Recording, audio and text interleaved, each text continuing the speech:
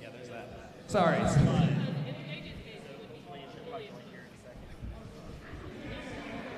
Says you. All right. I'm not joking right now. I'm sorry. Okay. So that's it. What we're gonna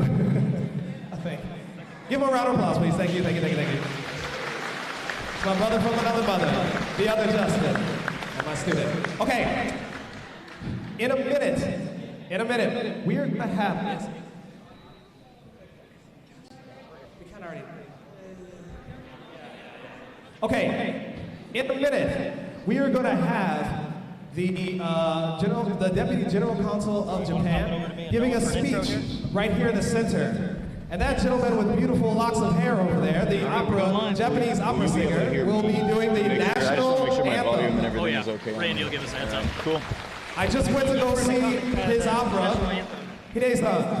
What's that? I just went to go see his opera the other night, and it was gorgeous. And so I'm really excited. He's a professional second-generation opera singer in Japan.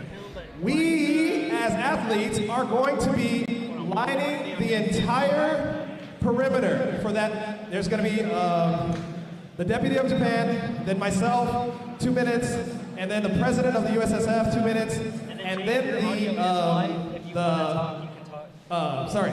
national anthem. All right, welcome to the 2025 United States Sumo National Championship. So everybody, we're finishing up our athlete meeting, after which we'll have our national anthem and some opening speeches, but thank you for joining us. We'll have matches within just a couple minutes here, so thanks for tuning in already. My name is Jake Poyer. You've probably heard my voice on some past nationals, but I am from the Grand Sumo Breakdown podcast.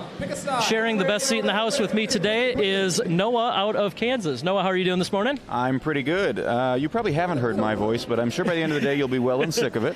Oh yeah. That's how it goes. Is we bring on new voices, we cycle them through, and then somehow I show up again next year.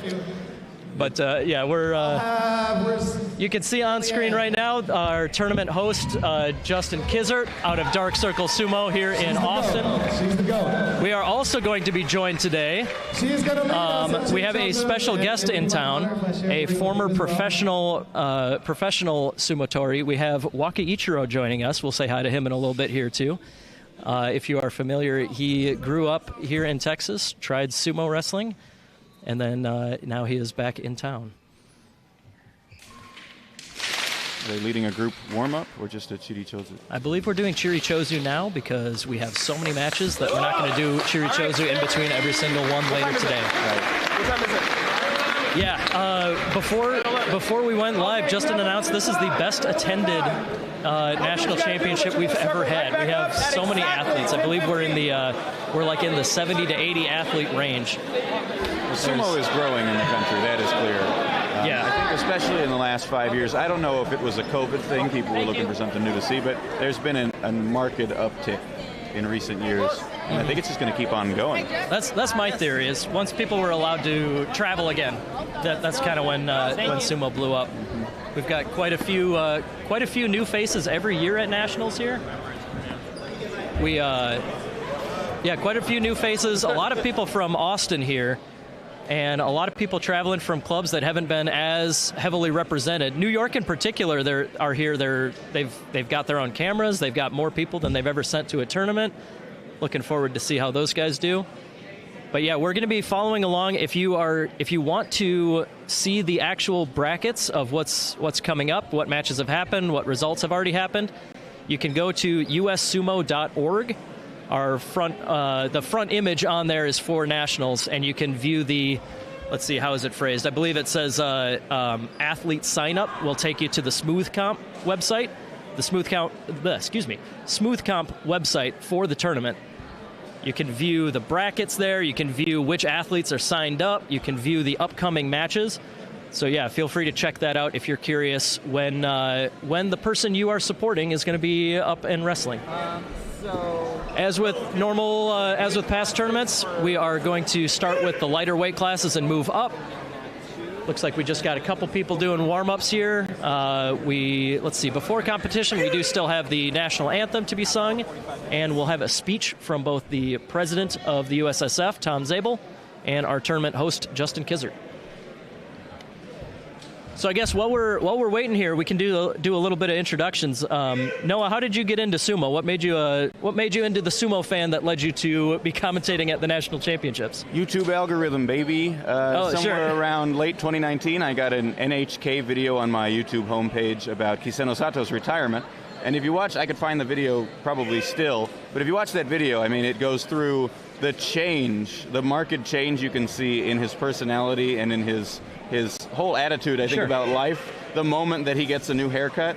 And something about this I found very moving. And so I started to look into his story and then the sport at large. And now I would say I've probably spent the majority of my downtime for the last 5 years watching old sumo on the internet, as much as I could possibly see from about 1965-ish to now. And just learning as much as I can. So I am really into it.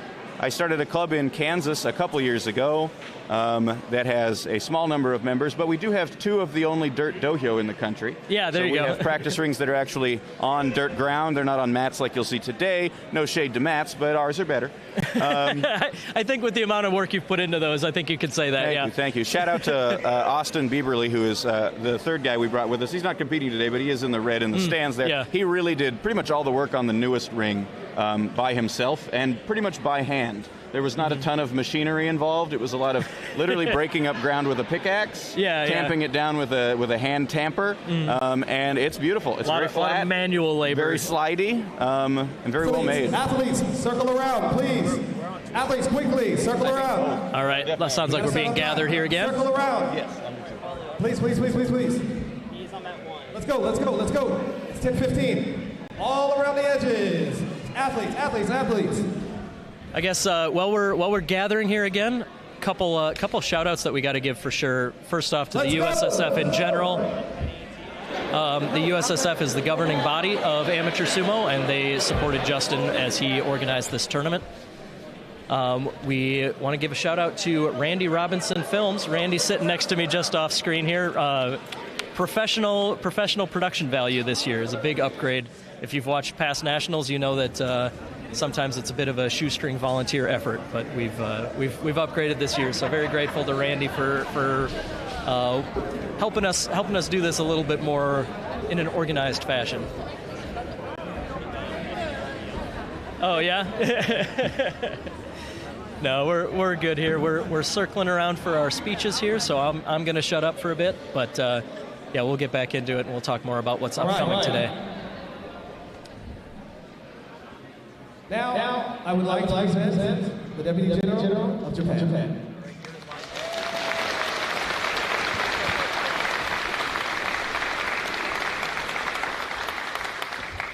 Good morning, everyone. I would like to present my sincere gratitude to the United States Sumo Federation and all locals that support Sumo for having me today. Sumo has a long history. In the Chronicle of Japan, which was written 1,300 years ago, it is described that 2 powerful men faced off against each other in the presence of the emperor, and the winner was awarded the territory. This is said to be the origin of sumo. Since then, sumo has developed in deep connection with the life and culture of each era. In the Heian period, as a festival ritual to divine the harvest of crops. From the Kamakura period, as training for samurai warriors. And in the Edo period, as a pastime for the common people. After World War II, young people from all over the world were admitted to Japanese sumo, and they have achieved great success. The highest rank yokozuna has been held by wrestlers from the United States and Mongolia. And the second rank ozeki has been held by wrestlers from the United States, Bulgaria, Estonia, Georgia, and Mongolia. This is a very proud honor, not only for their home countries, but also for Japan. Sumo is a national sport deeply rooted in Japanese traditional culture, and at the same time, it continues to evolve and adapt to the modern age. Women's sumo is becoming more and more popular every year. The International Sumo Federation has 84 member countries. Today's tournament is an important opportunity to qualify for the World Championship to be held in Thailand, September this year. I hope that all the wrestlers will display the result of their daily training and compete to the best of their ability. In closing, I'd like to express my deepest respect to all those involved in the preparation of this event, to the wrestlers who have been training daily, and to their families who have been supporting them. I wish for the success of the tournament and the great day of sumo. 皆さん頑張ってください。ありがとうございました。Thank you very much. Thank you. Give it up. Okay, and I guess I had to come up with a speech for being the event coordinator. So I will say something really quick. Hello, everyone. It's an honor to stand before you today, not just as the event coordinator, but as a fellow sumotori.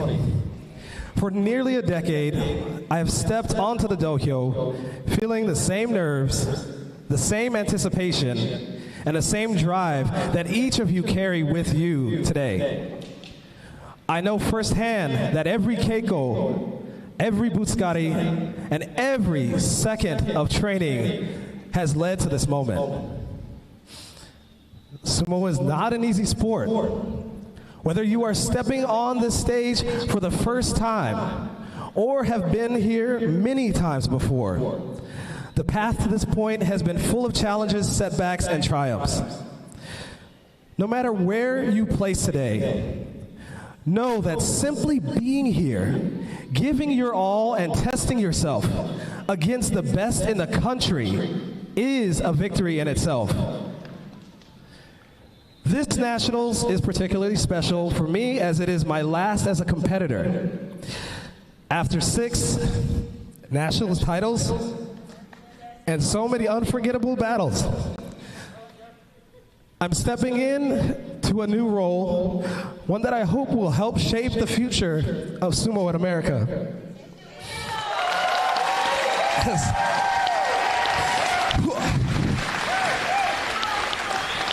Thank you.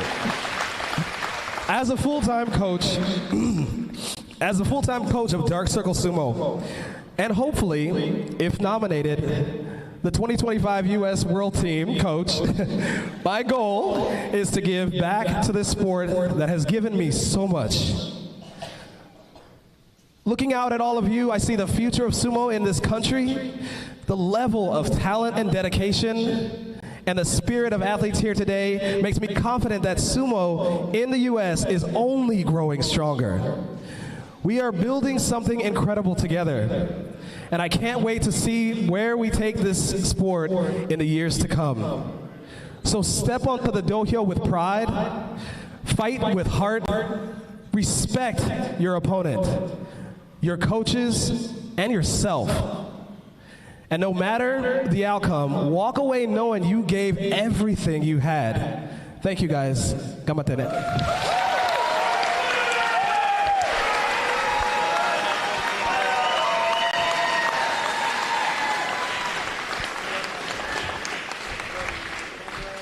Ohayou gozaimasu. My name is Tom Zabel. I'm the president of the U.S. Sumo Federation currently.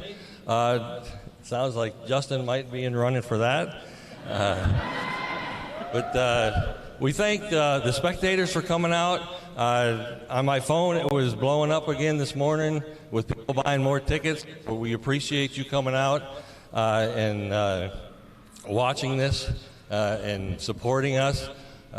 Your ticket sales will help to go to the U.S. athletes that are going to Thailand in September.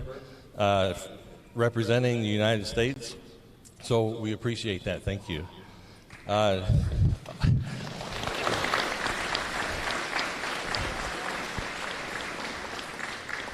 Also to the athletes, this is the biggest turnout we've had ever for the U.S. National Championships. So every year we seem to be getting more and more, and that's what we like to see. One of the other things we're actually working on is trying to get youth more involved. If we can grow up those guys, the Japanese start from, elementary school or even before that, all the way up through college.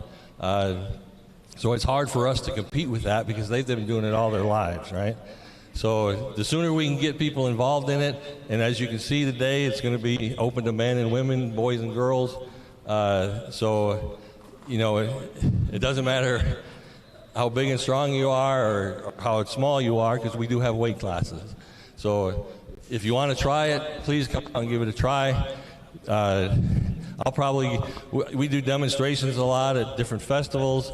We'll get 15 to 20 people to sign up. Yeah, I want to come to practice. Out of those 10 or 15, you probably get maybe 3 or 4 or 5. And out of those 5, you may have one that stays. But, it's not for everybody, but come out and try it. Once you're in the sport, you love it. And I hope you guys enjoy watching today. We appreciate that again. I think that's about all I had. Just, again, for the athletes, be safe and show some good sportsmanship, and come out there.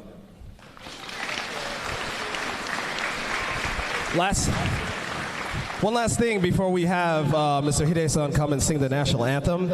I wanted to introduce you guys to my friend and former sumo tori, Mr. Waka Ichiro. He came down here just for this, all right?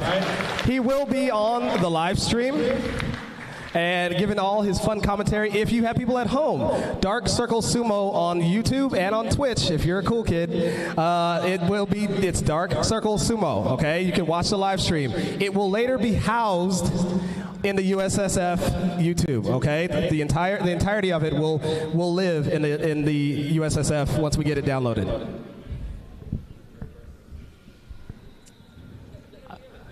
I host a tournament every year. Please come out in October. It will probably be back here.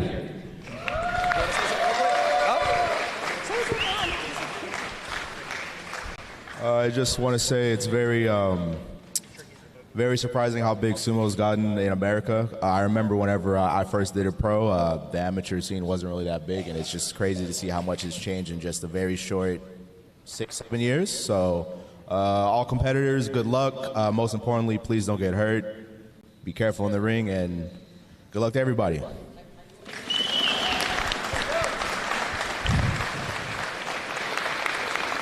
And now, please rise for the national anthem sung by Hide-san.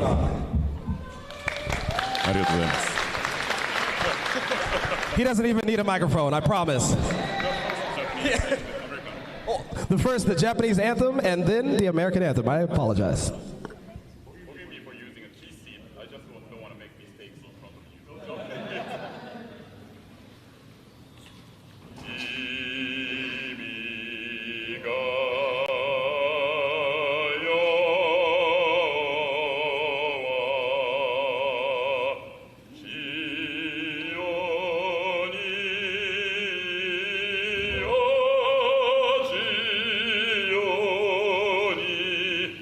So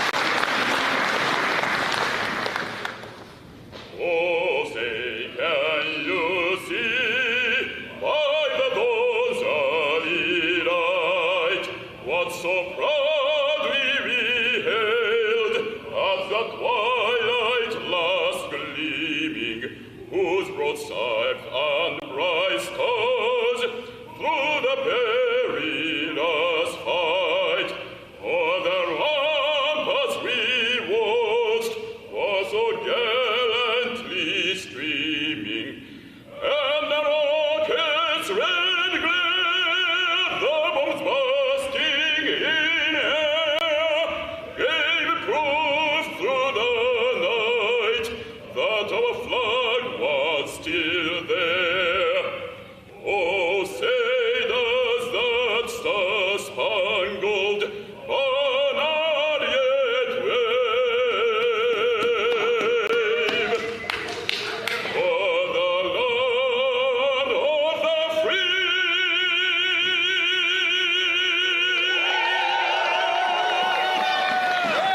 and the home of the brave.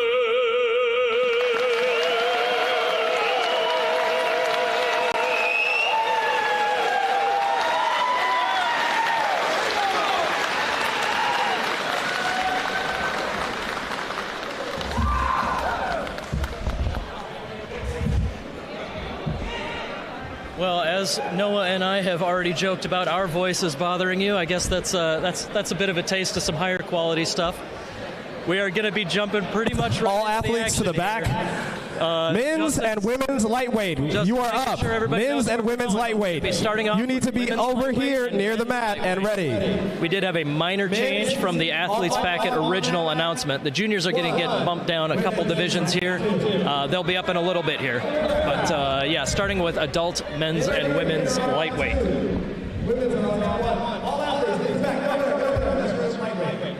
All right.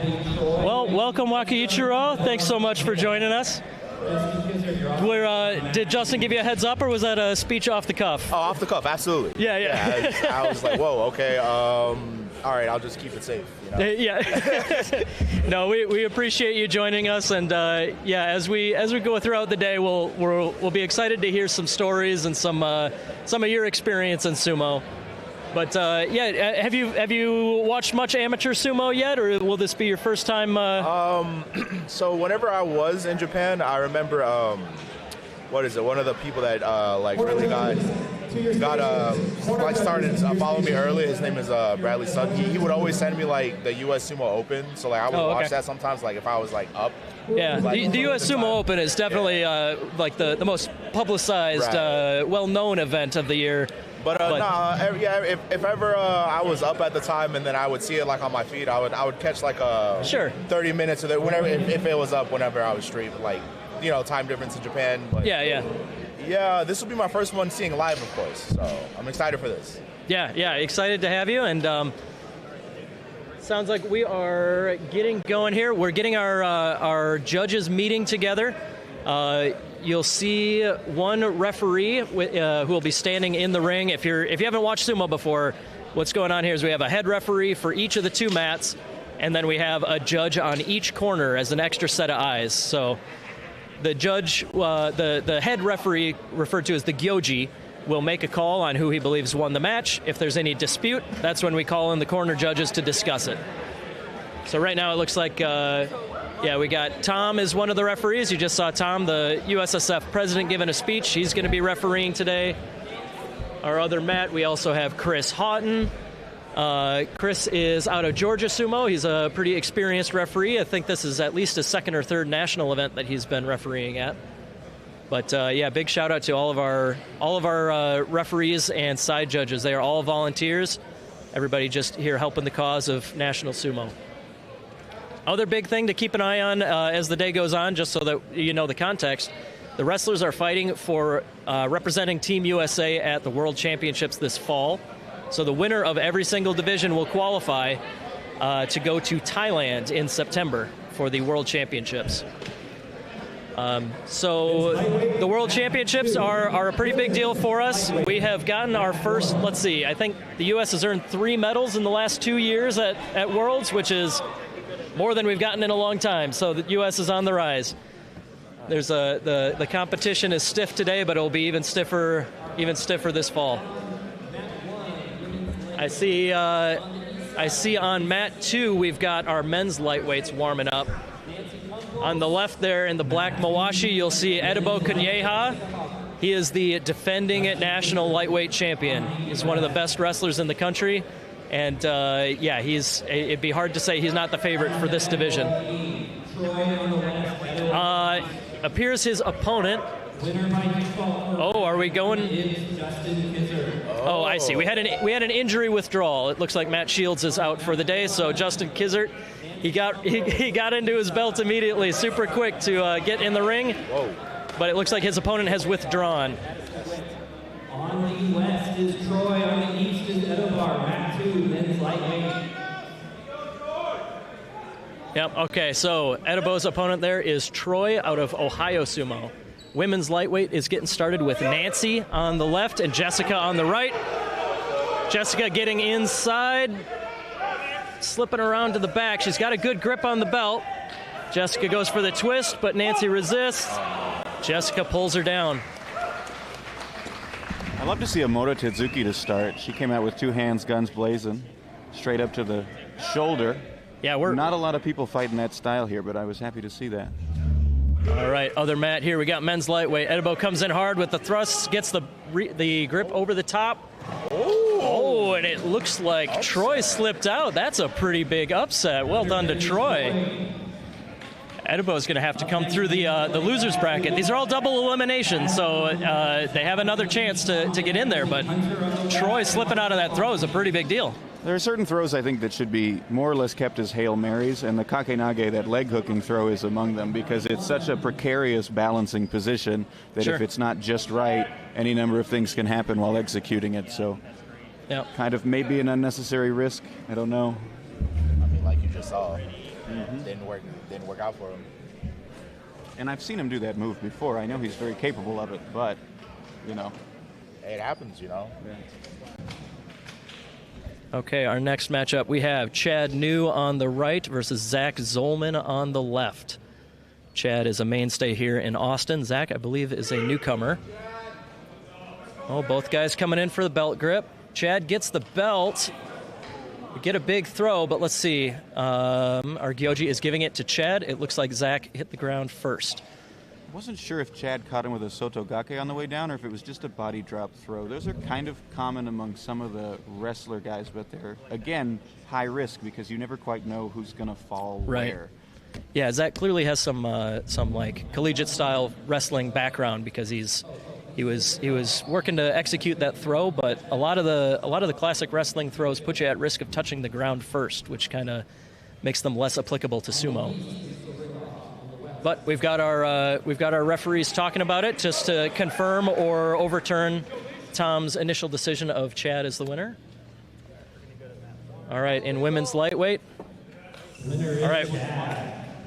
The decision was upheld. Chad New was the winner on the men's lightweight. On women's lightweight, we have Liesel on the left versus Madison on the right. Liesel is here from Austin. Madison is out of Houston and the defending national champ in this division. Madison comes in low and goes for the throw. There you go. Madison ends up on top. Madison on her way to defending her title there. Sort of a Yori Taoshi by way Now of Sukuinage. And we're back to the men. We have Hunter versus Marshall.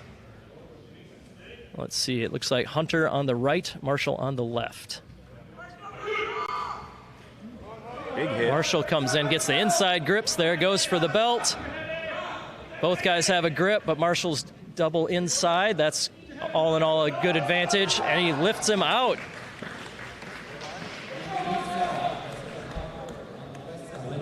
Very upright at the end. Yeah, good work there from Marshall. We are back to women's lightweight. We have Jessica coming up again.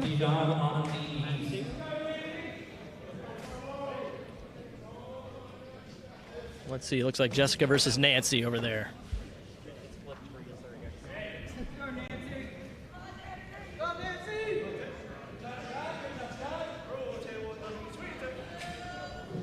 All right, Jessica on the left out of Mighty Eagle Sumo in San Antonio.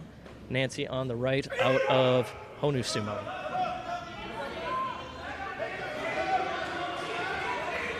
for the Ashitori. Going for the throw again. Okay.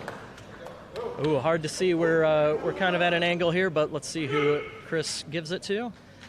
We're back to the men's. We have AJ out of New York. Ooh, nice. Versus Carlos out of Houston. 2 Ashitori attempts in a row. One succeeded, one did not. You'll probably see a lot of that in the lighter weights, but not so much once we get to the big boys. AJ got the win out of New York, but for the Jessica versus Nancy match, we are still discussing that decision.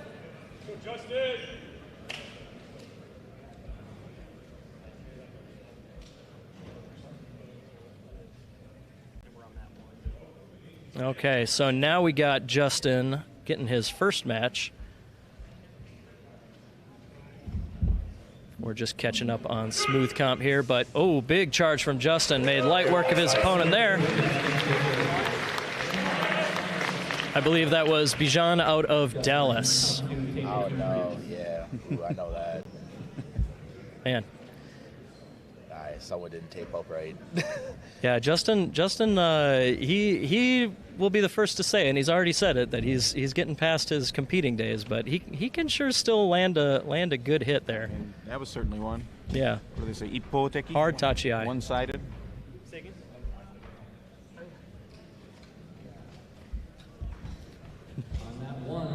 Looks like we're Justin he's still in the competition, and he's still working the event here. He's passing around technical help as needed. You wanna say something about Yama-san? Isn't that Yama-san right there? Mention Yama. Oh yeah, right in front of us actually. We've got Yama. We'll talk about him in a second. We got a women's lightweight match coming up here.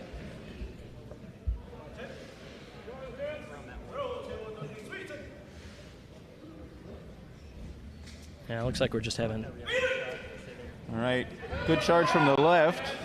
Yeah, good charge in, but Liesel wrangles. Liesel takes the win in that one.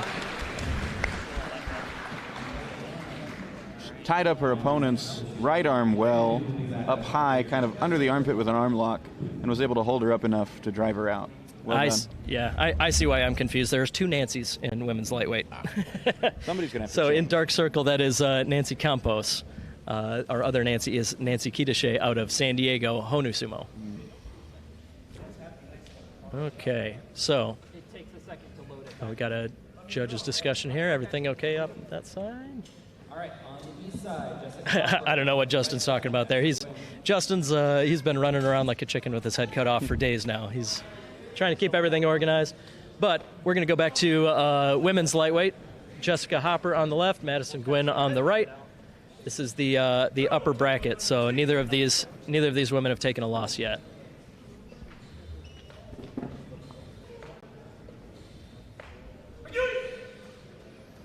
All right, they both come in head to head. Oh, Madison landing the inside trip, not bad. Inside trip, help me out, Noah. That would be Uchigake. Uchigake, thank you. Well timed. I think it has a different name in judo, but I don't know all the judo stuff. It looks like Jessica's having a hard time. We are going to have medical check on her. Medical's going to check on Jessica, and in the meantime, I think we are getting to the point of smooth comp being up to speed, so I should be able to get an update on exactly where we're at in that bracket. I think that's the one that's having a little bit of technical trouble, so we still have a little bit of catching up to do on that side. But yeah, so for women's lightweight, that we're roughly halfway through that division already. We're looking at, here we go, women's lightweight. So Madison is moving on to the finals, which means that she is in line for the gold and silver matchup. Jessica, if she is able to continue. All right, Jessica's at least up. If she's able to continue, she's not eliminated yet. But we'll see if she needs to pull out or not. In the meantime, it looks like Liesel versus the Honu Sumo Nancy. This is an elimination match. Winner moves on to face Jessica if she can continue. The loser is eliminated.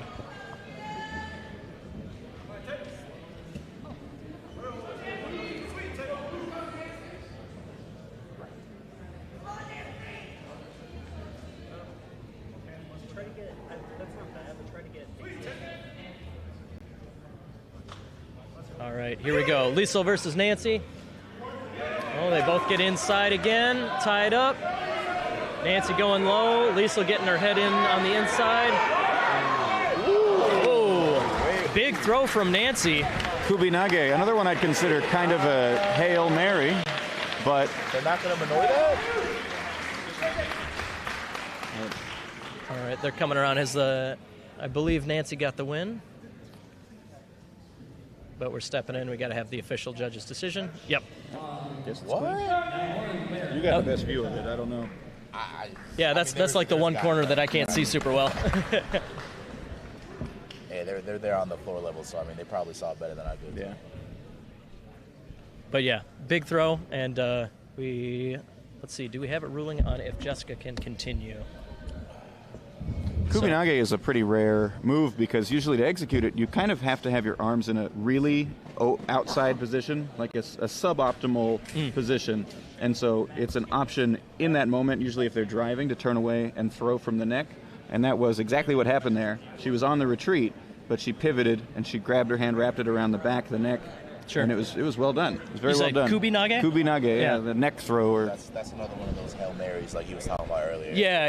You don't strategize around that one. It's your last all ditch. Those Hail Marys are very dangerous because those are the most dangerous moves where you can injure yourself, especially with your knees. Like if you professionally look at Ura, I mean you saw how he fall from grace because he got hurt with his sumo style. I mean it's dangerous. You can see it from every level, from the pros all the way down here.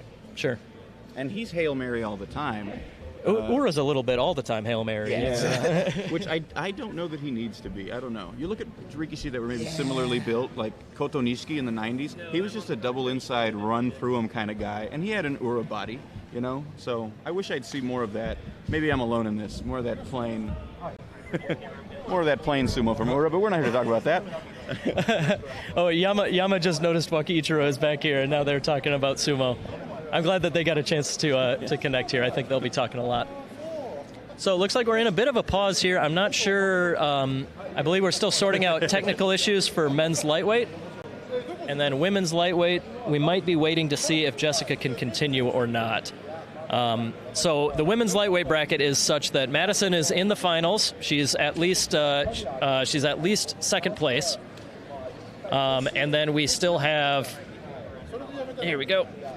So Liesl has been eliminated, but Nancy and Jessica are still both in it. If Jessica can continue, of course, she will face off against Nancy Kitashe of Honu Sumo, and the winner will move on to face Madison in the finals. Madison staying close, staying nice and warm, waiting to see what the story is on the opponent. I guess in the meantime, we can talk a little bit more about the event in general. Just props to Justin Kizzert for setting up such a good spot here. I'm sure we'll get shots of it later, but we've got a vendor village out front, and we've got local food, local shops. We've got hundreds of spectator tickets sold. So yeah, as far as event organization goes, this is a big this is a very successful event so far. Yeah, hard to tell, but yeah, it looks like we're still waiting. No developments there. Noah, tell us a little bit more about you getting into sumo. You as a pro sumo fan, you got into watching stuff on YouTube. How'd you get into amateur? What was the transition for you? I finally got to rent a house with a backyard after years of sort of an apartment situation. Sure. And when you watch it all the time, you kind of get the itch. And luckily I had a brother who also had nothing going on, and so it was pretty easy to recruit people into coming over to my backyard to fight me. Yeah. I think that men in their late 20s just sort of have an urge to fight in the backyard. And labor's not the issue, right? No, yeah, you got plenty of labor, but... Yeah. And things kind of took off from there. Looks like we might be... This might be our official default win for... Jessica Hopper, mat 1. Jessica Hopper, mat 1. All right, looks like they're doing the final call. She is moving. Here she comes. Mat 2 is not sure she's competing. Troy on the west and Chad on the east. All right, so we are getting men's lightweight back up and running. So, appears we got Chad New on the left versus Troy Henderson on the right. This is Dark Circle versus Ohio. Oh, Chad comes in with a big chest bump, but Troy stays steady and low. Chad getting the double underarm grips. Just drive him out. Troy staying steady, leaning pretty far forward, though. Oh, Chad spins him around, and Chad takes him out. All right, that's a win for the hometown boy. Troy is still in it after that big upset in the first round. I think some of his competitors might have noticed that name now. Okay.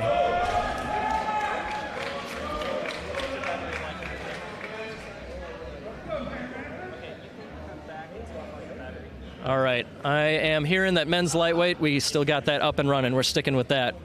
On the left, we have Oscar Dolan out of New York Sumo. And on the right, Ben Kozmowski out of Grand Rapids. Oscar got second place last year, but can't help but root for my fellow Midwesterner here. Let's see, Oscar versus Ben. Oscar gets the head inside right away. Ben fights it off. Both guys coming for grips, and Oscar with the beltless arm throw. It's another Skuinage, right? There you go. Yeah, Oscar tends to hit low with his head. That was a nice low match kind of from both men. But he definitely felt like he was in the driver's seat in that match, taking the initiative, looping his arms well to keep him in a good position, and then setting up for that throw. That was quick work. Marshall on the west side and Angelo on the east side. All right, I do see Jessica stepping up to the ring. Looks like the belt's getting adjusted. She's at least stepping in. Let's see, is this... Is she going to wrestle or... Yep, sure looks like it. All right, well, glad she's okay. But yeah, this is in women's lightweight. This is, these are two of our top three. So the loser gets the bronze medal. The winner moves on to the finals. This is Justin Auerbach on the west side and Todd Porter on the east side. On deck is Marshall on the west, Angelo on the east. All right, our men are getting ready as well. Let's see, it looks like Todd Porter on the left versus Justin Averback on the right. We got both mats going at the same time here. Let's see, it looks like, Todd Porter out of Show Me Sumo takes the win, as does, looks like Nancy might have gotten that one. She ended up on top. Let's see what our referees say. Oh, giving that one to Jessica. Again, that's kind of the side that we have less of a view on, but it looks like the referees or the side judges agree. So Jessica is moving on to the finals. Must have seen something I didn't. Yep. So Nancy takes the bronze medal in women's lightweight. Jessica versus Madison will be for the gold. Back to the men, we got. Let's see. That's AJ versus Marshall. AJ on the left out of New York. Marshall out of San Diego on the right. AJ going low, takes him out with the leg pick. He's a fast wrestler. Yeah, you see more Ashitori in amateur sumo than in pro. Yeah. But yeah, when it works, that's for sure. On the west side, Jessica Hopper. Matt 2 on the west side is. Okay, let's see. On the east side is Oscar. Trying to make sure that I got my bracket as updated as it can be, but. It does look like we have our women's gold medal match going on. We're about to start on mat 1 there. So on the left is Madison, on the right is Jessica. So because Madison has yet to lose, Jessica will have to win 2 matches, which will be a tall order after Madison took the first matchup between these two. Jessica comes in nice and low. Good belt fighting, but Madison takes her down. Couldn't get the throw. There you go. We'll be back in a second there. Oscar gets Henka. There you go. How long it would take to get to the first Henka. It'll always happen, you know. Somebody's going to do it. I was optimistically hoping we wouldn't see it till open weight. Sure. To see it in lightweight. But that hurts my soul a little bit. But. It hurts a little bit, but Todd knows what it takes to get a win. That's our first and second place from last year. Already taken a loss in men's lightweight. Well, we got a bit of a break. That is the end of women's lightweight. Madison Gwynn is your repeat champion. I believe that her first championship was at a different weight class, but this is her second consecutive women's lightweight title. All right, we haven't seen these guys yet. I believe we have Moses on the left versus Tyler on the right. Moses out of War Sumo in Houston, Madison's teammate. Both guys coming in strong, chest to chest, belt fight. Oh, Justin getting in front of the camera there, but looks like his guy takes the win. Anybody other than Justin jumping in front of the camera would be a big deal, but you knew it was going to happen when it's Justin. But that means that Tyler's going to move on to face Justin. Justin will be his next opponent. So as men's lightweight continues, I think we might be bumping our next, I believe, yes, Mat 1 will be women's middleweight coming up next. But yeah, men's lightweight is obviously the bigger bracket, so that's going to take a little bit longer. Looks like coming up next we have AJ out of New York versus Chad out of Dark Circle. If we do have women's middleweight, there are only 3 competitors in that one, so that's going to be a double round robin, but it looks like Mat 1 is going to take a little break in between. Chad's going to want to get 2 hands on this guy if he can. Those speedy guys, you want to lock them down. And Chad's a pretty controlled grappler. Yeah, AJ comes in low. Chad pushing him out. Looks like Chad took it. Yep. There you go. That was some excellent defense from Chad, making sure not to let AJ take advantage of that real low grip that he started with. So Chad, I think Chad is moving on to the finals of the upper bracket. And now I think this might be our Dark Circle versus Dark Circle match. I think this, yep, looks like we have Tyler on the left versus his sensei, Justin, on the right. They're already smiling and joking around. Let's see if the switch flips. Yeah. Games shut off. Oh yeah, Justin, he can flip the switch when they yell hockey, that's for sure. Watch for Justin's low, hard tachi straight to the chest.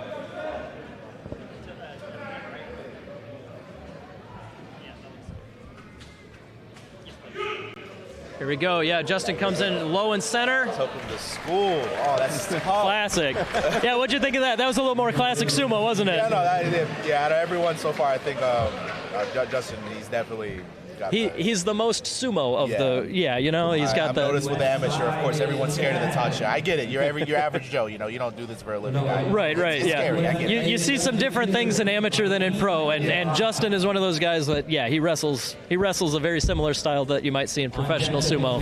That head right in there, and just straightforward pushing. Justin Kisser on the west, Todd Porter on the east. Oh, Justin's got to do a back-to-back here. So it looks like he will face Todd. Okay, here we go. So, yeah, Todd out of Show Me Sumo. Show Me Sumo, if I haven't mentioned it yet, that is Yama's club in St. Louis. Basically, the whole country's sensei is Yama, former professional sumo wrestler, currently living in St. Louis and starting a bit of a club of his own there. Oh, Justin comes in hard with that head again. A bit more of an even grip here. Oh, Justin takes it.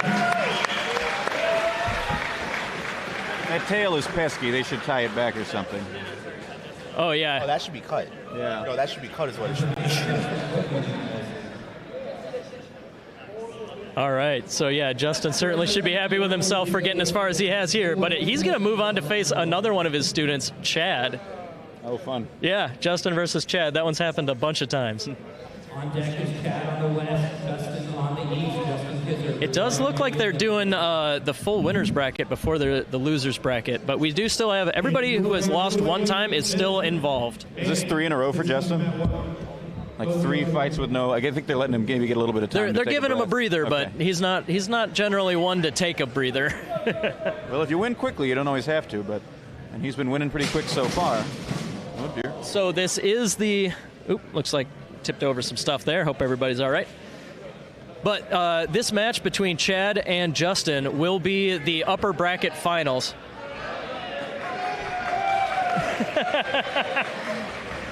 All right, we tipped some stuff over, but it sounds like everybody's good.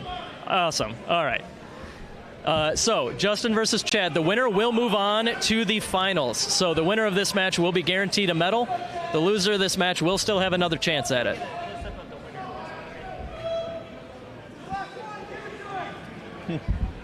Pause.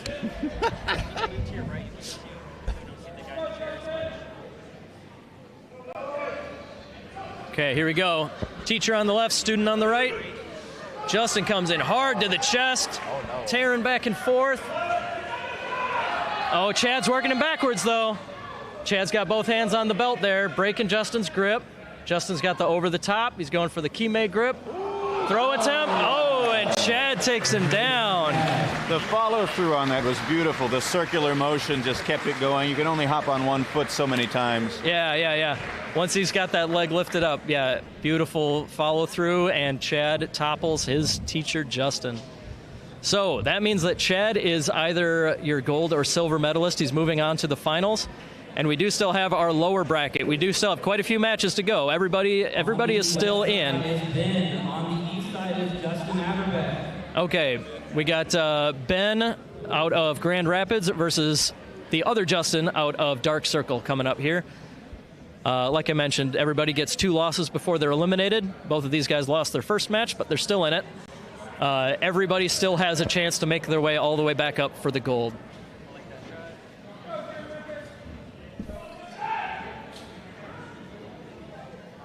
All right, looks like the winner here will move on to face Troy out of Ohio. Ooh, good hit from Justin, but Ben works his way inside. Those underhooks are doing some good work for Ben. He's got a deep under grip. Throw attempts. Yeah, it looks like both guys were going for a throws. Got a little bit of a Hail Mary at the last second, but Ben takes the win. Ben Kosmelski out of Grand Rapids Sumo. On the west side is Moses. On the east side is Bijan. Okay, Moses versus Bijan coming up here. Looks like, okay, so Bijan out of Dallas will be on our left. Moses out of War Sumo in Houston will be on our right. Bijan, you are up on the east side. Let's see, second call. Oh, there he is. All right, good. Okay, we got Bijan on our left, Moses on our right.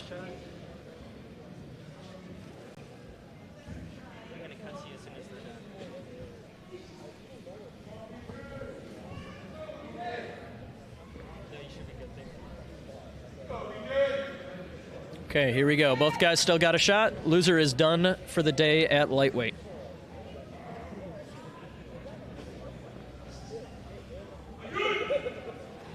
Oh, nicely done there.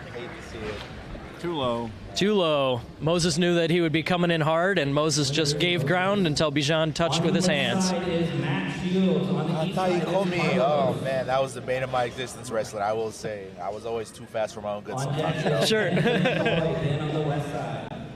That's that first match at practice when somebody new shows up. You gotta make sure keep them honest by giving ground like that, right? Yes. Everybody has to happen at least once, right? Absolutely. Okay, so looks like winner by default here is Carlos. I see. So this was Matt Shields would have been in this match, but he was the withdrawal due to injury. Carlos is going to move on to face Hunter. Okay, here we got 2 Midwesterners here. On the left is Troy, the guy who got the big upset on Edo earlier. Ben out of Grand Rapids on the right. Troy comes in nice and low.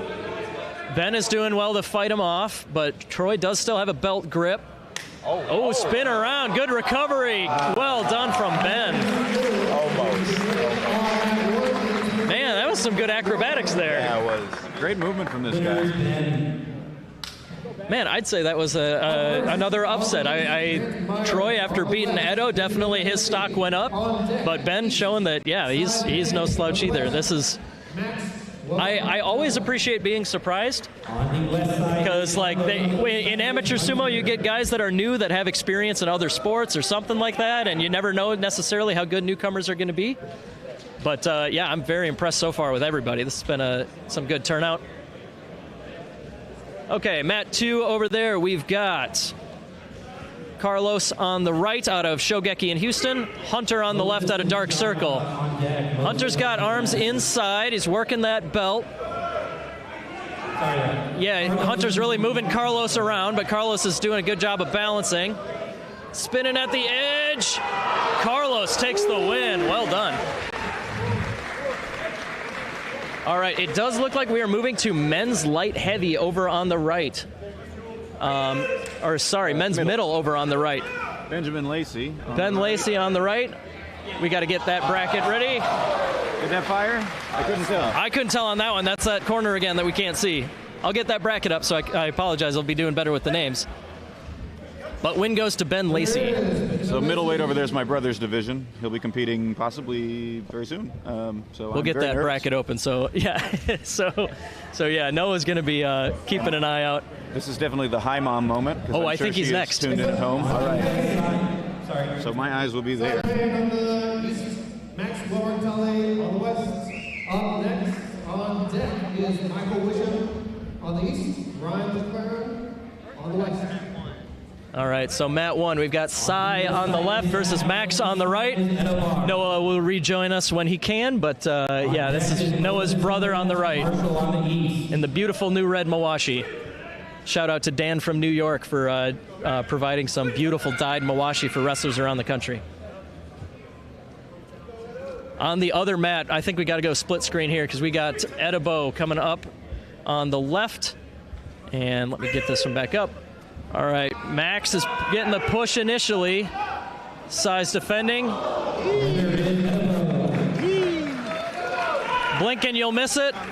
Edo threw Zach right out of the ring.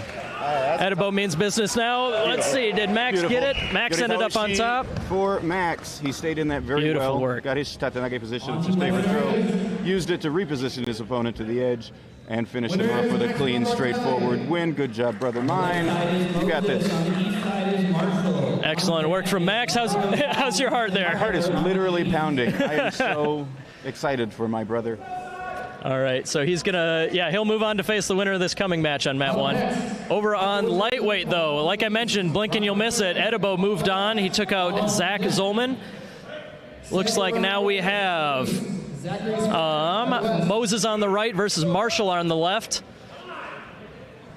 Moses has that lower grip. He's working some trip attempts there. Ooh, thinking about it. Oh, he almost had it there. Work to the edge. Ooh, a big old scorpion roll there, but looks like we're giving it to Marshall. All right, middleweight, Mike Wisham. Ooh, Mike Wisham, a mainstay in this division down here in Texas, and he took out Ryan McLaren out of the hometown Dark Circle. Yeah, we're getting the bigger divisions here as they go. We're going to get a lot of split screens, so we'll only be able to commentate on one at a time, but we'll do our best to make sure everything's on camera. And I've got more friends in middleweight, so I might be a little bit focused over there. So yeah, Noah will be a little distracted, but no, both these divisions are pretty stacked, and you'll see as you go on a lot of familiar names from prior nationals. Sam Rodriguez coming up. He's a buddy of mine. He's one of the few people in the country that really prefers a Tsuki style, so thrusting arms out, rapid fire. You don't see a lot of Tsukari here, but we might get it from Sam. Yep, one of the purest pusher thrusters in the Midwest for sure. Bulking up to middleweight this year. He's usually been lightweight. Yep. Go split screen for us here on this one because we got, let's see, we got lightweight. That is Carlos and Tyler at lightweight. That one's starting first before Sam versus Zach on the other side. Carlos goes for the head throw. Didn't work out, but they get back to even. Going for the throw. Good defense from both guys. And down they go. Looks like Hunter took the win. Back to middleweight. Some thrusting from Sam, but Zach gets inside. Now we got a pure belt battle. Both guys going for throws, kicking that leg up a little bit. Oh, Sam breaks the grip, gets back to his pushing thrusting. Well done. Beautiful. I know he'll be happy with that. Oh yeah, he got him off the belt and got back to his game. Sam is a guy who wants to win in his way. He wants to win with his style, and so I like to see him win with his style. All right, so really big match over here in lightweight. This is 1 and 2 from last year, and one of these guys will be eliminated before the medal rounds. Both of these guys got upset in the opening round, making their way back here to face each other. Rematch from last year's finals. That's Oscar on your left versus Edo on the right. Oh, they come in hard. Edo takes this one. Man. Whoa. Sorry. All right, middleweight. Big pivot. Yeah, tell me what happened at middleweight. Throw from Corey at the very end. I'm not entirely sure what they're going to say. Who got it? All right, Jessica's going to give it to Corey, but the referees are going to talk about it, yeah. Okay, they're going to talk. Let me just gut check. I feel like it was Corey. I also feel like it was okay. But it also, lots happened at the same time. Right? Yeah. Looks like we got Marshall versus Ben on lightweight here. Ben doing his thing again, staying nice and low and inside. Oh, going for some push and thrusting. Ben keeping, he's back to neutral, but Ben likes to get that head on the chest. Going down. Oh, pivot throw. Let's see who Tom gives that one to. Yeah. All right, Tom gives that one to Marshall, which means Ben is eliminated. Marshall is moving on. We got another couple rounds before we get to the medals here, but I think we have 1, 2, 3, 4, 5, 6. We've got 8 guys still in the running at men's lightweight. Wow. Sorry, 7 guys. On deck is Marshall on the west. All right, at middleweight, we've got Corey versus, I believe that's Temple out of Kurowashi. On that round, All right. I guess they rematched it. Torinaoshi, because they just fought. Oh, I see. Yeah, Torinaoshi, they couldn't decide on that prior one. All right, lightweight here. Edibo means business. Edibo is not slowing down at all. There goes Tyler out of Dark Circle. Corey. Oh, yikes. All right, middleweight. I think that was Temple. Yeah, Temple ended up on top for sure. He didn't touch, did he? Nope. All right. Yoji, Jessica, come. I didn't realize Jessica was already in there refereeing. Good for her. She's staying busy, yeah. The winner of the board is Temple Park. All right, so yeah, that's Temple out of Kurowashi in Denton, Texas. Temple moving on. Benjamin Lacey on the west, Gabriel Unit. On deck, Max Lobartelli. All right, Todd versus Marshall at lightweight. We're going to be pretty synced up here. Let's see if we can get, we got both at a time. All right, so Todd goes for the leg pick. Marshall doing good defense with that underhook. Kind of stabilized between Todd and Marshall there. Middleweight, we got 2 Midwesterners, Ben versus Gabe, both former national medalists. Oh, Todd takes the win over Marshall at lightweight. And Gabe gives Ben the hug of death on the way out. The double inside is one of the few truly overpowered, advantageous positions in sumo. Unless you have a strong height advantage, if someone gets a double inside on you, you're kind of fish food. Yeah, all else being equal, you absolutely want to be there. So a little bit of context, though. Gabe Unick was, he got a medal at last year's Nationals at lightweight. So he was bulking up for this division this year, and certainly seems to have paid off because muscle was not the issue for that one. Okay, coming up at middleweight, who's Max got over there? Mike. We took Mike very seriously in the lead up to the tournament because we've seen what Mike can do. Very impressive, incredible athleticism. Hoping my aged older brother can pull something out here. All right, Mike, strong as an ox, though. Always got to watch out for the power moves. Noah's going to go take a look at that. In the meantime, we have AJ out of New York versus Edo on our mat 2. Edo means business, and he goes for the big throw. What? Judge is going to give that one to... Oh, I see. It looks like Tom made a mistake. Pointed the wrong direction first, but Edibo takes the win. And, Monoe. The refs are going to take a look at that, so we're going to talk about middleweight coming up here. Mat 1 here, we got Max Welbrock-Talley on the left. We got Mike Wisham on the right. Big power from Max. Mike ceding ground a little bit. Max keeping that good frame. Then Mike gets double insides, goes for the lift. Max fights it off, but then Mike turns him over. Good effort for both wrestlers. Yeah, no kidding. Yeah. I thought they were both dead to rights for a second there, but yeah, it looks like Mike wins the day with the throw. Max missed that inside. It's very difficult to operate without one. Yeah, for sure. Once Mike had the double inners, like you were talking about. All right, back to lightweight.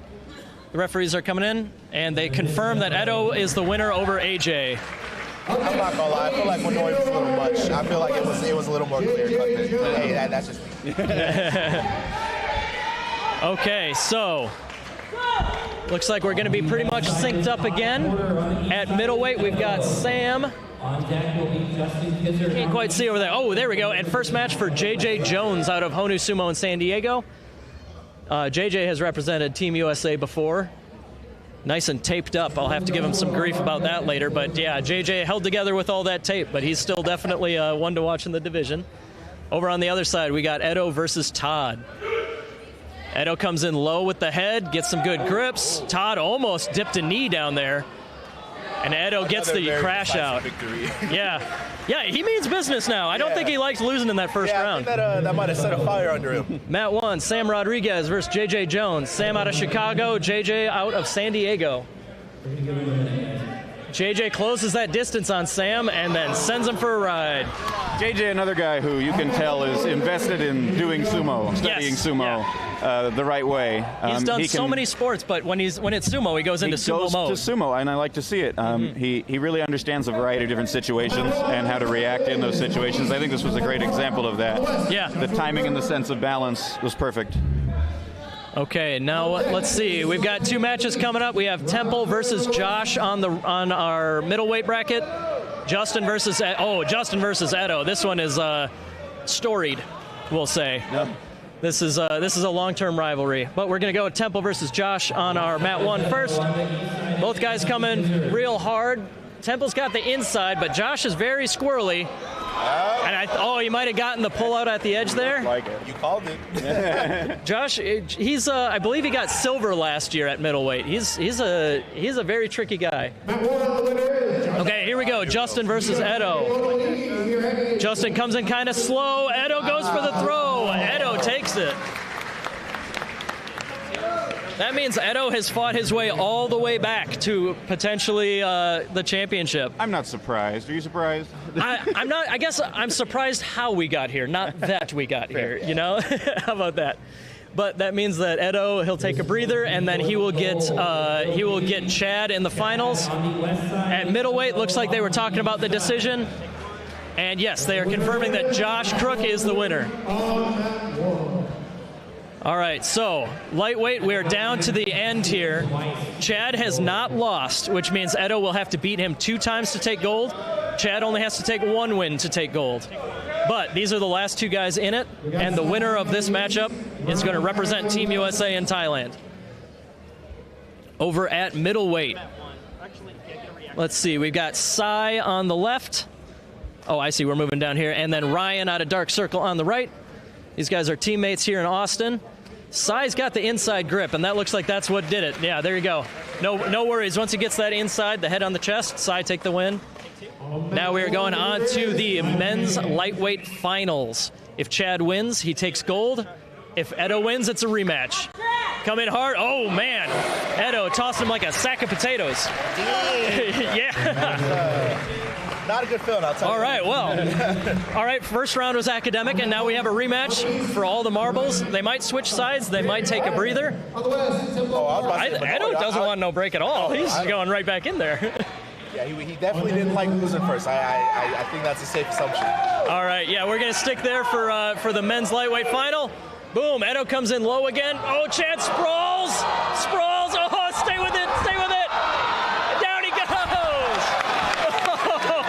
That was a good effort. I will say that was a good effort. Effort was not the issue at all, that's for sure. Wow, all right, got to give it to him. Well done to Edo, fighting all the way through from the bottom.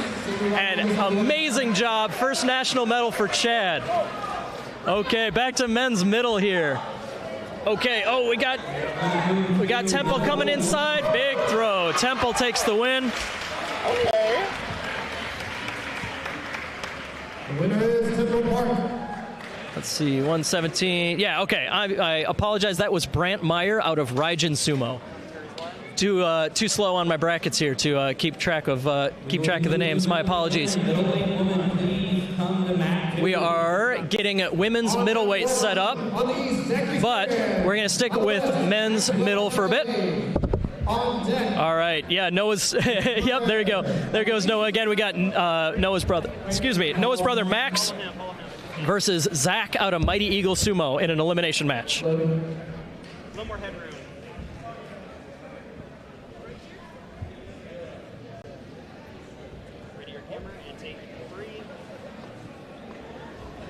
All right, we're taking a minute to get everybody ready here. Let's see, Zach versus Max is the next matchup. Both guys are present, both guys getting ready. There's a shot, yeah, Edo, the repeat champion, making sure to get, oh man, he can't go 5 feet without getting another couple hugs here. All right, men's middleweight here. This is an elimination match. Both these guys have taken 1 loss. Winner's still in it. Loser is done with middleweight. Zach on the left, Max on the right. Zach comes in hard with the head, but Max works inside. Good methodical sumo from Max there. Well done. My brother loves his tricks, but I tell him and I tell everybody, if you can win by Yorikiri, win by Yorikiri. Right, because, yeah. Or that should be plan A. Because it's safe, it's unrisky, it's quick. That's textbook what you want to do every time. In Japanese, they call that denshamishi, which means railroad, like a train. Oh, yeah, straight. yeah. Oh, sure, okay. That's a new term for me, but yeah, it makes perfect sense. If you can, just do it. All right, let's see. They're still setting up women's middle. Oh, they're grabbing me. Just a moment here. I got it. Would you mind? I want to keep watching Max if I can. Okay, looks like Waka Ichiro's getting recruited to be a corner judge for a bit. All right, we're sticking with men's middleweight. Looks like we got Sai on the left out of Dark Circle, Sam out of Chicago on the right. Sai looks quite tall. Let's see. So yeah, this is an elimination match. Winner will move on to face Temple.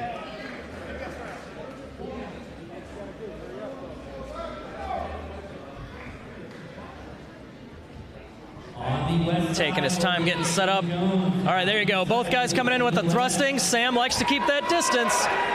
And there you go. Nice. Sam takes it. Good thrusting. Well Straight done. aggression. Keep on him, keep on him. His hand placement is good. He's not slipped up. Strong sumo from Sam. Yep. Excellent work. All right, so women's middleweight is coming up as well. Women's middleweight is a smaller division, so it'll be a double round robin. Everybody will face everybody else twice. All the matches will happen, regardless of who wins. But we have Eileen West out of Rain City in Seattle, Ashley out of Honu Sumo in San Diego, and Caitlin Jones listed as Shogeki Sumo. All right, middleweight here, we've got Corey versus Ben. Both guys coming in somewhat even. Ben's a tricky thrower here, so Corey's got to be careful even if he gets the push. Watch out for tricks at the edge, but Corey sticks with it. Well done. That was good. Yeah, Ben does have a lot of throwing technique. He's also good with trips. I mean, he's really a tough customer. Yeah. With technique. So that was strong for Corey. Hopping over to our other mat, women's middleweight. We're going to start with Eileen on the left, Caitlin on the right. Oh, I think they're talking about Corey's foot. Oh, yeah. Okay. Eileen going straight forward. Caitlin pulls at the edge. I think she threw from the knot. I think she did. She didn't even have the belt. She had just the sticking out knot part. But, yeah, just had the right leverage to turn Eileen around. Impressive. So back to men's middleweight. Looks like Corey versus Ben. They're discussing that one. Was there a toe out? Oh, yeah, they overturned it. Yeah, I think Corey's foot went out first. He landed on top, but, yeah, he did. If your foot goes out, your foot goes out. Yeah. So it would be Isami Ashi would be how that would be. The accidental step out? Yeah. Which is, you hate to see it. All right, so we've got, looks like we're synced up again. We've got Ashley versus Caitlin on one mat. Then over here we've got Gabe versus Mike. So we'll see which one happens first, but Gabe Unick, Mike Wisham, both of these guys are still in the winner's bracket for men's middleweight. Ashley is a fierce competitor on the women's side. That's right, Ashley's a defending champion. Oh, I see. It makes sense. Thank you. Oh, coming in hard. Ashley with the thrusting takes it easy, real quick. Shove. Yeah, she is strong as an ox. That was impressive. Okay, back here to Gabe on the left versus Mike on the right. Gabe out of Grand Rapids, moving up a division as mentioned. Middleweight seems to suit him just fine so far. And then Mike out of Shogeki on the right. All right, good hit. Mike gets inside. Gabe works him back. Oh, 2 lift outs in a row for Gabe. Wow. Seems like he's got a plan today. Yeah, middleweight suits him just fine. I think that was an understatement. That extra muscle, combined with his years of experience, he's just barreled out 2 opponents in a row. All right, here we go. Eileen versus Ashley. Ashley slips aside. Eileen is getting pushed back. Ashley with the thrusting again. Fire from Ashley. Just fire. So women's middle, like I mentioned, double round robin. So that's the first half. They're going to do the same 3 matchups again. Same 3 matchups again will happen for women's middle. Men's middle, we've got JJ versus Josh. JJ out of San Diego, Josh out of Los Angeles. Both these guys medaled last year in this division, so they have got plenty of history, and I'm appreciating the rematch from last year. All right, they come in a little bit slow. They fight for the grips. Josh gets those long, lanky arms on the inside, but JJ's staying low. Working Josh backwards. The spin's not working for Josh. JJ's staying too centered, too low and powerful. Josh is looking for something to do with those long limbs. Look for him to do another reversal at the edge if he can help it.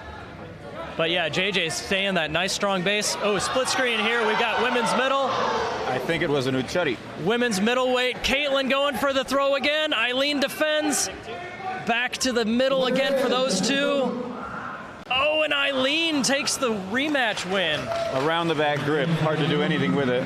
Yeah, and the JJ versus Josh matchup, looks like the judges are discussing that one. Too close to call. Yet another Uchari situation. Yeah. Josh, I said it before, he's so good at those. He's the best word I've come up with it. They're easier squirrely. when you're tall. Yeah, because sure. you get that kind of, you can fully engage your legs and hoist people off the ground, and there's a substantial height difference between those two opponents in particular. Yes, so it doesn't surprise me. But if Josh could get his belt lower than JJ's belt and they both extend their legs, JJ's well off the ground, right? Bingo. So, and it's not that hard to lift a middleweight with your legs. Sure. Yeah, these when we get to the heavyweights, we probably won't be seeing these lift outs. But yeah, these lower divisions, they're not super uncommon. Okay, let's see. Looks like they're discussing it. I think we might have a rematch here. I think that might be what that signal was. Interesting. Women's middle, it looks like they're waiting on giving the wrestlers a breather, but we'll have Ashley versus Caitlin coming up next. All right, so looks like this is the second to last match at women's middleweight. Ashley is well in the lead. She has not lost yet. You'd like to what? We can take a break after this division here for just 2 seconds. Oh, I see, for the replay? Go on YouTube and you'll have to rewind it. That's the best you got. Okay. Whoop. False start on the women's middleweight. So what just happened there, the referees need to consult replay. It was too close for them to decide. So what they're going to do is come right here to our YouTube stream, and they're going to have to rewind it to make a decision. All right, Ashley versus Caitlin. Ashley took match 1. They come in low. Ashley with the head on the chest. Straight through. Yeah. Ashley takes the win. I think that might clinch the gold for her, but they've got one more match between Ashley and Eileen. That'll be the last one for women's middleweight. So yeah, not much left for women's middle. If Ashley wins, she's for sure the winner. And then I think it'll just come down to Eileen versus Caitlin. They went 1-1, so they might have to do a tiebreaker. Okay, let's see. On mat 2, referee's still talking. Rematch. Okay. The referees could not decide between JJ and Josh, so they're going to have to go at it one more time. Women's middleweight. Looks like we might be a little synced up. Women's middle is a little higher, or a little sooner. Okay, Eileen on the left, Ashley on the right. Can Eileen get revenge? She cannot. Good slip to the side, and Ashley just helped her, escorted her the rest of the way to the ground. It looked like Ashley understood that Eileen was going to come in really low because she's, a bit lower by Ashley, her natural talent. Just like Josh over here, that skinny, that long-limbed height advantage is working for Ashley today. Okay, rematch. JJ on the left, Josh on the right. They come in, they're back to that same position again pretty much, but JJ's well inside there. Goes for a leg, up he goes. Yeah, that's a lift out. So JJ did step out, but by fully controlling his opponent off the ground, that is the default win. Jessica gave JJ the win? Yeah. Oh, I'm sorry. I mixed up who was on which side. Yep, JJ got the lift out win. So good for JJ there. That can be the tough part about being kind of tall and lanky, is those legs are right. They're right there. They're right there. Okay, so we're waiting to see if we have to do a rematch for silver for women's middle. In the meantime, we have another elimination matchup at middleweight. Temple. Yep, Temple out of Kurowashi on the left, Sam out of Chicago on the right. Temple's kind of a newbie, but you wouldn't know by watching him. I don't think he's been doing sumo very long with Kurowashi. Yeah, I think this is his second tournament. I think he was at the Met in San Antonio. He's got a great build and no shortage of knowledge on how to use it. Yeah, he's been using it well so far. We do have a rematch over on mat 2. That'll be coming up after Temple versus Sam. Oh, Sam with the thrust to the face, but Temple stays inside. Temple got inside. I think he took it. Let's see. Let's get Jess to confirm. All right, Temple takes the win. Yep. Okay, so last match at women's middle. The winner of this match is our silver medalist. Loser is the bronze medalist. Eileen versus Caitlin. Eileen nice and low. Caitlin fights her way back inside. Both girls going for hand fighting there, going for pull. Eileen is getting Caitlin backwards. Oh, and Eileen lets her down. That's a silver medal for Rain City Sumo. Well timed. Gotta say, I think that's the first national medal for Rain City as a club. So that's fantastic. Congratulations. There you go. Caitlin taking bronze home to Shogeki Sumo. Okay, so we are, let's see, how far into men's middle are we? I just want to make sure I know how many people are left, but we're approaching the end of men's middle. The upper bracket final will be Gabe versus JJ. Both of those guys have not taken a loss yet. And it looks like in the lower bracket, we'll have Ben Lacey versus Max out of Sunflower Sumo. We'll see what Max can do there. We've got 1, 2, 3, 4, 5. We've got 7 guys left, so we're approaching the end of men's middle. And I think we might be moving on to men's light heavy on the other mat, but we'll see how that goes. That's awesome. All right. Ready commentary. Getting our picture taken there. Oh, were we? Yeah, you're focused on Max. I don't blame you at all. All right, Max versus Ben coming up on. I'll be real lasered in after he's done. Yeah, no worries at all. All right, here we go. Oh, Max comes in hard. Ben's resisting. Is he going to go for a trip at the end? Oh, no, Max stayed steady. Again. Yep. There you go. Just stay classic sumo, no tricks. Max just escorted him to the edge and didn't let Ben pull anything out of the hat at the last second there. Works well for the people that he can overpower, but the mics and the temples, it'll be right. Sure. Story. That's where hopefully the tricks can come in handy. Well, speaking of tricky, Max will come up against Josh Crook. Okay. They're discussing that decision. I don't think they should be. Even if Max's hand was, which I don't think it was down first, but. Yeah, let's see what they say, but it looked like a clear Max victory, but maybe they saw something we didn't. All right. Wrestlers come back in. Okay. Yep, okay. Decision upheld. Must have just had a question they wanted to address real quick. Take 3. That's cool. Love that. Keep panning. Okay.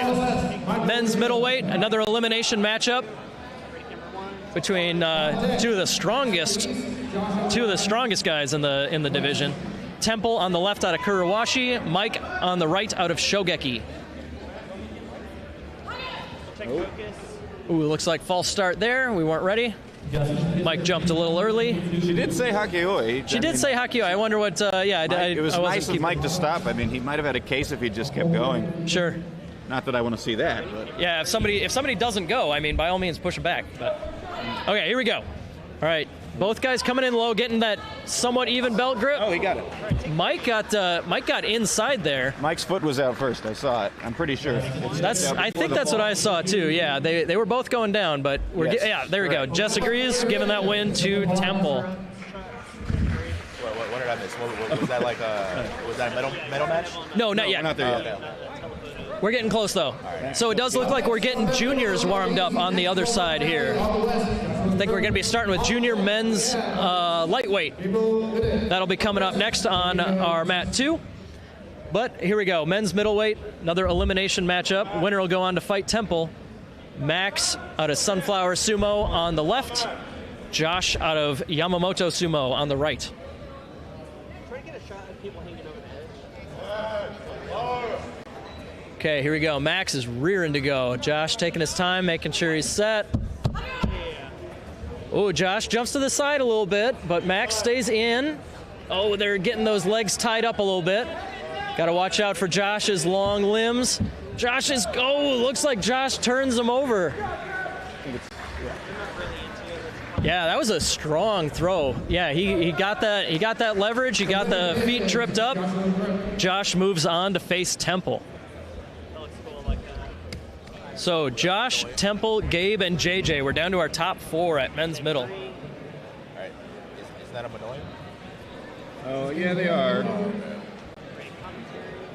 Oh, yeah, I wonder what they're discussing. I guess it didn't look close from my angle, but... It looked a little like there was maybe a hand down or something. But I'm not really sure. I would rather have them discuss it and make sure, but, like, yeah, just because we didn't see it from here doesn't mean there wasn't something else going on. So we'll see what happens. Yeah, I see a bunch of our youth wrestlers getting belted up over on our other side. Matt, too, we should see some youth. Look for any youth getting ready. We also see our referee over there. I haven't shouted him out yet, Packy Ben Evans. Packy's another graybeard here in amateur sumo. He's been around forever. He's got his full formal get up. I think every single time I've seen Packy do a referee job, somebody in the comments makes a Colonel Sanders joke. Okay. So just going to head that one off at the pass. But yeah, Packy's decision upheld on middleweight, by the way.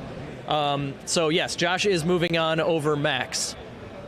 I guess, yep, whatever they saw there, they just needed to talk about it, and they confirmed it. We have Gabe versus JJ. Winner moves on to the finals. Again, Gabe is out of Grand Rapids Sumo Club, JJ out of Honu Sumo in San Diego.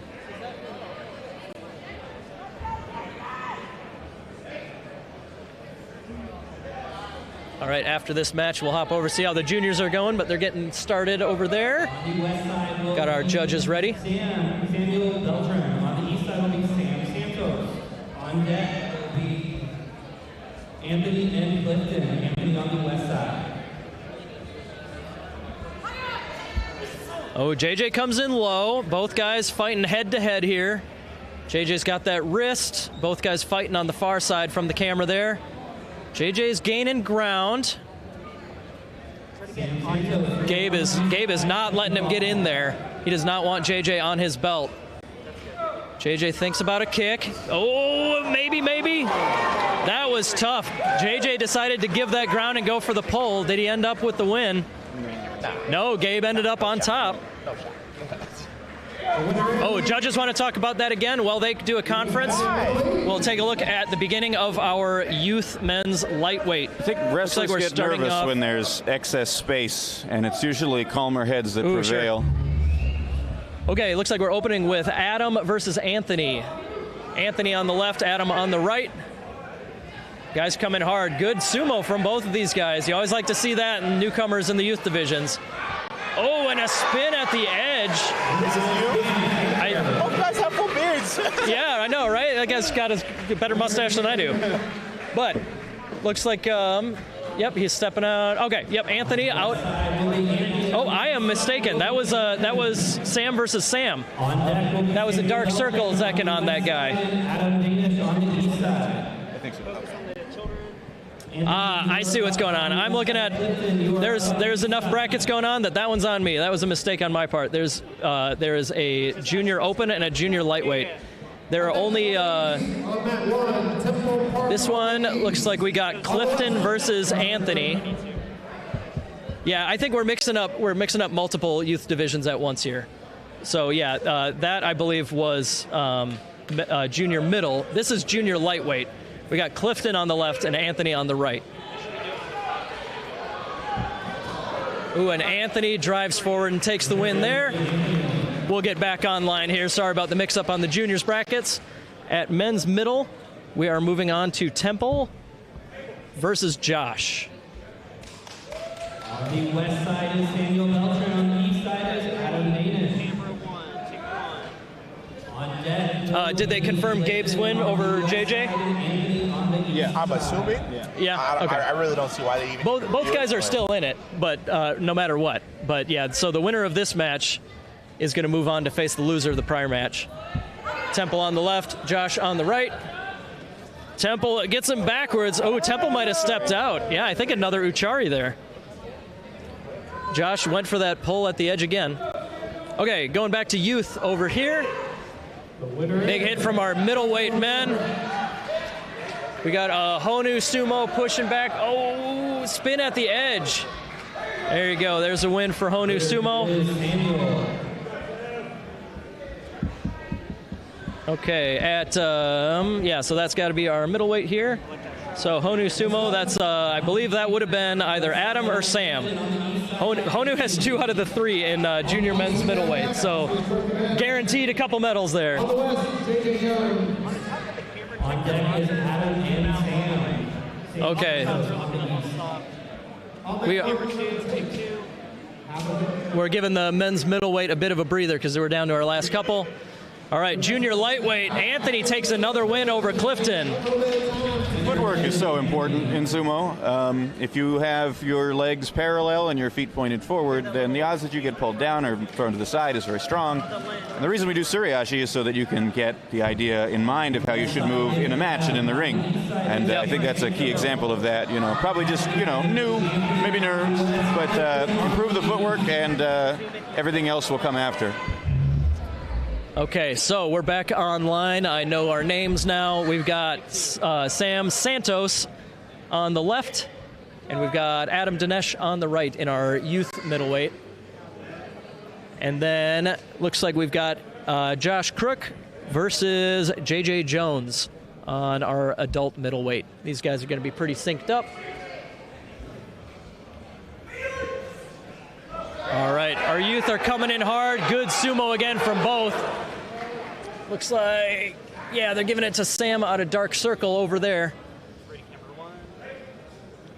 Winner is. Yep, so that division is going to be a double round robin. Yep, hometown guy takes the win. At adult middleweight, we have Josh Crook on our left, JJ Jones on our right. On the left side, loser takes bronze. Winner goes on to face Gabe in the finals. JJ with that good inside position again. Oh, leg lift. All right, he didn't step out that time, did he? No, I think JJ getting 2 wins over Josh via lift out is that's a feather in his cap. Josh, our silver medalist from last year, remember? So JJ making sure to get a little bit of revenge. What? For what? For what? Are they talking about that one too? I have no idea why. Again, I'd rather have them talk about it than not, but yeah, it's got to be the lift out rules that they're making sure they have right. All right, junior men's lightweight. Anthony's got the inside on Clifton again, and he gets the throw. Yeah, Anthony out of War Sumo in Houston, he's looking real good. Clifton is, I believe that's Mike Wisham's either brother, relative. They're a group, I know. Yeah, I saw them training yesterday together. Yeah, Mike's. You can tell he's super proud of getting his younger brother in there in the mix. We're back to youth men's middle. Well, we discussed the decision on the adult division. Making sure we get everybody to the right side. Just making sure everybody gets to the right side. We try to, in general, if a rematch is going to happen, or if we're moving on to the second round of a double round robin, we try to switch the sides. Sometimes it happens, sometimes it doesn't. It doesn't really matter too much which side you're on, but in the interest of fairness, you usually try to have them switch sides.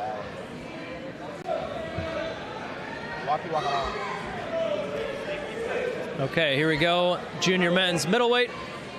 Sam on the left. Honu Sumo, either Sam or Adam on the right. Good fighting, good fighting. Oh, nuts. Looks like accidental step out from our hometown guy. Yeah, he was going for the throw, but his planted foot was outside the ring. What are they deliberating on this side? Like, I haven't the faintest idea. Bro, he picked the guy up and walked him out. Like, what is there to discuss? Yeah, I'm not sure. They got Tom and Jessica in there, like two of the experts, the absolute experts of all the experts in here. So I don't know what was the long decision there. All right, step in. Let's see. Do we uphold the win for JJ? Okay. We do. Okay, good. No No funny. If they overturn that one, I would have no idea why. It'd be good to have an explanation if they needed it, but looks like they're all good there. So that means JJ is the bronze medalist at middleweight once again. Up next, on the east, Minimum, right? On the rest. Nope, I'm mistaken. Yeah, with JJ winning, he moves on. Josh is the bronze medalist. Okay. JJ is moving on. This is the finals. He's going to rematch Gabe. Again, double elimination, so we always got to watch out for that when we get to the finals. Gabe has not lost at all at middleweight, so JJ will have to beat him 2 times. If Gabe wins, it's over and he gets gold. If JJ wins, it'll be a rematch. JJ will have to get 2 wins in order to take gold. All right, at youth we got Honu versus Honu. I think it's Adam on the left versus Sam on the right. Oh, Mata, false start here. Okay, they're going to have to get reset. So it looks like we will have our middleweight finals going on at the same time here. All right, so in the middleweight finals, that's Gabe on the left, JJ on the right. Both matches are going to happen at the same time, so I got to go with the adults here for this one. Well, they're taking their time. The Honu teammates are battling real well. Oh, there you go. All right, so men's middleweight final. Again, if Gabe wins, he takes gold. If JJ wins, then it's a rematch. JJ comes in low, gets that head inside again. But Gabe is making sure that he doesn't want JJ inside. He doesn't want JJ on his belt. Some good shifting around from JJ, but Gabe's staying nice and sturdy. JJ's taking the center of the ring just like in their first match, but I can guarantee you he's not going to pull the same way he did before. I'd like to see Nuate Nage. I think he's got it, and that leg of Gabe's is in a precarious position. Yeah, JJ might have an opening for that throw. JJ's got his head inside. You know that Gabe doesn't like having his head pushed up like that, so let's see how he reacts to it. Maybe JJ doesn't want to risk it. He's in a good position. Right. He doesn't want to make too big of a move to leave any openings. Both guys just waiting to see who's going to take initiative here. Finally, we get a long one. Okay, trying to get the inside. Gabe goes for the grip. Nothing happening there, so he's going for the overarm. Going for the overarm. Oh, there you go. Now their heads are back to an even position. Cardio's going to play an issue here. We'll see we'll see who can last longer and maintain that strength. Gabe is latched in on that overarm. That's tight. He's keeping JJ's arm inside there. All right, chest to chest. Nobody's able to dig the head inside just yet.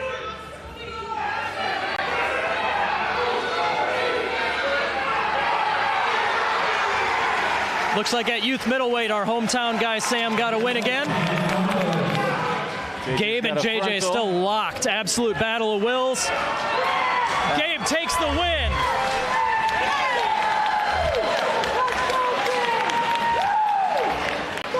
There you go. That is your gold medalist at men's middleweight, Gabe Unick. Silver medal goes to JJ Jones. One of those moments I can't hide the bias. We're bringing a national title back to the Midwest. It's been a minute. Zoom out a little bit. Oh man, yeah. You watching your brother and then me seeing Gabe here. We've been a little bit distracted by this division, but it's been a blast, and I am so jazzed to see another medal coming home to the Midwest. Midwest is a bunch of states, but like all put together, we almost equal Texas, so we all count. That's one hometown. But yeah, I kind of get to double dip, I think. Kansas, we feel a strong affiliation with both our southern and our sort of northeastern kin. You're middle enough. You get you're bandwagon middle. state. Right? Salina, Kansas is dang near the middle of the country. Yeah, literally. I think, not that I want to put it on, but we should host nationals there just for my travel expenses. Yeah, exactly. It's fair. Oh man. All right, so I believe we're done with the men's youth divisions that we were running. That was men's youth light and middleweight. I'm not sure what we'll have next, but we will have adult men's and women's light heavy coming up soon.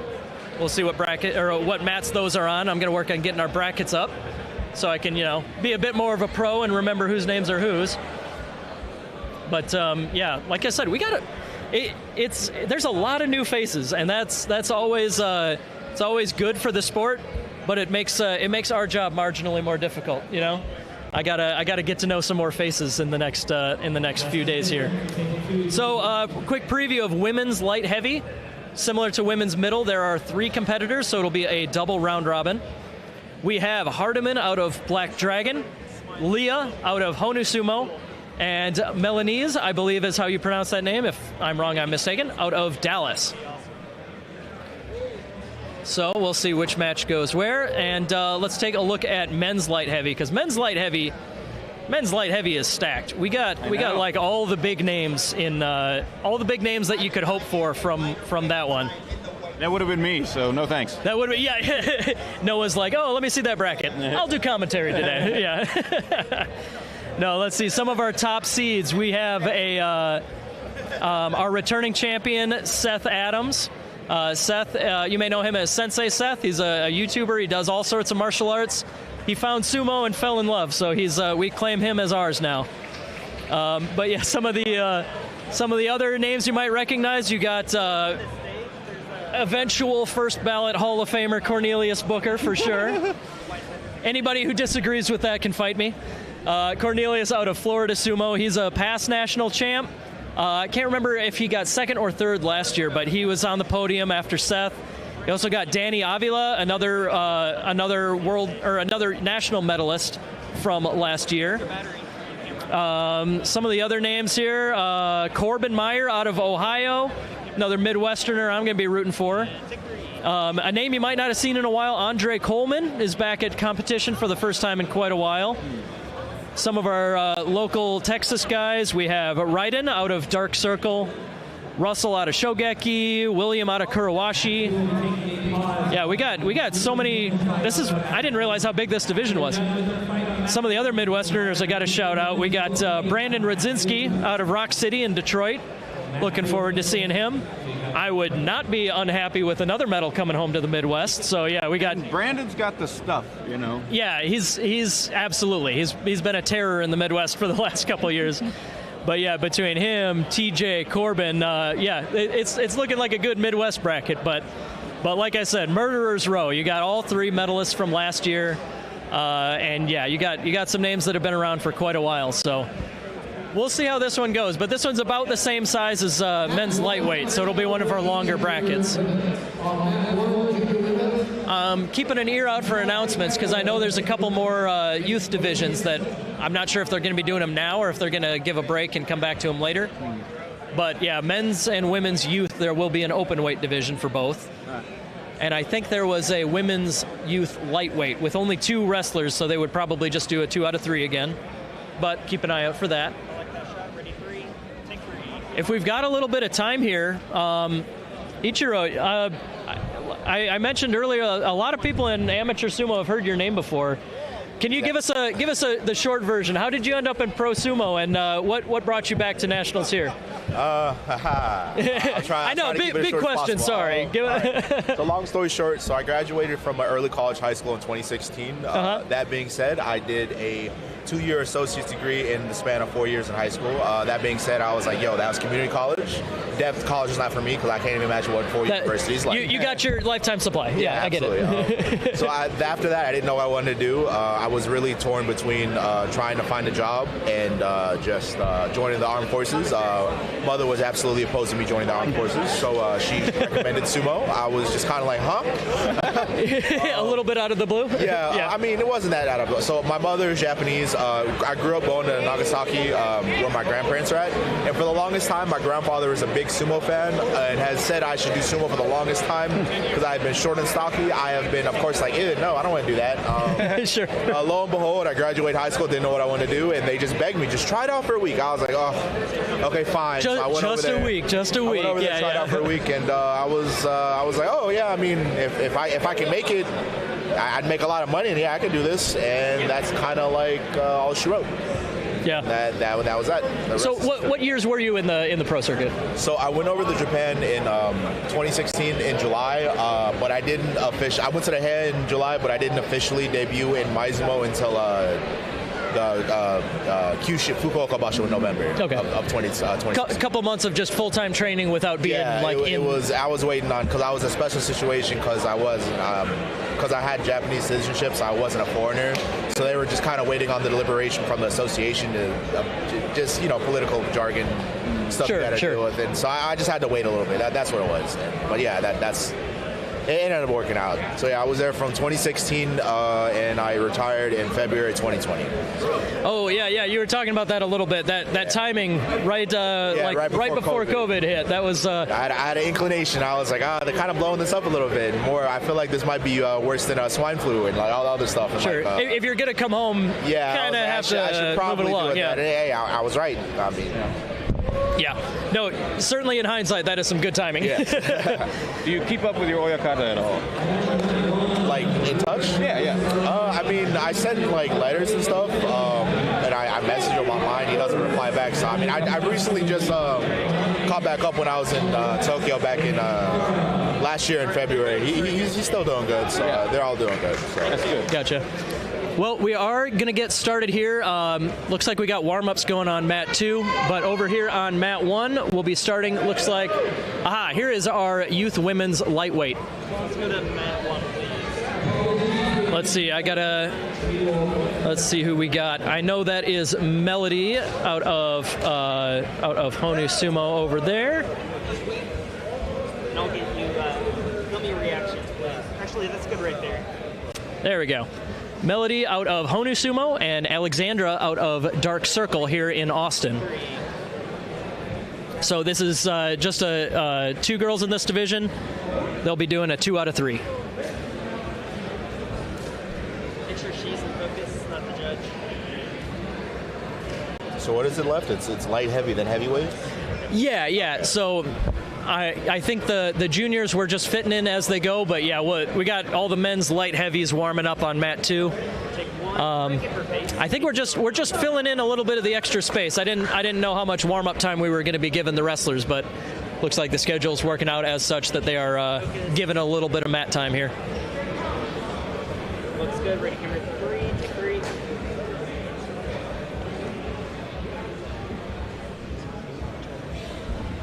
I think it's tilted, yeah, or it's moved.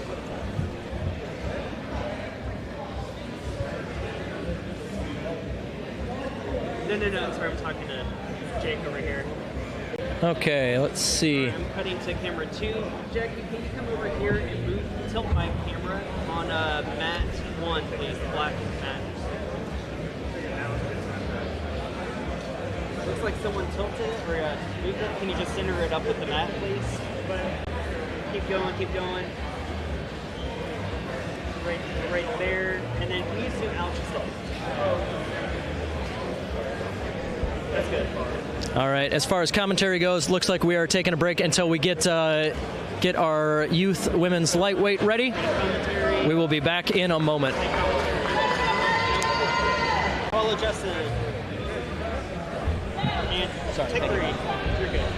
They're grabbing me food. Whenever they get it back, I'm not going to get killed for it. Zoom out, please. All right, ready, 3, take 3. This trip's been a lot of sitting down, sitting in a car, sitting at a table, Take commentary. watching everybody else have fun.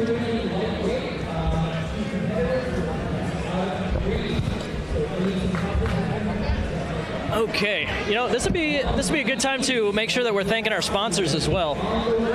So you've seen the logos up here and there, but our main sponsor today is Avro, nutrition company here in Austin. Definitely wanted to shout them out. They've been doing a great job of supporting Justin here in town for his club, and they're our main sponsor for today. That helped us get the budget to get all these mats in town, helped us afford all of our awards. Helped us afford Randy here helping us out on the production value. Certainly appreciate it on my end. You, like I said before, I've been on the shoestring budget before, so having some sponsors to help us out with production value is good. All right, here we go. Youth women's lightweight again. Sorry we missed the beginning. Melody is in the green Mawashi versus Alexandra. Melody's getting low, going for the leg, and Melody takes win number 1. Okay, 2 out of 3. So if Melody takes one more win, she will be the national champion for women's lightweight.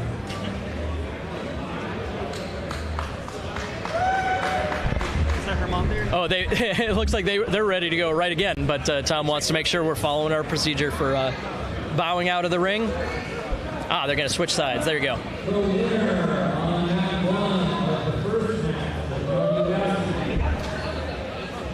Seeing a couple faces that I hadn't seen warming up yet today.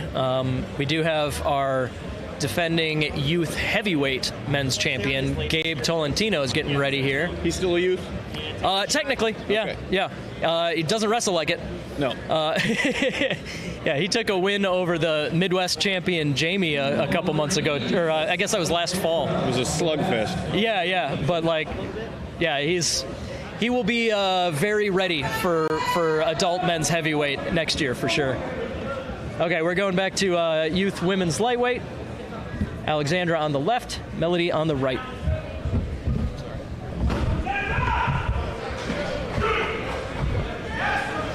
All right, good even grips. Alexandra taking ground there. Melody is staying inside. Melody tosses her down. This guy in red is Melody's dad. You see a guy in red? Melody's dad. Yep. Is that him? With the camo hat. With the camo hat. Walking behind Justin. In the center of the mats. He's in the center of the mats with hat 1 and 2. Yeah, with the beard. So yeah, looks like, I don't know if they'll be doing the third match, but I believe that means that Melody has clinched the junior women's lightweight national championship. Congratulations. Yeah, there's Justin didn't win gold in his division, but he is still around coaching all of his students. He's got somebody in probably every division left. He's JJ out of San Diego. He's are they doing a third match? Wait, why? I'm not sure. They might just be doing it to make sure that they get their reps in, but yeah, I believe once it's 2 out of 3, the title is clinched, but they are doing a third match here.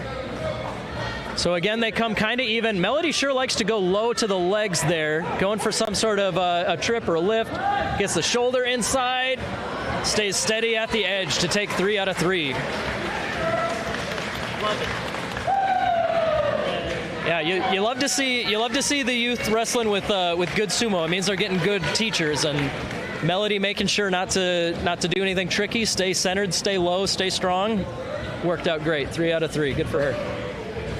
And props to silver medalist Alexandra out of Dark Circle. So I'm not sure what they'll be doing next on this other mat. We'll keep you posted as well as we can, but. Our adult men's light heavy are warming up. They're looking pretty much ready to go. I think they still have a minute before they get all their judges set. They might be working on getting their bracket set, but that'll be coming up. Like I mentioned, that'll be one of our bigger divisions. Women's light heavy is 3 wrestlers, so they'll be doing a double round robin. That'll be one of the shorter ones. But yeah, again, we were talking about our sponsors. We have Cheeky Sumo, we have Asahi here in town. We've been having a lot of local support here, and as I mentioned before, Justin set up like a full-on vendor village out in our welcome area. You guys been out there to grab any food or anything yet? Not yet. Not yet? I'll probably disappear, a tasteful retreat at some point to go check it out. I know I for sure want to get some souvenirs. Yes, correct. So yeah, there's a bunch of local places that have brought some trinkets. I know Justin's wife, she works for a bookstore here in town, and yeah, they had plenty of Texas sumo trinkets that they're bringing along here. So take a look. I'm seeing more and more of these Dark Circle Sumo fans around. Those are a lot of fun. Yeah, we really have kind of a packed house at this point. I mean, there are people standing up. We seem to have run out of chairs for the most part. We've got people lining all the walls. Oh yeah. And I think a lot of them are just fans, maybe community members, come out to see what's going on, which is super cool. Tickets were selling like crazy all the way up. Overnight, we were still getting notifications that everybody's. Wow. Yeah. No. That's excellent. Excellent marketing here. I just moved too early. So who's going to be our first match of light heavyweight? Who is it? Yeah, let's take a look at the bracket. I called out a couple of the people that'll be a couple of the names to keep an eye out for. looks like we're going to be starting with Brandon Rudzinski versus Michael Fields. I don't know Michael Fields. I know he's been around for a while. I think I saw him at some past nationals, but yeah, he's been around for a while. Brandon's got an interesting style. To me, he's kind of like a big Mike Wisham. In that sure. He sort of hits with his body, and he's a pusher, but like from close quarters, more or less. Then I necessarily see him do a lot of belt wizardry, but he tends to just kind of roll through people because he's very big and he's into powerlifting, I think, very strong. Yep. So we can expect some straightforward power sumo out of Brandon, I'm sure. Yep. Raw strength is what comes to mind when I think of Brandon first. He's certainly not unskilled by any means, but like that raw power is definitely one of his best things to work with. If you can win by Yorikiri every time, do it. Then do it. Yep, for the most part, that's what Brandon does. Yeah, big tough guy. We mentioned earlier Justin Kizzert was one of the most like sumo-looking wrestlers here. Yeah. Another one is Danny Avila, who we called out before. Oh, 100%. Yeah, Danny is like if you want to like talk to a guy to learn like what are the pros doing? Like how do you move to like look like a pro, wrestle like a pro? Danny, you'll see him and you'll see how he's got the flexibility. He's always incredibly low and still maintaining his power. Straight from the Tachia, you can see the way he hits. Usually a left Otsuke, head in, kind of angled, but power, Yep. Very controlled. Maybe our like third or fourth match, we're gonna see Cornelius Booker. He's another guy that we've talked about. Okay, he's pulling the weight. Yeah. I did what I keep gonna do. My bias model. Bring that one home to the Midwest. When was the last time we did that? Take two.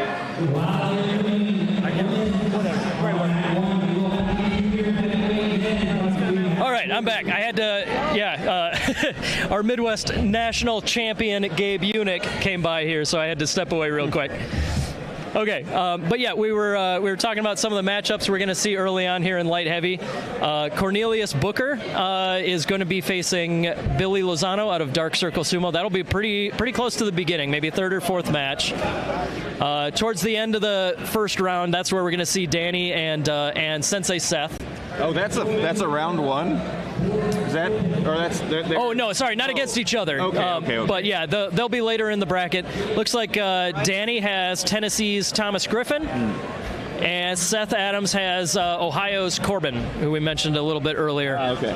Corbin, I think, is another one with a very low kind of head first, aggressive style. Yeah, I think I've seen him, like, he likes to train, he likes to make sure that he trains how to hit with his head. So I've seen him do some training, like, while wearing a rugby hat. Yeah. Just, like, for a little bit of extra padding so he can hit with his head in training more often. Which I thought that was pretty creative. I mean, we're commentators. I can talk about it. Yeah. What do you think about that? Big not a fan of helmets during practice matches or matches of any kind.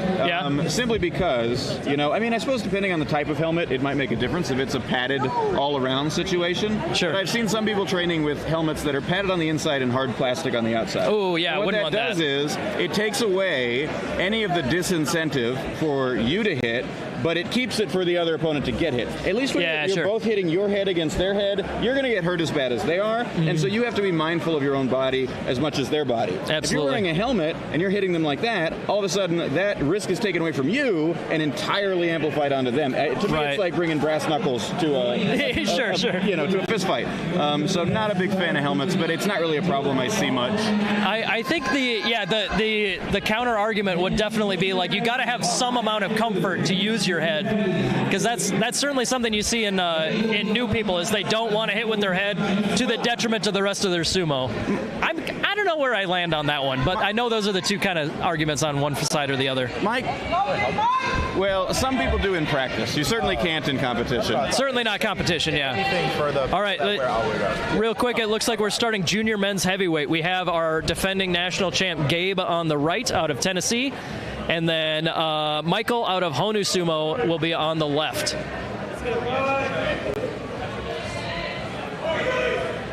Oh, big charge from Gabe. Yeah, Gabe's been he trains all over the place, and especially like he's had quite a bit of training with Yama there in St. Louis or Nashville, just wherever Yama happens to be. Gabe will be one of the guys keeping track of where he's at to train with him. But yeah, Gabe, very, very sumo style. He's got a good lead with the head. He likes to push. He doesn't like to get too fancy with the belt. Very plus, I mean, you can see him, full beard, 6 foot tall. He's a big old boy. Like he's certainly got the tools to work with. So yeah, it looks like for youth men's heavy, they're switching sides for the rematch. This is a 2-man division, so yeah, I believe 2 out of 3 will decide the title. We gotta get more kids involved, man. Oh yeah. What? Yeah, yeah. Ichiro over here. Second. Yeah, I don't blame you. When I met Gabe, I didn't think he was a teenager. Yeah, he's a big boy. I'm hopeful that he sticks with it, because I know part of him getting into it was there's some good infrastructure for youth in Nashville to try sumo down there with Nate Hudson. But yeah, I really hope that whatever he does after high school here, I hope that it still involves sumo, because he is pretty darn good at it.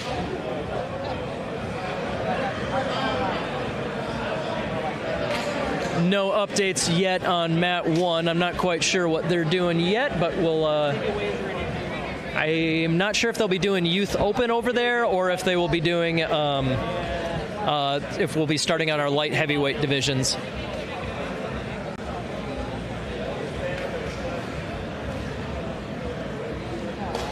Okay, maybe we're just taking a breather, but I'm not seeing Michael out of Honu coming back for his rematch versus Gabe. Might be just giving him time for a breather here.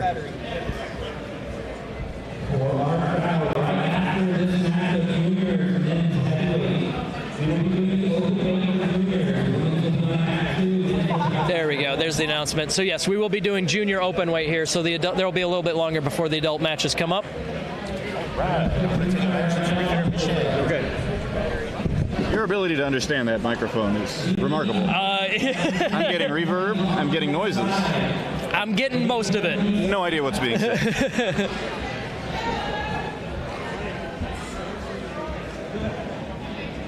Yeah, we've got more and more people showing up and warming up on the currently vacant Mat 1. Seeing a couple women's, even the women's heavyweights are getting ready, making sure that they're nice and warm by the time their matches come along. Yep. But yeah, I'm gonna take a refresh here on Smooth.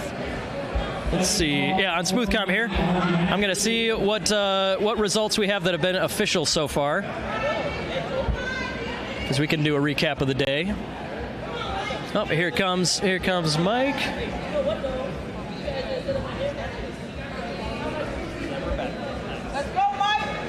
Yeah, it looks like we haven't published our full results. We'll go through the brackets in a little bit here. Oh, looks like they're about up. All right, Gabe on the left versus Michael on the right.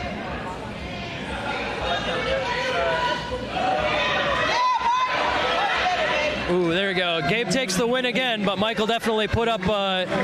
He wasn't quite as surprised by that one. He was able to take that first hit. That's one of the hardest things about fighting someone you've never fought before, is you never know how the match is going to start and what they're going to want to do. Right. How hard should I hit them? Do I commit? Do I overcommit? What do I do? And it's tough. It's why the double elimination setup for sumo is tricky. Right. You know? Sure. But let me use that as a chance to plug the Roller Town Showdown. Yeah, there you go. Where you don't have to just fight possibly 2 times and then be done for the day. You can get in as many as 15 matches. Yeah, I'm gonna bring up our calendar because it's awfully full. Yeah, upcoming events here. Just this month we've got, just next month we have 2 more events. In 2 weeks we have the Rain City Sumo Open. Oh, I'm sorry, we do have a match coming up. I like that. Like 3 times. All right, so 3 out of 3. We've got Gabe on the left, Mike on the right. There you go. Mike did a great job at taking that first hit, but yeah, Gabe's just got that size and experience. Yeah, well done from Gabe defending his title. So yeah, going back to the calendar, 2 weeks from today, on April 12th, we have the Rain City Open. Yeah, the Rain City Open in Seattle. That one, you can find all this information on ussumo.org on our front page. We've got a lot of events coming up. So many. All over the country. Yeah, seriously.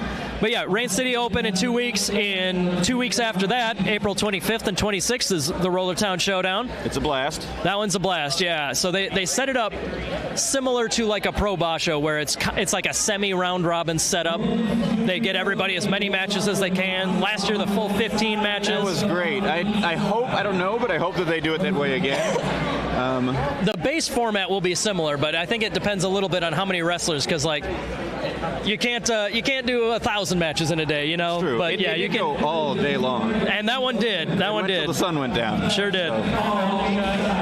May 10th in Los Angeles is the U.S. Sumo Open. We mentioned that one a little earlier. Waka Ichiro mentioned that was one of the first ones he heard about as far as amateur sumo here in the States. They get international people a lot at that one. Oh yeah, lots of international people, lots of world medalists. That one's kind of like the one that most people around the world have heard about. You know, it's a big deal that gets a lot of eyes. All right, so we've got some youth matchups. Let's see, which division is this? This might be a Youth Open. Oh yeah, there's last year's middleweight champion Ziba came in with a heavy hand. Yeah. All right, and let me get her opponent's name. The tough thing about those kachiage is if you go for it, but you're trying to hit. A lot of people are trying to hit like the Hakuho style. Oh, we got another match. Oh, yeah. All right. Yeah, we got Junior Men's Open over on the other side. Anthony out of War Sumo took the win there. So, yeah, for Junior Women, that was Ziba and Rossi, both out of Honu Sumo. But that kachiage only works as a battering tool if you can guarantee that they're going to come in really low. That's what it's for. It's for smacking people up. And if they don't come in low, your arm is going to end up tied up, and you're going to get a disadvantageous position, which is a bit of what we saw there. Okay, we got a rematch from the lightweight division here in Women's Youth Open. That's Alexandra versus Melody. Coming even. Melody going for that leg yet again. She's thinking it. She's keeping her hips nice and low. Alexandra gets the turn. Melody's thinking it. Oh, they get back to the middle. All right, we got a boys match coming up here soon too, but let's see, can Melody finish? Alexandra's doing a great job. She hasn't beaten Melody yet today, but this is probably the best she's done so far. Got her on it. Okay, here we go, and Melody does take the win again. Wow. All right, and it looks like for the boys match, I think that's the Sam versus Sam matchup. But yes, I believe the Honu Sam beat the Dark Circle Sam.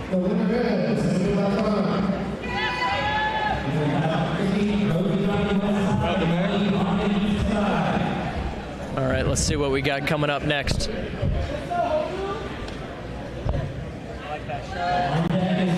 Bouncing between youths right now.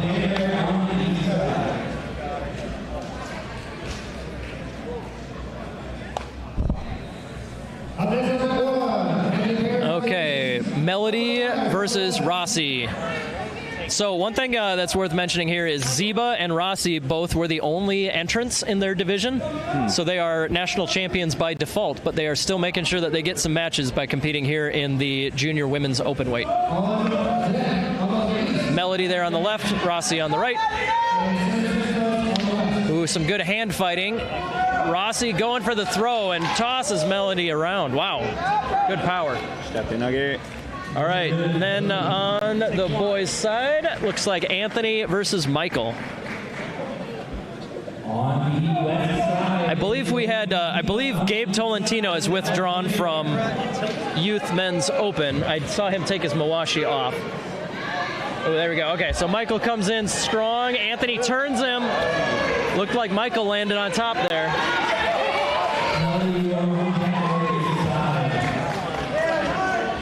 Yes, Tom gives the win over to Michael. All right, on the girls' side, we got Alexandra versus Rossi.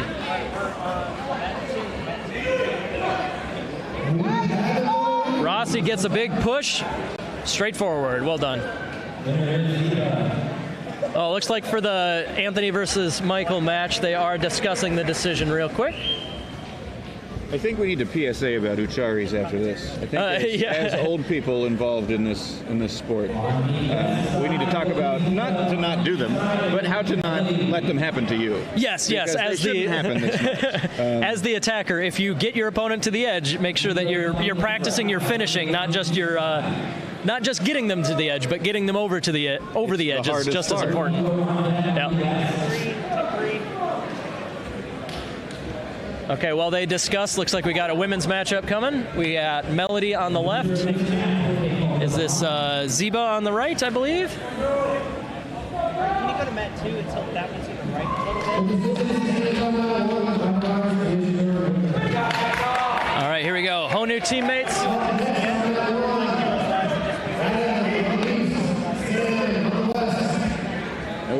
And did they uphold that one?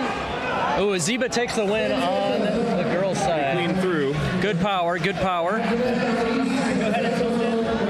No, sorry, pan. All right, so it looks like at men's open, we've got Adam versus Sam. Adam out of Honu, Sam out of Dark Circle.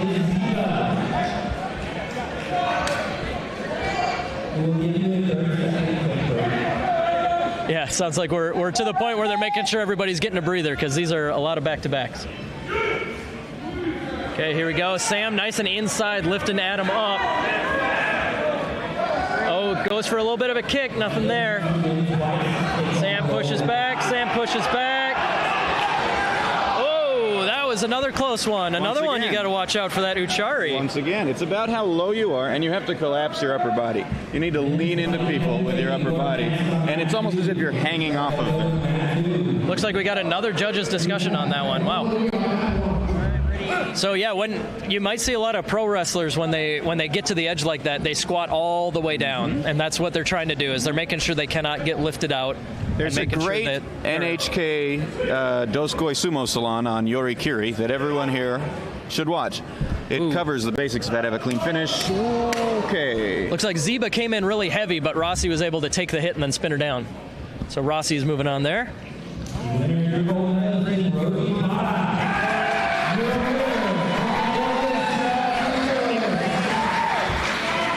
Decision upheld. Sam from Dark Circle took the win in the boys match there. So because of the withdrawal, I'm not exactly certain where we're at in the bracket, but I know we still got at least a handful of boys left. And I think for the women's, I think Rossi might have taken the gold with that last match. I think it was just the 4 of them.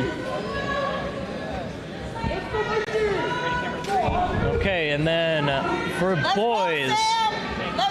For the boys, we got Mike and Sam, both out of Honu Sumo. Mike on the left, Sam on the right. So hopefully they train together a lot, and we'll get to see a little bit of maybe a stylistic change, because the way you fight someone much heavier is obviously a lot different than the way you fight someone your same size, and the same is true for someone much lighter than you. So Sure. Maybe Mikey's approach will be different than when he was fighting Gabe, and vice versa here. I know training partners, sometimes they save a little something for when the competition is live. All right, they come in hard. Mikey's giving ground. And Mikey turns him, and he gets the push out. There you go. That's a win for Michael. I can tell we got a couple of Honu team members around us because you can always hear the volume go up when Mikey gets everybody to the edge. And yeah, they're all calling him Mikey. I take it that's what he prefers to go by then. Okay, let's see. I think Mat 2 is taking a break here before our next division. Should be adult light heavyweights. I think will be the ones that come on after this. All right, so I heard Sam and Anthony coming up next on Junior Men's Open. Let's see. Yes, Dark Circle Sam coming up here. He's going to be on our left. And then on our right will be Anthony out of War Sumo in Houston.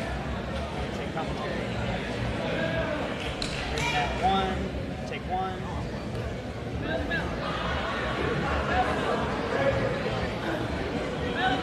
Okay, here we go. Sam versus Anthony.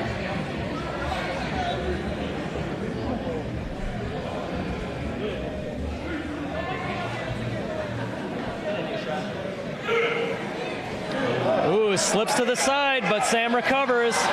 Anthony throws him down. Yeah, as a fellow smaller guy, I can understand the urge to henka, but Sam did do a good job of recovering after that first dodge. Anthony did take the win, but yeah, Sam did at least. He didn't get thrown down right in the first second. He was at least able to recover there, which is always a good sign.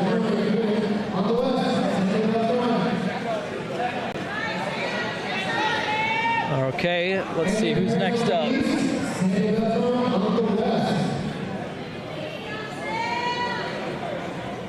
We got at least one Sam, but that doesn't narrow it down too much for us here. We got Honu Sam, it looks like, versus. Yeah, I know, right? Looks like they're not J names, all right? You're not really helping us out here. Yeah. There's so many J names in amateur sumo. Okay, it's ridiculous. Back in Iowa Sumo, one of the clubs that we work with, there's a Max, a Matt, and a Mac. Good land. Yeah, I know, right? Well, there's Jakes, there's Jareds, there's multiple Jareds, at least three Justins Jareds. here, yeah. JJ's, just one J's. Yeah. It's a lot. Lots of names to learn. But it looks like our next matchup on the left will be Anthony out of War Sumo. On the right, Sam out of Honu.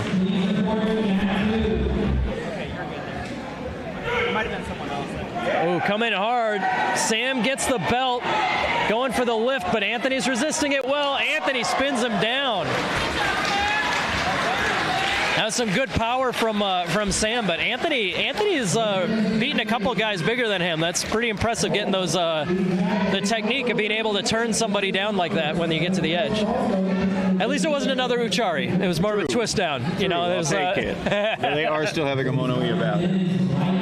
Oh yeah, they did both go down, so maybe it was closer than it looked like. All right, so we were correct that we got men's light heavy coming up, and it's starting with Brandon Rudzinski versus Michael Fields. That'll be over here? That'll be over on over on mat 2.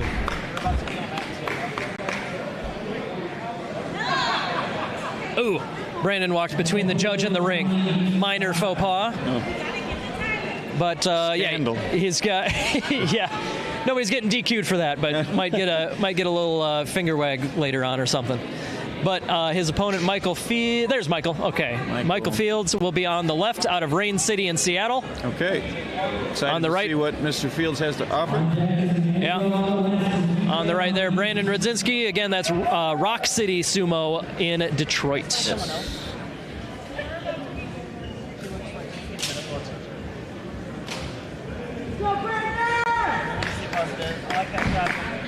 All right, so the judges are done deliberating over on the other mat, but let's stick with our men's light heavyweight match. They're beckoning the youth back in.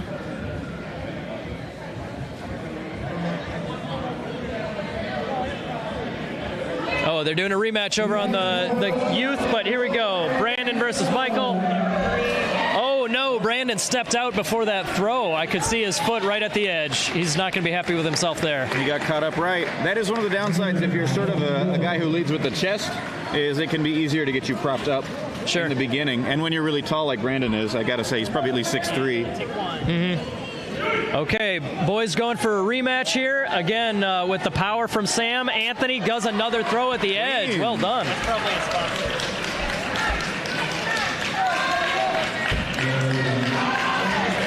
Yeah, good work. Good work again, getting out-powered, but still being able to twist it up at the end there and throw his opponent down. So yeah, Anthony took a more emphatic win there.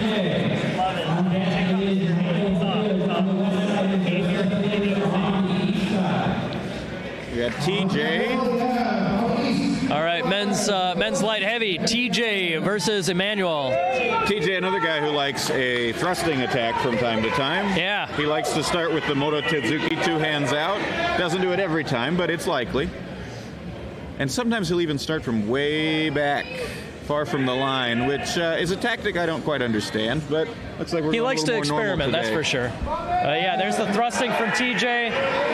Yeah, the thrusting, that wins the day. Yep. Emmanuel resisted that first overall push, but he slipped to the side, and then TJ just kept pushing. Yep. Good follow through.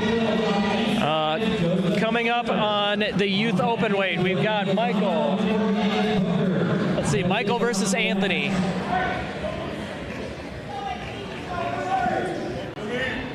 For the adults, it looks like we're having Michael Fields versus Joseph Fielder. Yes, there we go. Fields and Fielder. Let's see if he really is. There's got to be a joke there for, for somebody cleverer than us. There's something to be made there. Okay, so Mikey is getting Anthony to the edge. Anthony, good twist. He got Anthony with the twist at the edge again. Very impressive. Skuinage is a strong throw for when you're outside because you get to use your back and your obliques, not just your arms. All right, with the grown-ups, we got Joseph on the left, Michael on the right. Oh, Michael with the immediate hit and pull. So a little hesitant at the charge there. Didn't take the initiative. Yeah, that was some good work there from Michael. As soon as you feel your opponent pushing too hard for where their position is, you disappear and they go right down. One of the names that we haven't mentioned that I just heard was on deck is Jared Parham. He's out of Kurawashi. He's another stalwart down here in Texas. He's had some great success recently at multiple tournaments. He's deceptively strong. He looks strong, but he's even stronger than he already looks. Yeah, exactly. All right, so here we go. Cornelius on the left versus Billy on the right. Cornelius out of Florida. Florida Sumo Association. Billy, hometown guy out of Dark Circle Sumo. Has Cornelius been training with Wakanoho recently? Is that something I don't know about recently, but he certainly has in the past. Another former pro down in Florida. Cornelius with the double underhooks escorts him right back. Not much to do once that double inside is there. Yep. Few options are left. You get that opponent higher than you, and then, Corny just among the best at just staying a nice low base and hopping forward.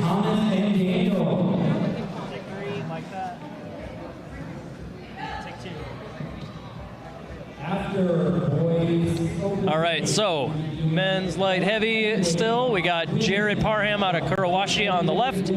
We got Eduardo Bernal out of Shogeki on the right. Got a chance to talk to Eduardo. This is his first tournament, but he has been training in Houston with those guys for a little bit. Ooh, Eduardo getting inside on Jared. Not bad, not bad. But Jared works him back and ran out of real estate. Jared ends up on top, takes the win. I like Jared Sumo because he doesn't panic. You know, he can reset. He understands that you might not get what you want right away, but that doesn't mean that your shot is blown, which is, I think, an invaluable skill in this particular activity. Yep. All right, here's one of those guys we were talking about, medalist from last year. On the right, that's Danny Avila out of California. I believe he's officially Honu Sumo now. They got a couple different locations that they're working with. On the youth, Mikey takes the rematch.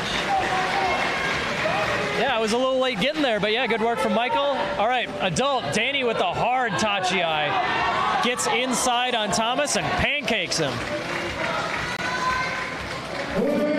Yeah, just another day in the office for Danny. Wow, that was something. But men's adult light heavyweights here, they are going to be a double elimination, so everybody is still in the mix here. And we are done on youth open weight. So we will be full-time for a minute here with adult light heavy, and then women's light heavy will probably be starting up next on our on mat 1. So this matchup here, we've got Russell out of Shogeki on the right, William out of Kurawashi on the left.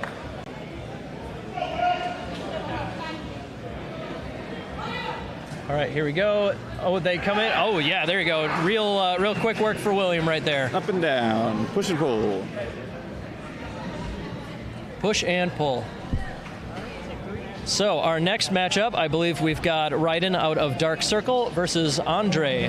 Andre Coleman, like I said, he's a veteran. He hasn't been around for a little while, but this is his return tournament. Ryden, one of Justin's newer students here in Austin. He told me to watch this guy.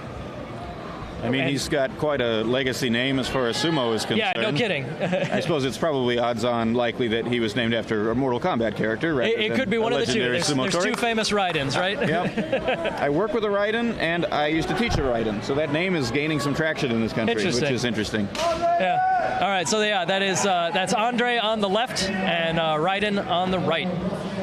Justin over there in coach mode, just off camera, but he's hopping back and forth like he's still competing. In between the mats. In between the mats. Yeah, he's watching his student here. Oh, big hit from Raiden. Wow, no kidding. Yeah, Raiden just 3 big hits, and that's all it took. That was some impressive power. Each one from underneath, which is impressive because his height was substantially greater than his opponent's. Getting lower than an opponent that's shorter than you is easier said than done. Right. But yeah, that's 3. Andre. That's a lot of guy right there to move. So that was some significant power there. Next up, I believe we're going to have Corbin and Seth. Let's see if they're getting ready. But that Corbin and Seth will be our last matchup of round 1, and then we'll be moving on to the further rounds. Seth, he's got a lot of different approaches he can take once the match has started. He tends, I've noticed, to start with kind of a hop, and he goes for a hazuoshi, right? Double armpit pushing. He's kind of very dense and tight, good defensive, not too committed, but kind of a safe start. A nice balanced way to use power for your first step. And if it goes well, he can use the initiative and run him out. And if it doesn't, it's good enough that he can then reset on the belt, where he has all these different tricks from all the different martial arts that he's learned. So he's a very exciting guy to watch. Yeah. I look forward to it. Yeah, like you said, once the match is going, I don't know too many people that have a deeper bag of tricks. Like he's got judo, he's tried, I think karate might be his first sport that but yeah, he's been around. He's got a little bit of everything. He's 2 years ago he got second place to 2 years ago he got second place, and last year he got first. Justin messing around a little bit at his own tournament there. Okay, we're waiting on Corbin Meyer, I believe, who's standing right there. I wonder what's going on. Oh, really? All right, we have someone right in front of the camera on that one. Sorry, Matt, too. That's Justin. It's Justin, of course. Yeah, tell him to watch out for the camera.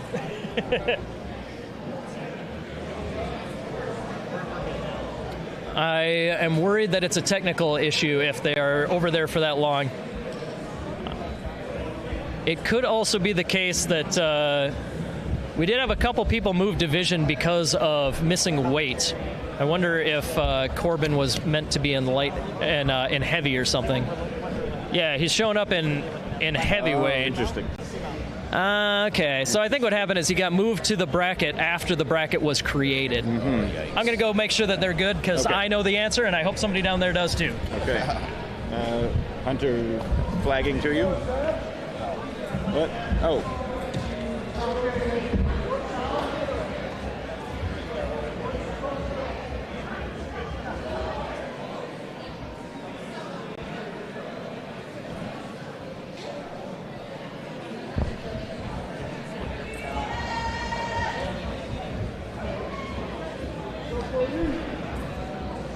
All right, we're good down there. We're good down there. So yes, Corbin is at heavyweight, so that's why. So Seth gets a bye here. So Seth is going to get a bye because Corbin did not make the light heavyweight weight limit. So he got moved to the heavyweight division. On the other side, we do have some matches going. Women's light heavyweight is coming up here. Women's light heavyweight. Hardiman on the left out of Black Dragon Sumo in Georgia. On the right, I believe that is Milanese out of Dallas. I believe this is a first-time tournament for both of them. There you go. Oh, Milanese spins her around. Good work there. So yes, they did just make it official over there. Seth advances on a bye.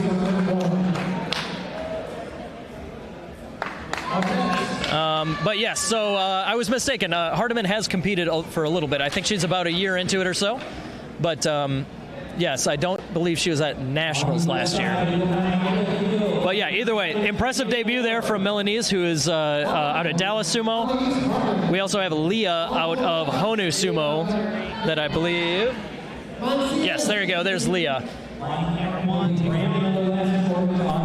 I'm just keeping an ear out for what's going on men's light heavy. Hey, Jake, if y'all are able to scoot to your left so you're centered. Oh. Yep. Yeah, let's scoot you up a little bit. There we go. Just getting you guys centered here, or getting us guys centered for our commentary shots when we come back. All right, so Hardiman versus Leah is our next matchup coming up here. Women's light heavyweight.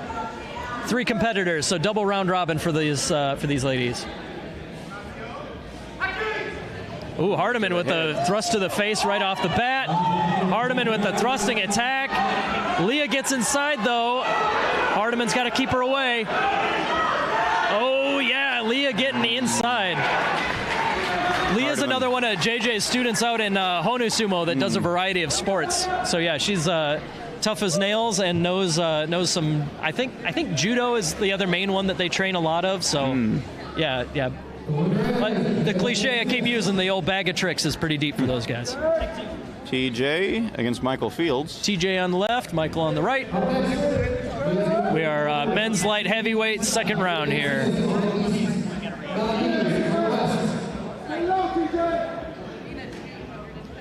Taking their time, making sure they're all ready.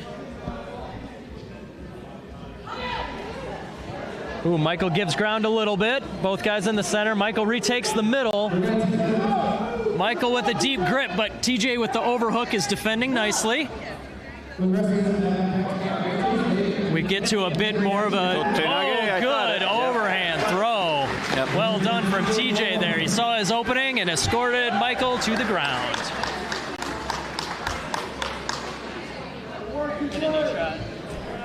All right, so TJ moves on. We are not to the elimination matches yet, so Michael Fields, he is still in the mix. TJ, I believe, performed fabulously at his last competitive outing. I think he competed in pretty much every division they would let him, and just was racking up win after win. That might have been... I think that was the Grand Rapids tournament. Yeah. He just... Basically, TJ is one of the guys that will...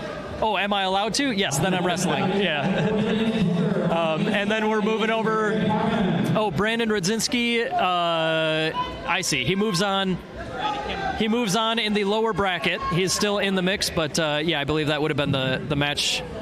That would have been where Corbin landed. Got it. Yep. Got it. Okay, yeah, we're good there. But for the women's division, we've got Leah versus Milanese. On deck is Daniel on the west and William on the east. Jared Parham getting ready on... Oh, Jared versus Cornelius. That'll be a fun one coming up next for the men. But first up, we got Leah and Milanese.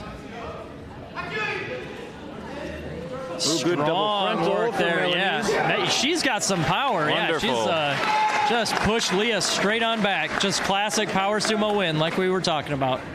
All right. Okay, and for the men, we got Jared versus Corny. We're all ready to like the highlight reel matchups. Jared comes in strong. Corny defends. Corny's got the lower hooks. Jared pops him right out. Impressive. That's what Koto Shogoku used to do, right? Yes. What's the word for that again? Gaburiori, but if you're a real old head, before Sarogatake's Koto Shogiku made that popular, Sarogatake's Koto Kaze, one of my all-time faves. If you want to learn how to drive with frog legs in your gut, Koto Kaze is the blueprint. Sure. Everybody should watch him because everyone should know how to do that. It's a fundamental sumo skill. It does look like they're discussing it. I don't know what they saw that we didn't, but maybe Jared stepped out early. We'll see what they say. I was watching it live, so Hardiman versus Milanese is coming up. We'll keep you posted. Okay, the rematch. They overturned it. Cornelius gets the win. Interesting. So, yeah, Jared must have stepped out. Interesting. Okay, here we go. Hardiman starting out way behind the line there. Wonder what she's got thinking there. Not sure. Versus Milanese. Oh, yeah, she came in real low, real cautious. cautious. Hands really tight. Oh, and she might get the win, but Milanese goes for the throw. Okay. There's a win for Hardiman. There you go. Quite the turnaround. I like Hardiman. She's friendly and very serious at the same time. She reached out to me when my club opened and introduced herself. It was lovely, but she definitely takes her work very seriously. One of those hard people trainer. that there's a hard switch that gets flipped when we're in fight mode. Yeah. All right, for the men, let's see. I believe that is William on the left versus Danny on the right. I like that. Big hit. Danny's getting those hips nice and low as he does, and he's working him out. Oh, I think that's a win for Danny. He did hop out rather than pancake.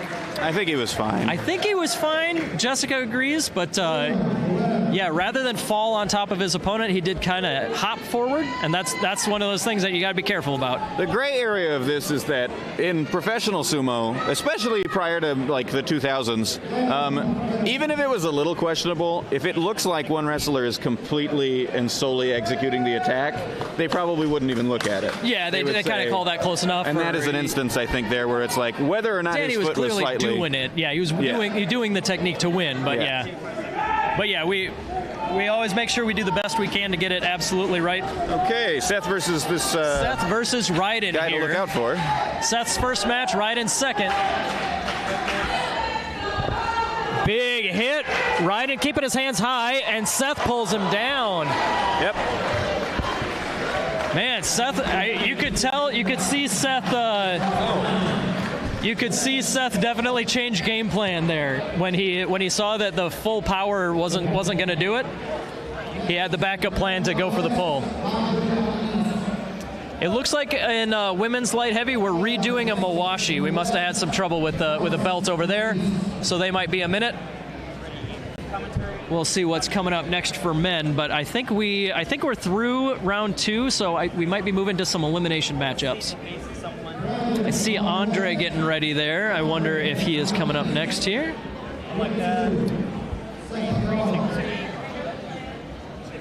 Huh? Oh, is Brandon next? I am not certain. We got Andre on the left. 1 sec. Yes. Okay, there we go. Brandon made it just in time. Brandon was helping out with some other chores, but yeah, he got called into the ring. Glad he got there in time. All right, Andre on the left, Brandon on the right. All right, and after that match, it looks like the women are ready to go after this. Got our Mawashis figured out. Good hit, Brandon with the power. See? It's that Onosato style, where you've got the Otsuke to lift them up, and you've got the inside to keep control, and then you walk forward, which big, super strong guys can do like that. As Brandon, as we have said, that's not his weakness for sure. Okay, Hardiman versus Leah. Hardiman on the left there, out of Black Dragon. Leah out of Honu. Hardiman with the thrusting, but then Leah gets inside again. Hardiman going to keep that distance and takes the win. She's adjusted her aim. She's getting the armpits better now. Yeah. And it's hard to do anything if they're up in your armpits. There might be some tiebreakers there, because I think they might have all gotten 2 wins. Okay, here we go. Thomas. Oh, geez, big hit from Thomas. Good work. Thomas takes the win over Russell. That's Tennessee taking the win over Shogeki in Houston. It was Thomas. He took a big hit from Danny in his first round, and he definitely flipped the switch there. So good work from him. All right, sounds like the women's side, they might be just tabulating scores, making sure they know what's going on. But my theory is that there's a tiebreaker coming up over there. Oh, I like that. On the men's side, on the left there, we got Billy Lozano. On the right side, Eduardo Bernal. So this is Dark Circle on the left versus Shogeki on the right. Dark Circle with those nice new black and red Zekins. Those are pretty neat. I think that's the first tournament they've had those. Eduardo comes in with a deep inside step. He takes Billy down. That's I can't see super well in that corner, but looks like, yep, there you go. Looks like we're giving that one to Eduardo. Good work from him. On the women's side, looks like Melanie's win over here. over Leah. Yeah, she was. I could tell she was inside, but we missed the beginning.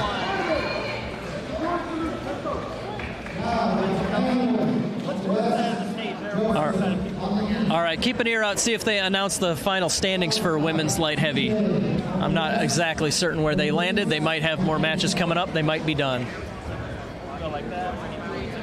All right, men's side, who we got coming up? I see Joseph Fielder and Emmanuel. There we go. So Joseph, I believe he came from Kansas City with Rob. Is that right? Does that sound right to you? Yes, because I talked to them earlier. Yeah, so Kansas City hoping to get back on the map. You'll see another familiar face later if you're an amateur sumo fan.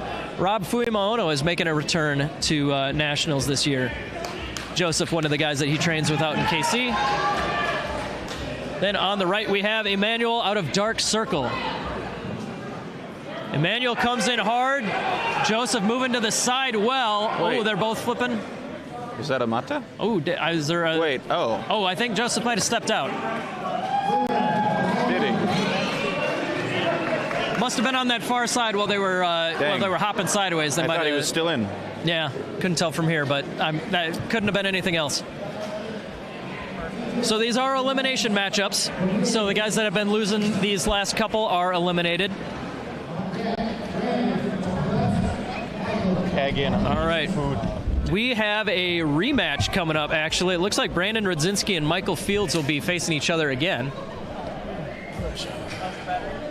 Welcome back, Ichiro. Are you having a good day here? Absolutely. How about yourself? I am having a great time. I've got, I had a little bit of tough time getting our brackets up earlier, but now I'm on a roll. I know most of the people's names here, so I'm back in my comfort zone. Cornelius on the left, TJ on the right. Ooh, Corny comes in low, gets the double unders, but TJ is keeping his hips back. Goes for a bit of a trip. Corny's not falling for it. Corny resists the throw attempt. He's working TJ back. Ooh. They both go down. All right, Jess is giving it to Corny. Again, that's the corner I can't see super well. It looked kind of close from here, but yeah, it looks like Corny took the win over TJ. It wasn't that close. It wasn't as close as it looked from my side. Good. Okay. Either way, solid effort from TJ. That's Corny is one of the toughest draws you can get. So let's see. TJ is still in it. That was his first loss, and now I believe we have we got another elimination matchup. We got Michael Fields on the left versus Brandon on the right. A little bit of deja vu for us. This was our opening matchup, but because of the way that the brackets shook out, they're back together. So Michael took the opening round matchup versus Brandon when he stepped out.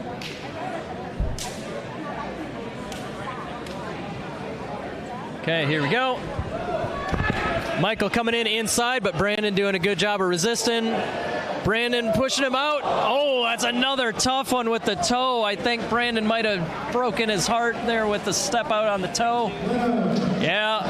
As he was in the middle of the throw, his foot went down. Oh, but judges want to talk about it? All right, judges want to talk about it. Yeah, that one. I couldn't see really see it. Yeah, I couldn't see on the timing. I know his toe went down, and as soon as I saw his toe go down, I was like, oh no, is that it? Is that it? I wasn't certain on the timing though. Let's see what they say. So yeah, as far as mono-ease go, if we haven't explained it yet, this is just the four judges in the corners. If they raise a hand, that means that they disagree with what the head judge decided.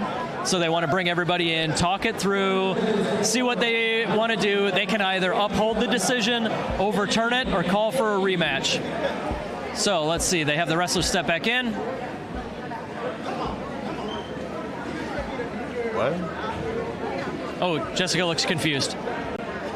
Jessica looks okay. All right, we are going to Michael. All right, Michael Fields moves on. Brandon, he's going to be kicking himself for the toe touch outside a couple times here. I think the heavyweights are warming up on the other mat, correct? Or? Yeah, we got heavyweights warming up on the other side there. We got we'll have a lot of big names to go over there. But we have Jared Parham versus Thomas Griffin. Jared out of Kurawashi Sumo up in Denton, Texas. Thomas out of Tennessee Sumo Association based in Nashville. Here they go. Jared with a nice head inside, but Thomas goes for the pull. Oh, yeah. Thomas, he hung on the back foot for a second, but yeah, I feel like that one was over for a little while before it was officially over. Okay, so Jared moves on. Thomas is eliminated from light heavy. Let's see who we got next. We got Raiden over there. Raiden versus Eduardo.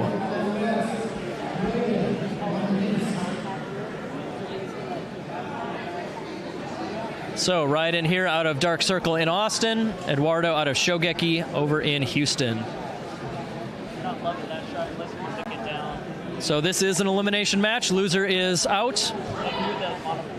Wow, good hit, good hit. Raiden kind of staying nice and low again, but Eduardo with some real strong pushing. Intensity from both these guys, very impressive. Raiden's got that over grip, but Eduardo is doing well to stay on the inside and defend his belt. Lots of hand fighting there. Lots of hand fighting. Eduardo gets it with the leg pick. Beautiful work there. That Ichiro, we were talking, me and Noah, you see a lot more leg picks in amateur sumo than in pro sumo. I think part of it is it works better for lighter guys, but it's also like it's so tricky to get it right. And those pro sumo guys are always ready for it. I was about to say, I only know like 2 off the top of my head that were really good. Yeah, Teritsu Yoshi landed a couple big ones, and that was a big deal in pro sumo, but. Okay, so next up, William out of Kurowashi versus Emmanuel, I believe, coming up here. Emmanuel out of Dark Circle.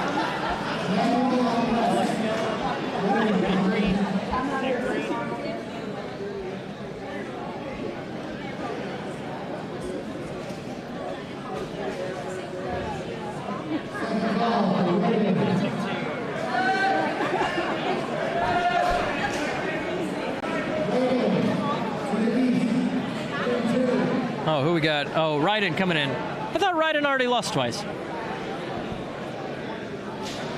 I have no idea. I'm not positive on... Oh, I think they might have had switched opponents there, because I think William is supposed to be... We'll see how it shakes out. I might be misunderstanding here. But we have on our left, we have Raiden out of Dark Circle.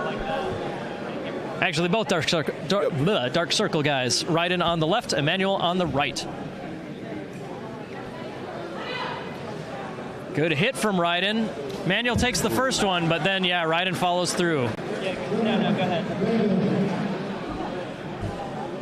All right, so that means Raiden will move on to face Eduardo? We'll see how they call it out. I think I might be a little bit lost. But we are going back up to the winner's bracket. The winner of this match will go on to face Cornelius, but Seth on the left, Danny on the right. Seth, Danny, and Corny are the 3 medalists from last year, and all of them still in it. All of them showing good sumo so far.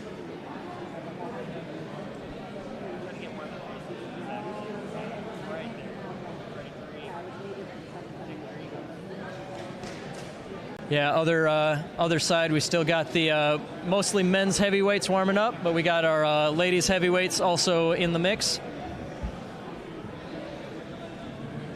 We'll preview a little bit of the names that we'll be seeing on those lists as we have some breaks here. We also were talking earlier about other sumo events that are upcoming. Well, I guess we're gonna have to put a pin in that again. Okay, here we go. Seth on the left, Danny on the right. Big rematch among 2 of our nation's best at light heavy. Big hit. Seth gets the initial push, but Danny fights it back. Big throw from Seth with the underarm throw.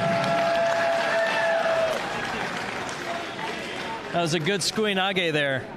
I don't know all the Kimarite by any means, but I know like maybe the top 10-ish or so I'm pretty good at. So hanging in there with that. I think we're about to down.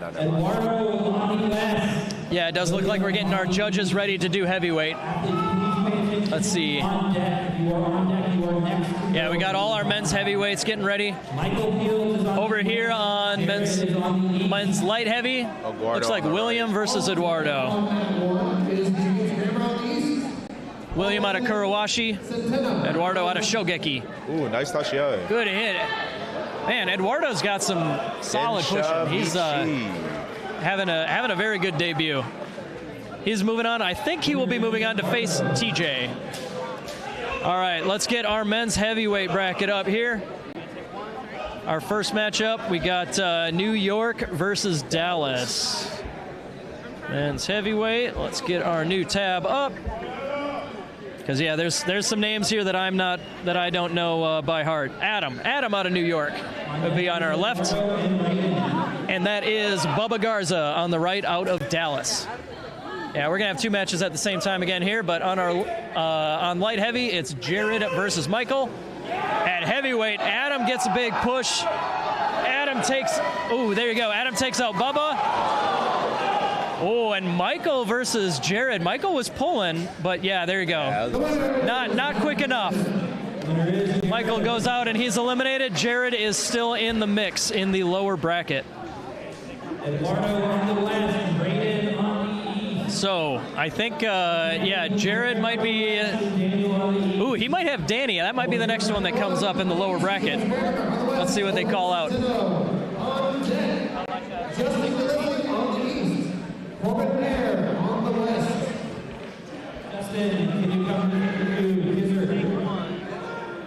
Okay, here we go. Looks like men's heavy is a little bit ahead, men's heavy is a little ahead of men's light heavy.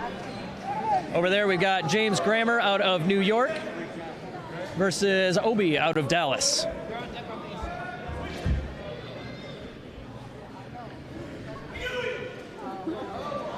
Yeah, James likes to have distance, but he did get in on the belt and pushes him out. Pretty straightforward. Win goes to James. Both guys went down, but yeah, it looks like staying on top worked out best for James Grammer. Over on light heavy, it looks like we've got Ryden. Let's see who's the opponent he is waiting on. For light heavy, we are getting to the point where we got people almost back to back, so they're definitely getting breathers in between their matches here. Up next, Justin Gillespie on the open there on the left. Yeah, it sounds like everybody needs a breather here, but yeah, heavyweight's getting going again. Yeah, there's Corbin. So yeah, Corbin. We mentioned him earlier that Corbin was going to be in light heavy, but yeah, he's moving up to the heavyweight bracket. He's going up against newcomer Justin. Justin Gillespie. This is his first tournament. Independent wrestler making his way to nationals for the very first time. So always props for showing up. Let's see how he can do against Ohio's Corbin Meyer.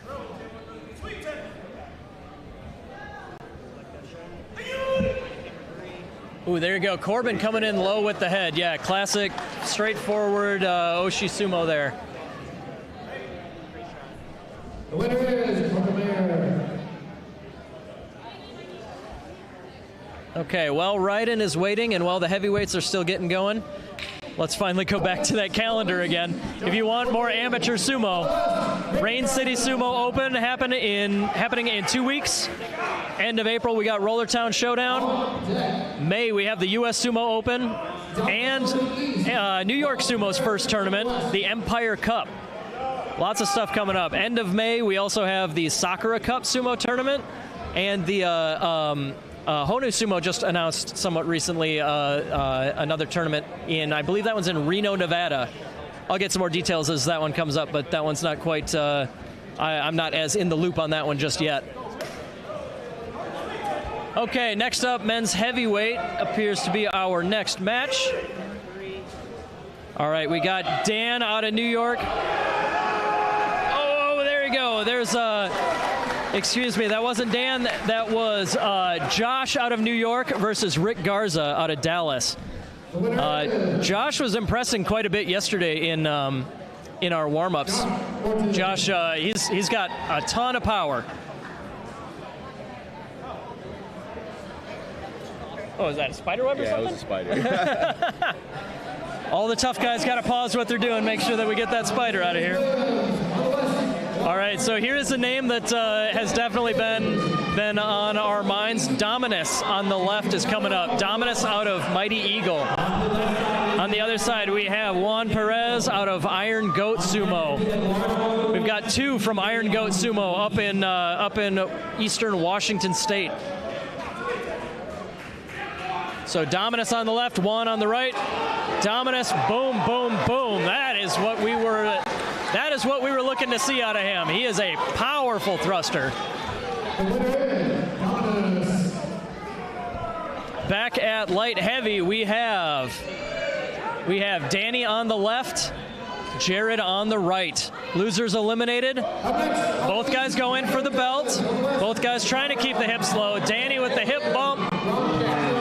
Oh, I think Danny got that one. Danny Avila out of Honu Sumo, eliminating Jared Parham out of Kurawashi.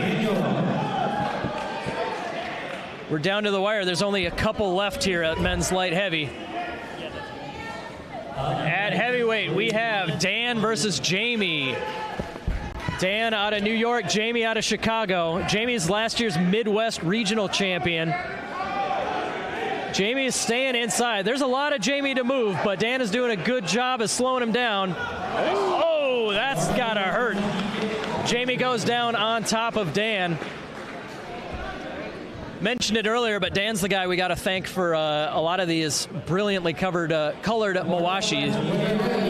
Made his own teal one there. Okay, light heavyweight, TJ versus Eduardo. TJ comes in low. Eduardo's got those hands on the collarbones, keeping him at distance. Both guys going for, oh yeah, TJ got the head inside, but neither guy on the belt right now. Oh, and TJ turns him around. All right, looks like everybody's good. Okay, back to heavyweight. At heavyweight, we have, it looks like Ron Porter versus Panda. Stan the Panda out of Iron Goat. Stan goes down. The winner is Ron Porter out of Show Me Sumo. Ron, one of Yama's students down there in St. Louis. And Stan, we mentioned his teammate Juan earlier, but yeah, Stan out of Eastern Washington, Iron Goat Sumo. All right, we got the upper division finals for light heavyweight. The winner here between Seth on the left and Cornelius on the right. Winner moves on to the finals. At heavyweight, we got Brandon Keever and Ryan Morris getting ready. We're going to stick with our upper division final over here with Seth and Corny. Oh, Seth gets the initial push. Corny circles, but Seth takes the win. Okay, back to heavyweight here. Both guys coming in with the thrusting. Now they're a bit tied up. Ryan certainly got the size advantage, but Brandon's got height. Brandon with the overhook, trying to get Ryan off his belt. Ryan Morris takes the win.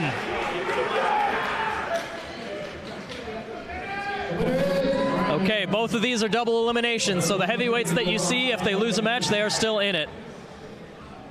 Light heavyweight, we got TJ Moore out of Ohio on the left. Danny Avila out of Honu Sumo on the right.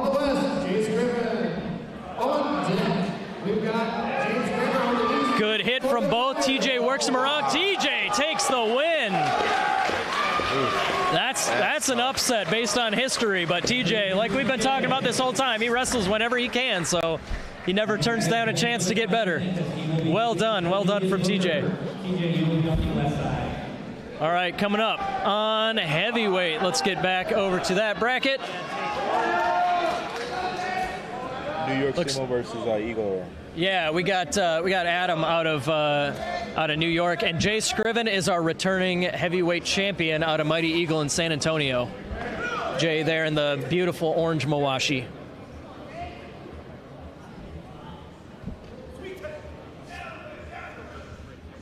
Okay, here we go. Jay's famous for his hard tachi-ai. Gets a pretty good one there. Goes for the pull. Nothing working. Slips to the side of Adam, but Adam recovers. Jay keeps going for that pull, but Adam is not having it. Jay going for the bump.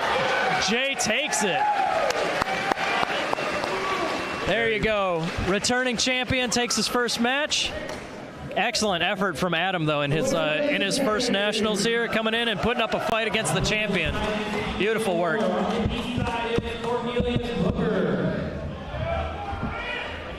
Okay, so we are down to our medalists for light heavyweight here. Our last three, we've got Cornelius, Seth, and TJ. Yeah, we're down to top 3 at light heavy already. With TJ taking the win over Danny, he's guaranteed a slot on the podium. All 3 guys still have a chance at gold. Cornelius versus TJ will be coming up soon. I may stand periodically to see. Yeah, heavyweight, we got James Grammer out of New York versus Corbin Meyer out of Ohio. Both matches look to be fairly synced up, but heavyweights are a little bit ahead. Heavyweights come in. Corbin gets inside, but James is turning him. Corbin takes the win. Beautiful throw. Yeah, excellent work there from Corbin. Just in time for us to swap back over, Cornelius and TJ. All right, Cornelius on the left, TJ on the right. Loser takes the bronze medal. Winner moves on to face Seth in the gold medal match. Yep, exactly, right there. Both these guys are they very much get in the zone to make sure that they know they're at full capacity here. Good charge from both. Corny is on the inside, goes for the arm throw. TJ defends. Good work from TJ. Staying inside, but Corny's pushing him back. Corny's got that big underhook there, but TJ does have his hands on the belt. TJ with the throw. Oh, he almost had him, and Corny spins him back the other way. Yeah, TJ like just inches from taking the win, but I think Cornelius got it. Well, I think they want to see if Corny's they want to take a look. down. They want to talk about that one. I think they want to see if Corny's knee went down. I don't know. I didn't get a good view, but I could see some possible. They want it. The judges want to take a look at that one. It might have been a knee touch in the first. Yeah. TJ got a throw, but almost got him, I thought. No, he did get him. TJ moves on to the finals. Interesting.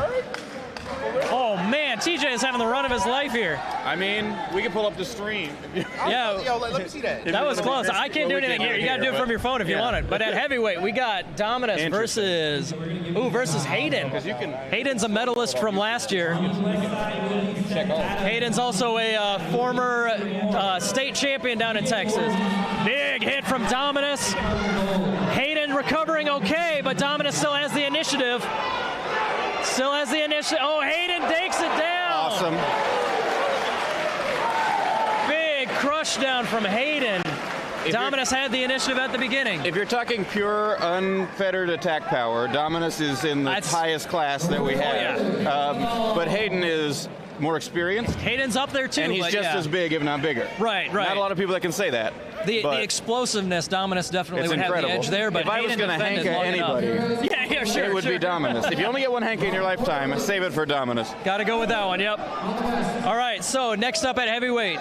Jamie? Let's see. I see Jamie, and I apologize that Victor out of Mighty Eagle. Looks like they're gearing up over there. They're gearing up for the gold medal match at light heavyweight, but we're going to go with heavyweight here first. Real slow start, but lots of power from Jamie. Victor gets a low grip. Jamie turns him. They both go down. I think Victor might have gotten that win. Risky move. He's going to give it to Jamie. He's going to give it to Jamie. Yeah, yep, judges want to talk about that. That was very close. So at light heavy, we were giving TJ a breather because TJ's got to go back to back here for Looked like he was getting some support from Yama there in his corner. Yeah, this Cinderella run that he's on, he's got back-to-back matches, so we got to make sure that he gets a chance to breathe, minute or so in between. But as we've been mentioning for our double elimination matchups, in the finals you have to win twice. So, you have to win twice if you have already taken a loss, as TJ has. Right. So, TJ will have to beat Seth 2 times to take the gold medal. If Seth takes the win, Seth is the gold medalist and 2-time champion. Oh, they're Tori Naoshi.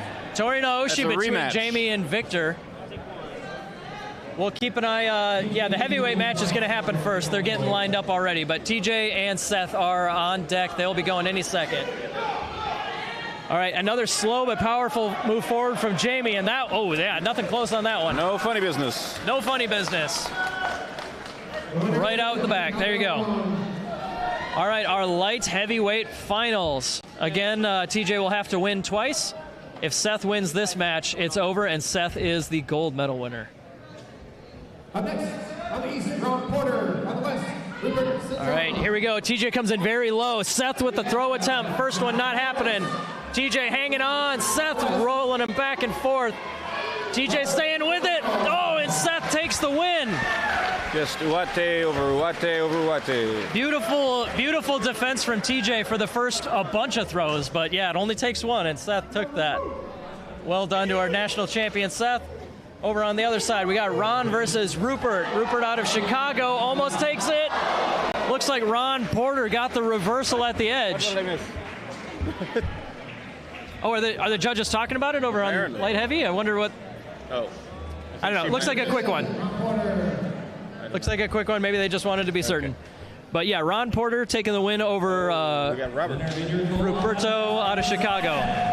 You'll hear big reaction here. That's Robert Fuimono, many-time national champion on the right. And he is taking on Ryan Morris on the left.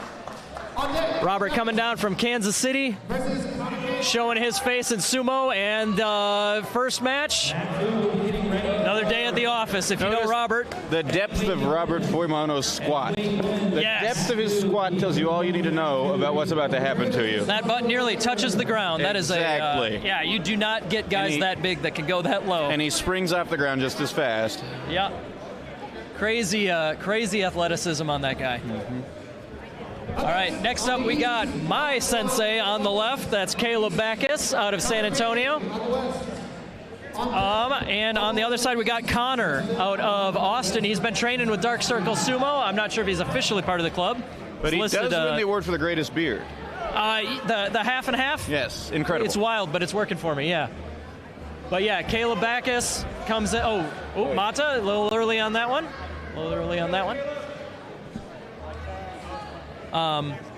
But yeah, Connor got a chance to meet him yesterday. He's a jiu-jitsu guy mainly, but he's trying sumo. Very athletic, strong guy.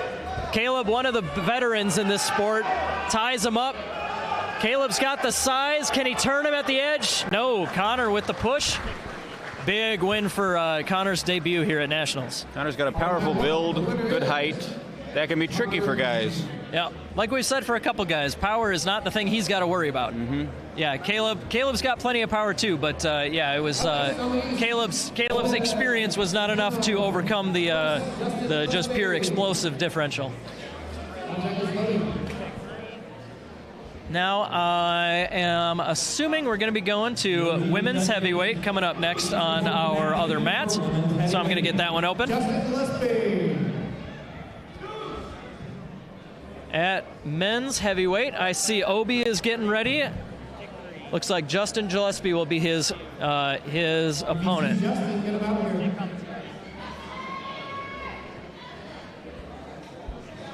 Looks like Justin's over here. Oh, he just didn't hear his name. Okay, he's good.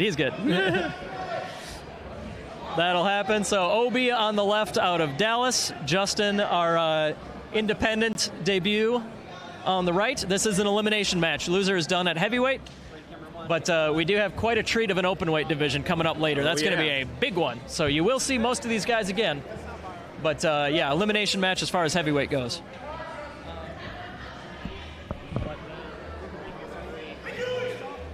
Okay, Obi gets the drop at the beginning, goes for the throw. Justin goes down. Yeah, that's a big win for Obi out of Dallas. Brianna on the west and Christina on the east. All right, they are starting to call out our women's heavyweights. So this is let's see, we got 7 women in this division. Returning medalist Christina Griffin-Jones out of Honu Sumo on the left. Brianna Lauderdale out of Tennessee Sumo on the right. Repping the raccoon on the bodysuit there that was drawn by yours truly. Oh, yeah, that's right. You're the artist for that one, yeah. If there's a funny little sumo mascot, there's a decent chance I had my hands in it. There's a decent chance no one did it, yeah. Oh, good intensity from Christina, but Brianna comes in with the power. That was a good match. Tom is going to give that one to Brianna, and the judges do want to talk about it. It was close enough to talk about it. What do you think? I'm not going to lie, I can't. So while they're doing that, other mat, we've got Bubba Garza versus Caleb Backus. Yeah, I couldn't tell either. One of the things I don't get to do very often is, here we go. So Caleb comes in, gets the push initially on Bubba. Pretty clean. Right out, pretty clean. Caleb moves on, Bubba is eliminated. So one thing I don't get to say very often is, from experience having faced somebody in competition, because I don't have a lot of those, I have faced Brianna. Okay, rematching. Oh, yeah, we're too close. Rematch. I faced Brianna in Indiana, and she threw me around like a sack of potatoes. She's a strong lady. And, yeah, there you go. She gets inside again, but Christina has the belt. They're working towards the edge. Christina claims the middle. Pushing, down they go. It looks like Christina got that one a bit more emphatically. Bit of a reversal from the first match. Christina in the driver's seat. Yes, Christina takes that one.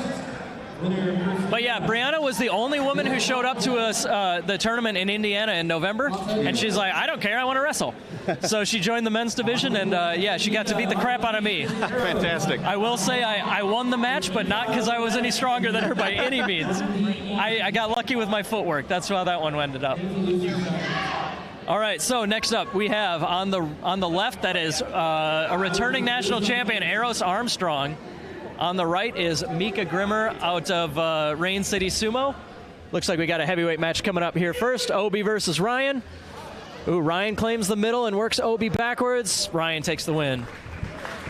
Okay, and then here is Eros versus Mika. Ooh, Eros takes the middle initially, but Mika's grabbing onto her real nice. And Eros takes her down. Oshita Oshi. Definitely showing her power. Yeah, Eros, she's one of the most intimidating wrestlers out there, and she's earned that reputation. She is tough as nails. Let's see, and then we got an all-Texas showdown here. Got an all-Texas showdown with Luch Garza on the left and Itan Perez on the right. Itan is many times. Oh yeah, these two. I don't know exactly where Itan's training right now, but she used to train a lot at Dallas, so these two have a storied history together. Victor Perez on the west. Men's matchup coming up pretty quick after this, but Luce gets inside. Itan takes the. Wow, yeah, that's Itan's power. She is just sheer strength. That is her thing. Oh, she's wearing a Honu Sumo Zekin today. Men's, we got Rick Garza versus Ruperto Cintrone. Rick out of Dallas, Rupert out of Chicago. Tied up somewhat even in the middle. Cintrone likes a body drop throw. He does. Oh. He got a bit of a lift. He likes to go for those throws at the edge like that. Oh, Rick might have ended up on get top. The pivot enough, I don't think. There's that wrestling throw we were talking about earlier in the day where, you landed bread and butter. But if you touch down, you touch down. Yeah. So Rick takes that win. Other side, looks like Eros versus Christina is coming up next.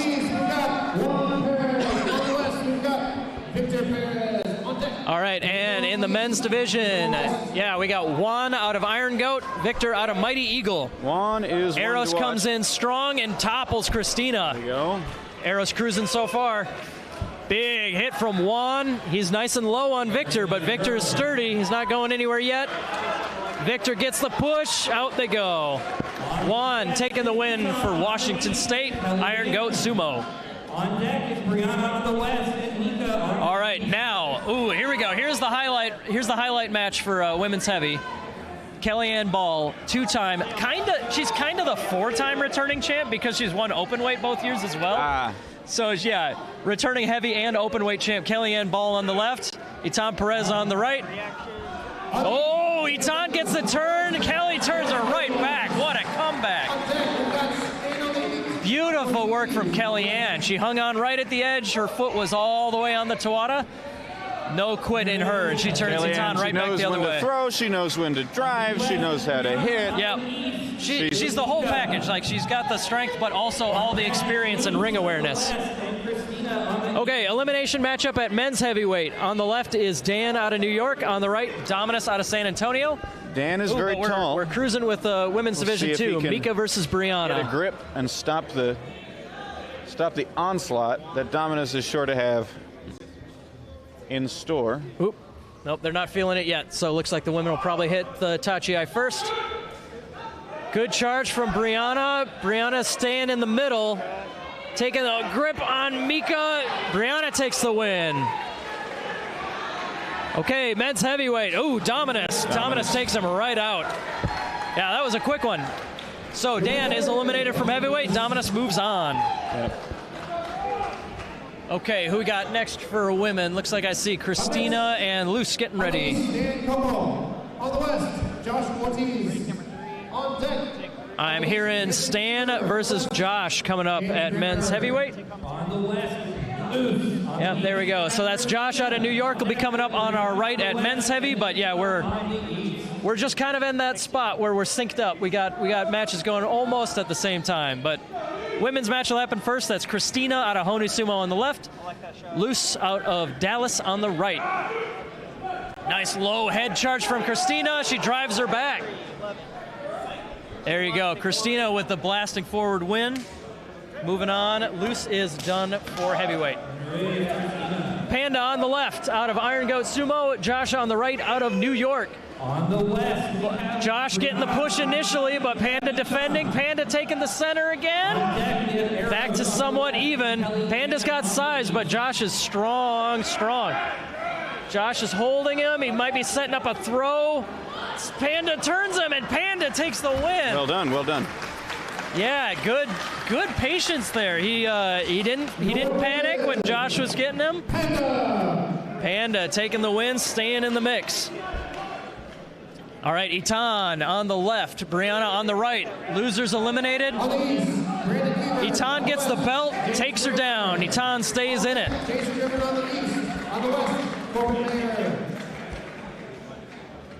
winner is Itan. Okay, winner is Itan, and we are moving on.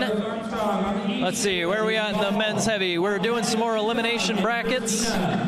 Elimination matchups. That's Brandon Kiever on the left and James Grammer on the right. Brandon's an independent. James is, he's coming from New York. James gets low and with the push. Yep, Chris says James is our winner. That's one of the spots I can't quite see, but yeah, he absolutely had the push. Great work from James. James is staying in it. Okay, women's. I think this is the upper bracket final here. Kellyanne versus Eros. Boom, Eros with the head charge, but Kellyanne stays on the inside. Eros takes her back. Wow. That's a big win for Eros. Huge hit. Excellent hit from Eros. Yeah, Took the Eros advantage from the beginning. Yeah, Eros is, she hasn't been at the last couple nationals, but the last time I saw her, she and Kellyanne are on par, if not Eros I think had the edge when she was full-time wrestling. Wow. So yeah, Eros, she was technically unseeded because she didn't compete last year. I see. But yeah, anybody taking a win over Kellyanne, even if it's her old rival, she hasn't fought in a couple years here. That's a big deal. But those women are still at it. Christina versus Itan, and these two women, this will be an elimination matchup. Loser is done until open weight. Christina fights inside, but Itan's just so strong. Wow, excellent work. At men's, it looks like we missed that one, but Jay took out Corbin. Jay, the returning heavyweight champion, moving on. Great work from him. Let's see who's coming in next. I see Nick from Rain City Sumo.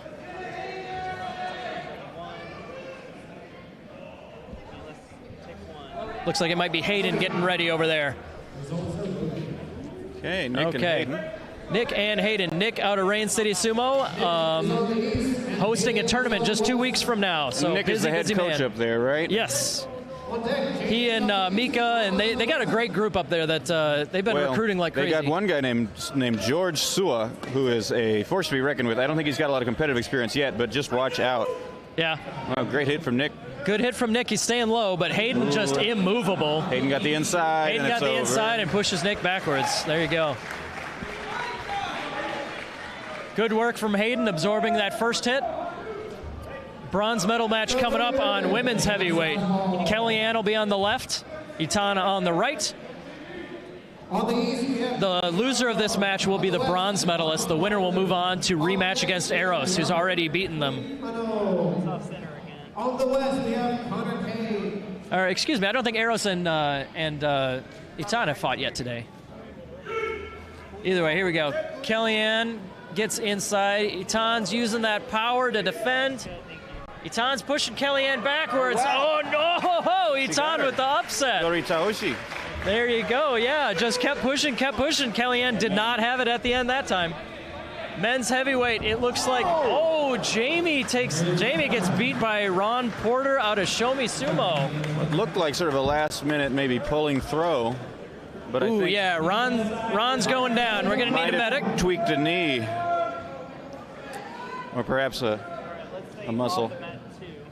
Yeah, so Ron took the win, but he went down. We already got the medic on hand, so we're good. And on the women's side, we are giving everybody a breather, but Itan versus Eros will be the gold medal match. Yeah, Ron, it looks like a leg injury. He is back up, but yeah, we got the medics on hand. We'll get him taken care of for sure. Let's go to the mat 2 here, Itan versus Eros. If Eros wins, that's the gold medal and the world team slot. Itan will have to win 2 times. Ron is back up, moving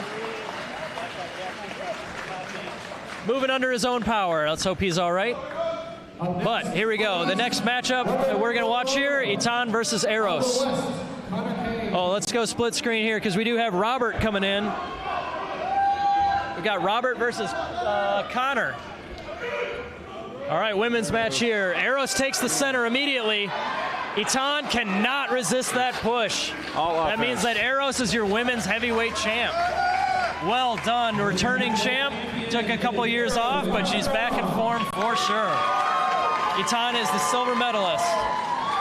All right, now we got Robert versus Connor. Oh, Connor gave him a run for his money, but Robert claims the center, gets a solid grip. Oh my God. Hey, there you go. There's his classic lift. He's thinking it again. He's thinking about it. Connor's still fighting those hands, but Robert's working him backwards. Just sheer bulldozer power. Connor, excellent defense, but Robert's still pushing him inch by inch. Oh my God. And Connor takes him down. Incredible. Wow. Did he get his foot in there? Did he trip him up or something? That was wild. Yeah, Connor just resisting long enough for yeah, Connor staying in there long enough for Robert to run out of steam a bit. That's a big upset. That's similar to Eros. Robert hasn't been at the last couple nationals, but he's one of those guys that if he shows up, he's in the conversation for favorite every time. Absolutely. But yeah, let's see how we got a couple big names that are already down in the lower bracket. We got Jamie, we got Robert down there. But yeah, let's see. We've got Rick versus Juan. Rick out of Dallas, Juan out of Iron Goat. I think Juan's pretty young, but he's got a lot of promise. Oh yeah, he's good aggression, good form. Going traditional already is always a good sign. He gets in there on the inside. Rick has defense for a second, but no, runs out.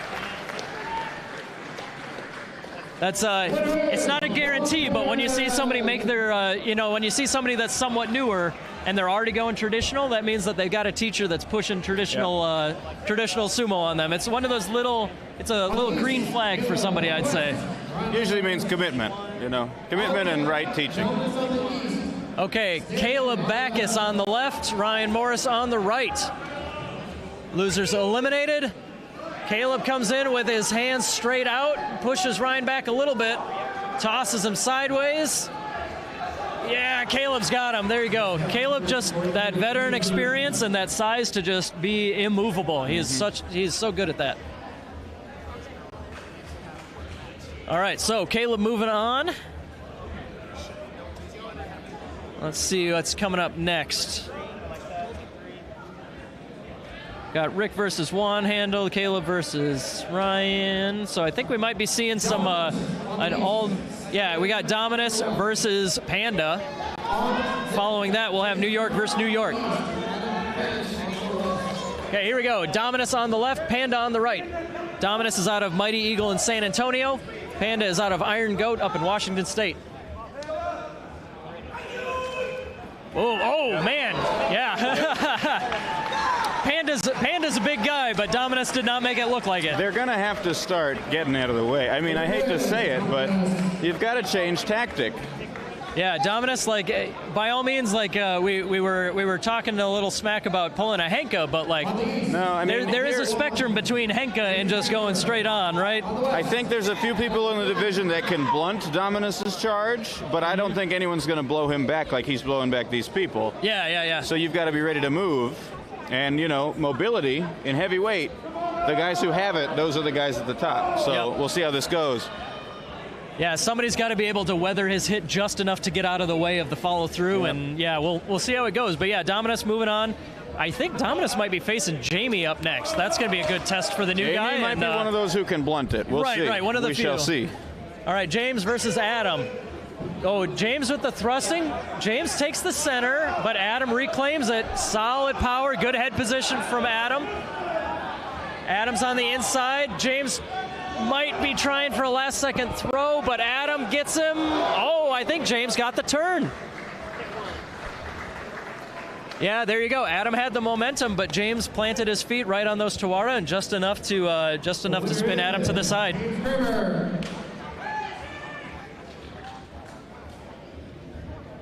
Excellent work. James, his prize for that is Robert in the next round.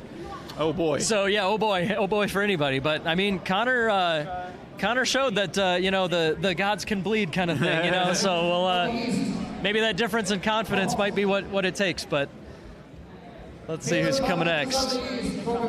Next up, we've got Caleb versus Corbin. It sounds like. You know if they're going to run open on both? Yeah. So I mentioned our openweight division is huge. Yeah. So we're going to start men's and women's open weight on one on each mat, but women's is going to be done much sooner. So once that happens, we're going to be starting to call people for both mats just to keep everything moving. So we got Billy the Hulk and his mini Hulk there. Oh yeah, Billy and his daughter. 2. Yeah. That other mat is not in use until open weight starts. So yeah, we got a couple people playing around there. She's a cutie pie. All right, Caleb versus Corbin over here on men's heavy. Elimination matchup. Loser is done until open weight. And winner moves on.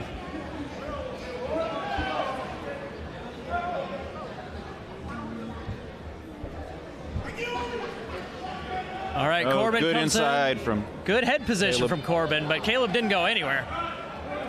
They're fighting some arm position at the edge here.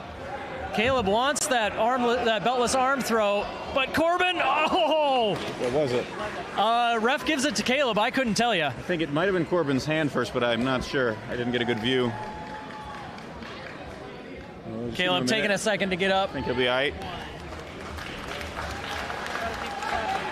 Yeah, there you go. Good work from those guys. Caleb is advancing. Corbin's day at heavyweight is done.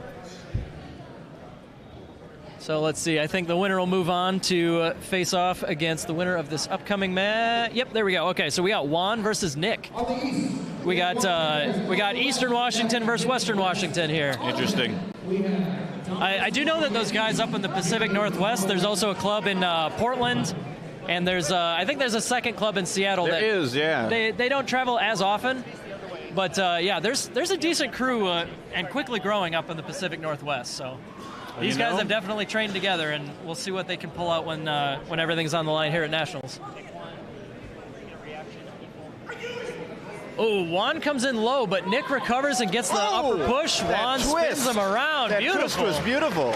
Yeah, he was there, and then he wasn't. Nick gets twisted right down. Like I said, sometimes it's the movement, Mm-hmm. Just that little couple inches hop to the side, and there you go. If his weight isn't where Nick thinks it is, Nick's going down.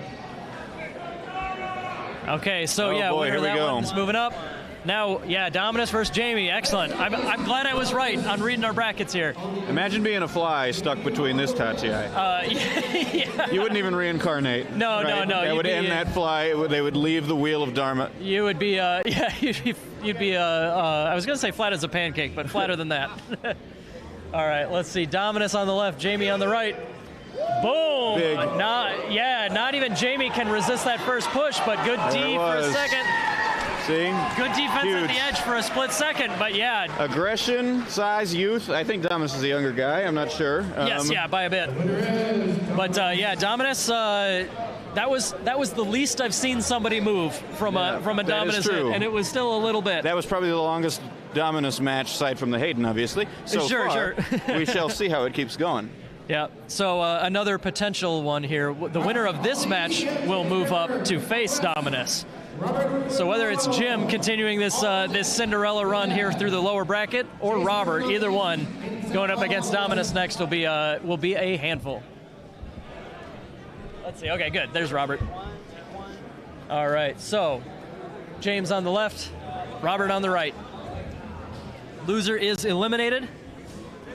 Let's see how Robert recovers from that upset win in the upper bracket.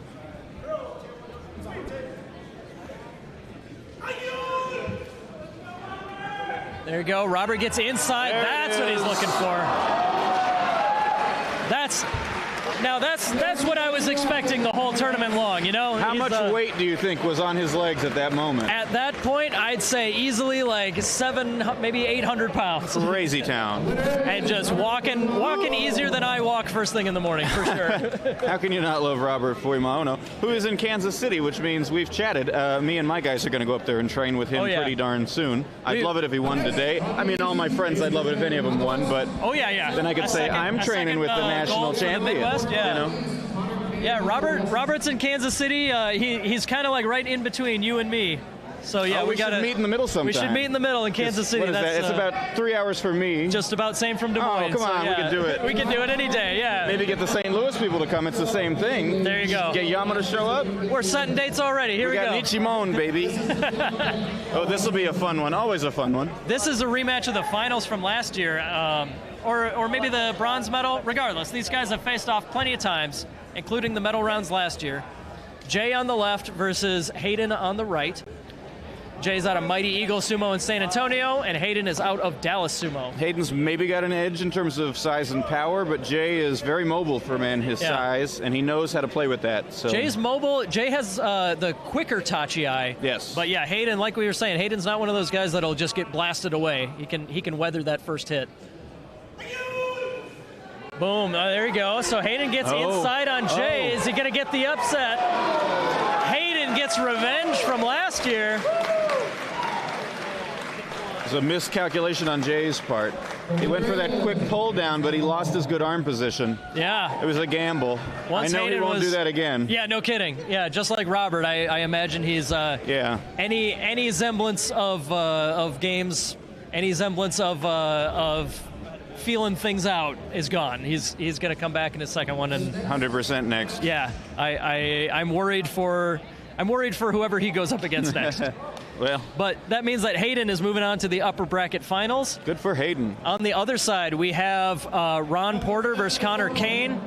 Ron, based on that leg injury, I'm guessing he is likely done for the day, but I don't know if that's been made official. Yeah, it looks like it. Yes. There it is. Yep. Default win. So Connor is moving on to fight Hayden in the upper bracket finals. Ron will move down to the lower bracket. That'll probably be a freebie win for whoever else gets that one. On the east, Caleb Buckus. On the west, Juan Perez. Okay, there you go. Sounds like Caleb versus Juan. Okay. And there it is. Dominus versus Robert will be our next match after this. I think Caleb will need to keep his head really low to keep Juan from scooping him up with that attack. Yes. And then find his way inside. If he can slow down the match, Caleb will be the favorite. If he can make it a chess match, Caleb's for sure got an edge. But yeah, he's got to make sure to resist that power from Juan. And he's got to not commit too hard, because we saw how good Juan was at timing that step aside to dump Nick earlier. Incredible. Juan comes in low. It's like Bootsukari, almost. Yeah, there you go. Caleb not giving an inch yet. Oh, Juan gets underneath. There it is. Nothing you can do. Once he gets off Caleb's center line, then he was just a matter of time walking him backwards. Great showing from the young guy. I believe Juan will get the freebie from Ron Porter withdrawing in his next matchup, but we'll see as they announce it. Okay. But here we go. Here's another headliner. We got Dominus versus Robert, and the winner moves on to face Jay. Very curious. So we're seeing a lot of our big matches we were expecting are happening down here in the lower bracket. Yeesh. I'm going to stand up for this one. Yeah, me too. All right, Dominus versus Robert. Huge hit. Great work from Dominus. Robert staying low and inside. Robert resisting at the edge, but Dominus still going. Still going. Dominus defending.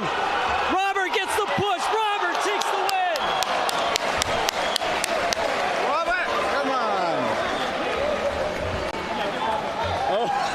Oh, that's Sumo, oh man, folks. we're gonna need a break from the medical because that was. Sumo is a combat sport. Sumo is a combat sport. Go Kansas City.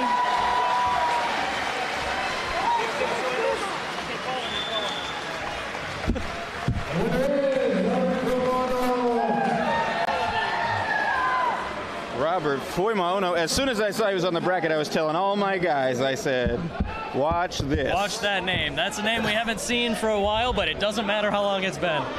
Dom's gonna have to wait at least one more year to look for a national title. But I'm gonna go ahead and say it. Doesn't matter if he didn't place. That was a hell of a day for Dominus. Oh, Dominus scares the hell out of me. Yeah. I'd love to talk to him later. I think he scares the hell out of the guy who just beat him. Like, that was good Lord. That was yeah. We gotta make sure that we clean it up. So we'll take a minute before our next matchup. Wow. But yeah, we got, let's see, 1, 2, 3, 4, 5 guys left in it, fighting over 3 medal slots. So yeah, these guys will take a little bit to make sure everybody's cleaned up. So probably not super controversial to say match of the day so far. Oh, absolutely. But, come on. Yeah. Incredible. Man, I couldn't hear anything. This place was just blowing up. So you see a match like that and you think, what other 2 wrestlers right now could have given us that match? I feel like that was kind of a special moment. And some of the people I might pick for it are the other guys that are still in it here. So here we go. Man, heavyweight is delivering. Man, no, I'm not that I expected any different, but yeah, we're well past the point where today has delivered. Look at the energy. I mean, just the room, the warmth, the turnout, the cheers. This place is like the perfect size for the amount of people that we got. This is just a blast. Done what he could. There he is, standing over there.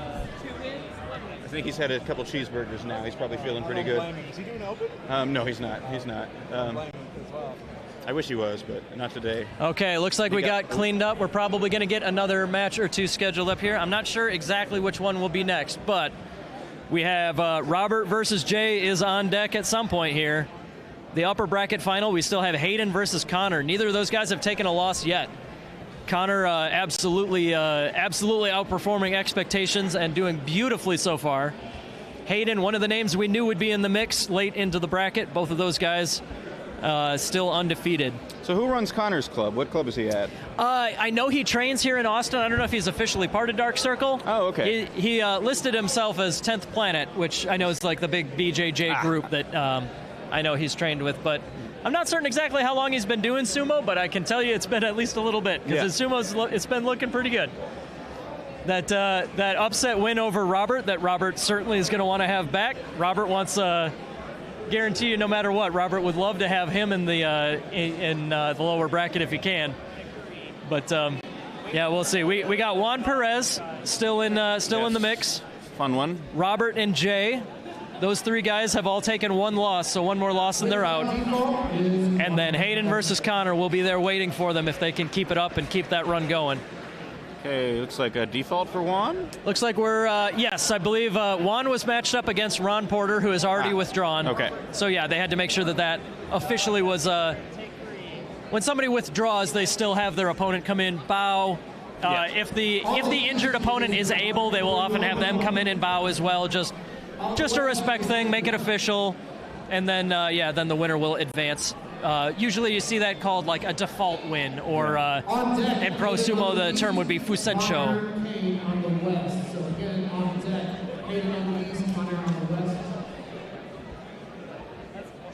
Okay, sounds like I think they're going to be doing the upper bracket finals, which is Hayden versus Connor, coming up next.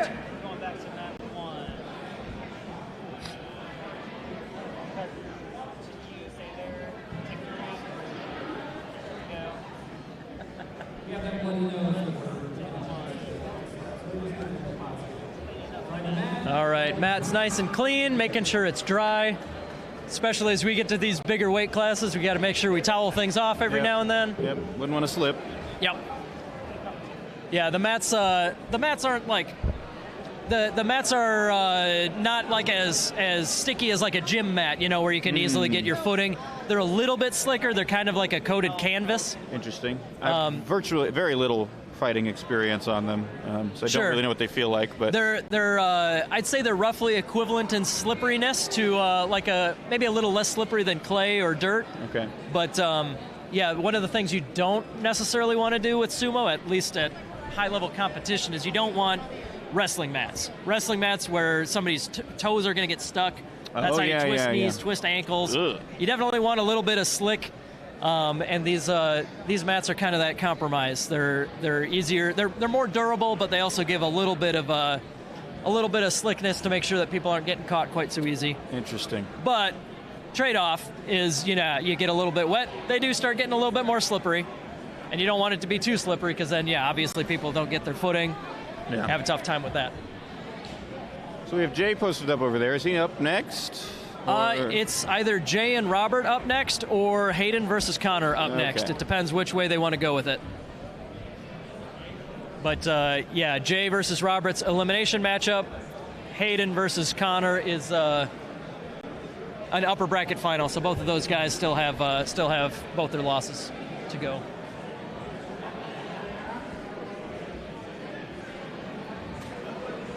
We're double checking some cameras here, but yeah, we still got a little bit of downtime so we can talk up our sponsors a bit more.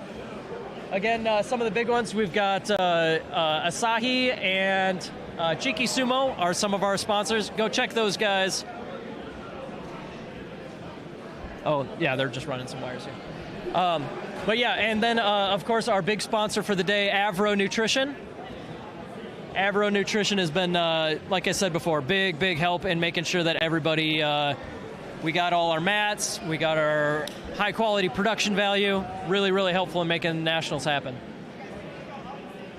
Do any of our sponsors have a tagline that we could read? What's that? Do any of our sponsors have a tagline we could read? If not, we might be able to workshop a few of them live on air. Yeah. That's not going to get us in trouble.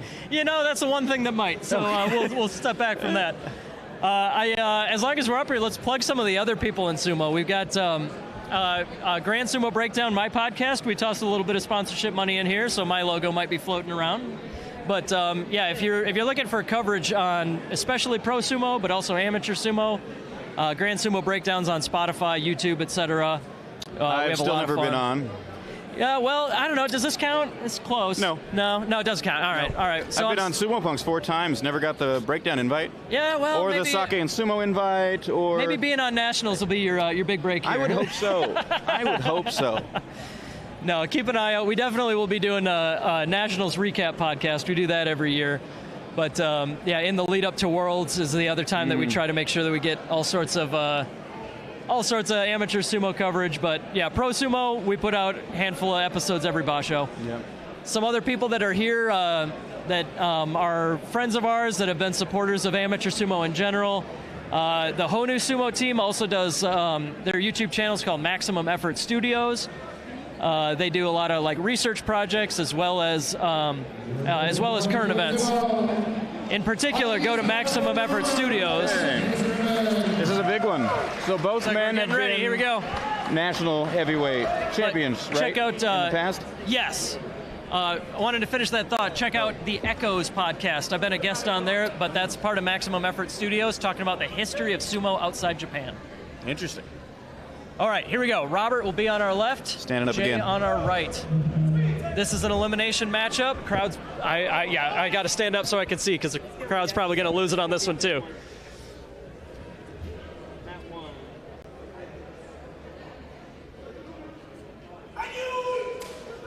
Great hit. Good work from both guys. Robert claims the center. Jay going for the twist, but Robert staying steady. Staying steady. Both guys thinking it through. Jay going for that belt, but nothing happening. Robert takes him out. Robert ending Jay's streak, going for the repeat championship. Jay is eliminated off the podium. Robert blocked that outside grip pretty flawlessly. Kind Jay of kept neutered his reaching over the defense. top, and just wasn't happening. Too far. Well, Robert's a pretty tall guy too, so he's got a great reach on him. Yep. Speaking of tall guys. Speaking of tall guys, we got a couple more here.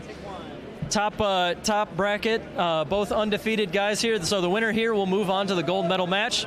But we've got Hayden out of Dallas on the left, and Connor out of Austin here on the right.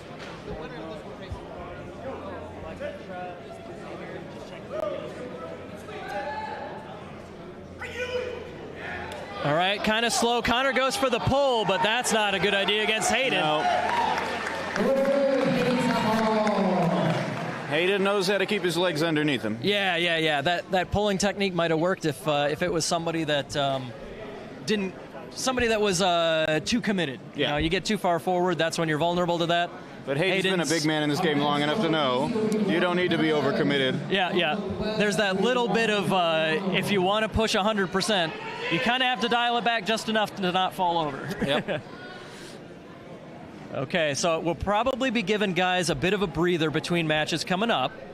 But I think we've got Robert and Juan coming up for the, here we go. So Hayden, Connor, Robert, and Juan are our last 4 guys in the division. The winner here moves on to the medal rounds. The loser here is eliminated in 4th place. Yeah, winner here is going to go on to face Connor for the bronze medal match. Oof.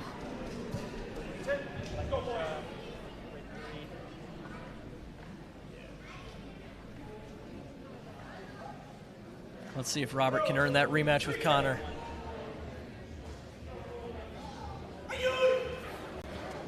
Ooh, Juan gets in quicker. Oh, Robert at the edge. Robert at the edge. Juan has almost got him. It's almost got him. Fight. In and out. Juan Perez taking the win, moving on to the podium. Very impressive. Wow, Jay and Robert finishing off the podium. That's some serious upsets here. Beautiful fight from Robert. He hung on so long at the edge, but yeah, Juan just he was just fresher and he had the harder hit right off the bat. Absolutely. Yeah, I'm curious how much these last couple bouts for Robert have been real grueling ones. I wonder how much of it's gas tank. He looked a little bit gassed still. Didn't have as much time in between matches for sure. Yeah, he had. The obvious, goes without saying, but the bigger you are, the longer it takes you to get your breath back. And we give everybody at least a little bit of a break. But I'm curious how much of that was gas tank versus just Juan being an absolute freight train that nobody saw coming today. Not nobody. I shouldn't say it that way, but I think saw him coming. I knew. It's fair to say that he is outperforming expectations. That's for sure. I look at him. I think I see the future. Absolutely. So we got Juan on the left, Connor on the right. Winner is going to move on to face Hayden for the gold medal. Man, Hayden's got to be super jazzed here because he came so close last year and he's got another shot for the gold.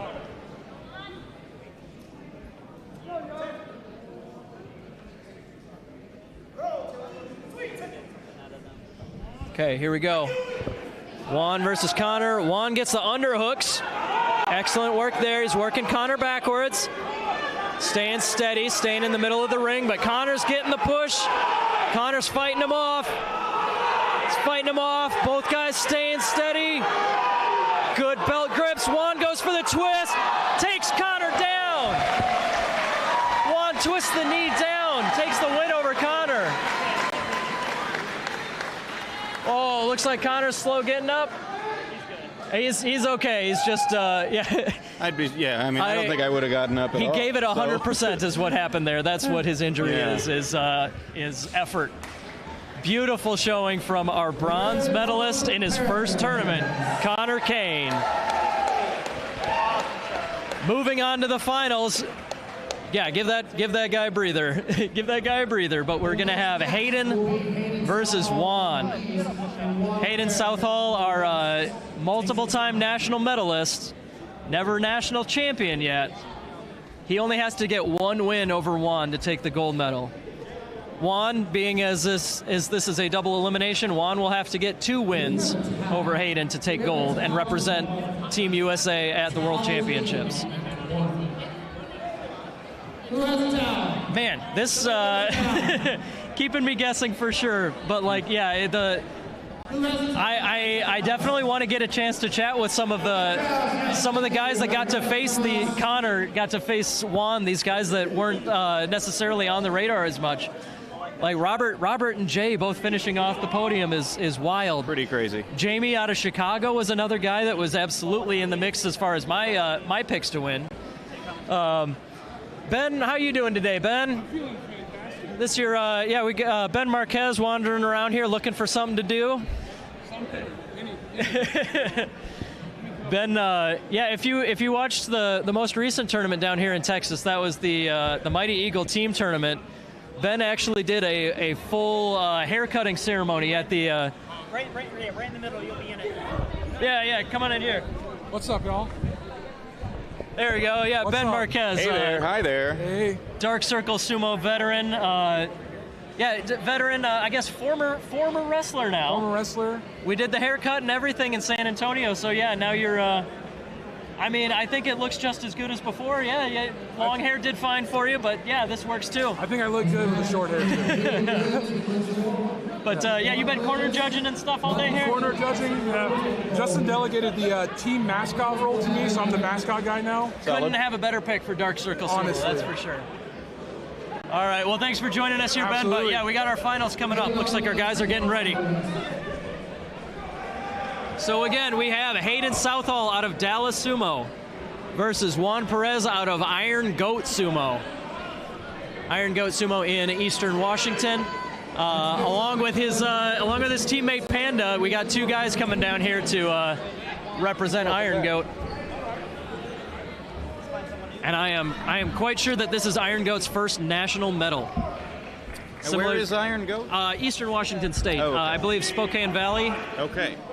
Beautiful part of the country. As Panda has told me many times, the middle of nowhere. The middle of nowhere. Well, we can all. Which is where sometimes you get. It's where sometimes you come across big old tough boys like Juan here. So. Okay, here we go. If Hayden wins, he gets the heavyweight title. If Juan wins, we have to rematch immediately. Big hit from Juan, but Hayden pushes him back.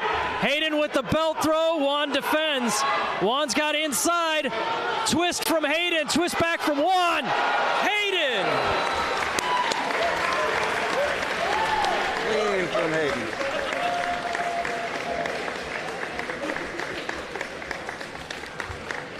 Wow, back and forth. Great defense and offense from both guys. But yeah, Hayden gets it at the edge. Incredible work from Juan Perez. And congratulations to our veteran and finally national champion in men's heavyweight, Hayden Southall out of Dallas. Texas. Oh, and the hugs begin. Oh, man. All right, looks like the commentators are tagging out here. Or sorry, not commentators. All our judges are tagging out here. We might have a bit of a break. But yeah, Openweight's next. One of the things that traditionally happens here is guys that either won their division or if they got banged up, they might pull out of Openweight. But as is, Openweight for, let's see, Openweight for women. How many we got? What's the total? It's 12. That's a reasonable size division. On the other hand, 54 men in men's Openweight. Whoa. Yeah, that's 3 withdrawals, but yeah, that's true. But that's like 100 matches. So we, like we might have mentioned briefly, we might be switching off which mat is doing. Which mat has a match on it at a given time, just because we got to keep things flowing. Right. We don't have the room all night long, so. It's like a lot of people heading out. Yeah, like I said, this is a traditional break point. We've named our heavyweight champions. People are deciding if they're gonna do Openweight or not. Okay. And we're just gonna. We got some time to kill here, so. Okay. We might see if we can grab a guest or two, but. Yeah, I mean, it might allow me to go take a break a bit myself. I was You've gonna been say, going strong all day. I'm definitely gonna look for a chance to step away, get some water and such, but. Yeah, we'll look for some people to sub in, but yeah, we've been having a great day so far. So let's go through and see if we can name our champions so far, because yeah, Men's heavyweight, like we just finished, we got Hayden Southall representing Team USA in Thailand this year. Let's see. Light heavyweight, we got a repeat from Seth Adams out of Raijin Sumo in North Carolina. Middleweight. What's that? You're not. Okay. That's not for me. But yeah, the guys at the tables, we'll figure it out. Yeah. You got a minute. Yeah, Hayden just came up to the table and he's like, I'm not doing open. Yeah, understandable. he got his world team slot. He's good for the day. All right. So yeah, middleweight. We had our Midwestern boy Gabe Unick taking his first national title. Yes. Bulking up from lightweight to middleweight, paid off. At lightweight, Edibo Kanyeha had a scare in the beginning, but yeah, he was all business from there. All business from Edo, and he stormed back through the losers bracket to take that title. Now let's see, going back down to the women, we have a repeat from Madison. Madison Gwynn out of War Sumo in Houston, taking her second straight lightweight title.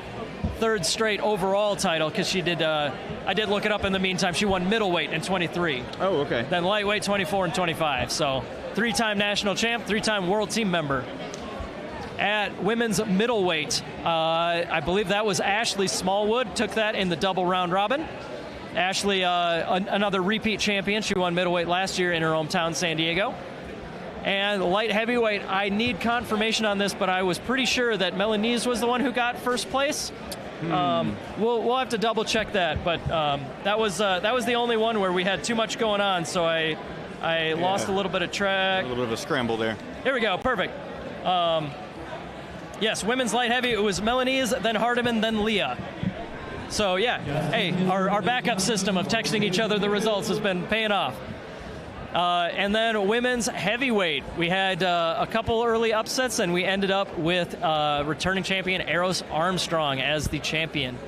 Once again, world team member Eros, taking a couple years off national competition, getting right back in there, doing the thing. So, had some amazing showings from some dark horses.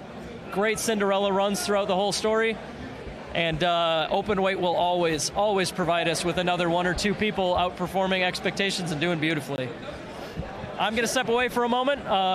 Justin, you need me? Okay. Okay. All right. I will be back in a little bit. Oh, yeah, mostly. Ichiro, you guys, I don't know, swap some pro sumo stories or something. You guys just chat for a while. We got some air to fill.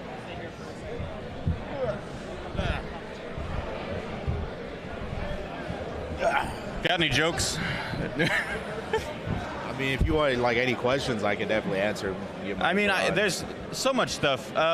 So like, it's funny. You said that you were kind of debating two things: either going to the military, but your mom was like, "No way, go to sumo." Right. I've heard some people say that, especially back in the day, that sumo lifestyle, in some ways, might be worse than going into the military. How did you feel about all the things that came with living in the stable? See, the thing about that is I really didn't figure out about all that until I was already in. So I was just kind of like, oh, joy. Oh. Your mom didn't tell you? Yeah, I was like, what did I just get myself into? But I mean, it's not all that bad, I guess. Yes, in some cases, yeah, I guess being in the military would be better because, you know, you have your freedom. Whatever, granted, I know you guys work a lot, but whenever you do get, whether it be in the Navy, you know, shore leave or, you know, you get leave of some sort, you can go do whatever you want. In sumo, it's not like that. You are not free to do whatever you like because it is a lot more than just a sport. It's a lifestyle. It's everything you do is will be scrutinized in public because, you know, you can't really hide the fact that you're a sumo wrestler. You got the top knot, and you always got to go in traditional wear. You can't go outside in Western clothes, right? Exactly. Interesting. Well, you can, it's just you're not supposed to. I see. If you get caught, it's kind of like a big no-no. Yeah. So. Well, I don't know. You got to look comfortable. They are. It's just when it gets really hot, they're just not as comfortable. Yeah, it's laundry on yukata is also not fun as well. You got to get it dry cleaned. Oh Lord. Yeah, you can't just wash them. I mean, you could. You just got to be careful. Yeah. Did you maintain any like connections with your fellow stablemates? Any friends for life? I don't know about friends for life, but I definitely keep up with some here and there. You know, I feel like recently I've probably been putting a little bit more effort in than they have, but I mean, it is what it is. You know, life be life, and you know, life's tough. It's tough out here trying to make it, you know, in this big old world. But yeah, no, I think recently I talked to a couple of my stablemates like maybe a month or two ago. So I mean, yeah, we do keep in touch. It's good.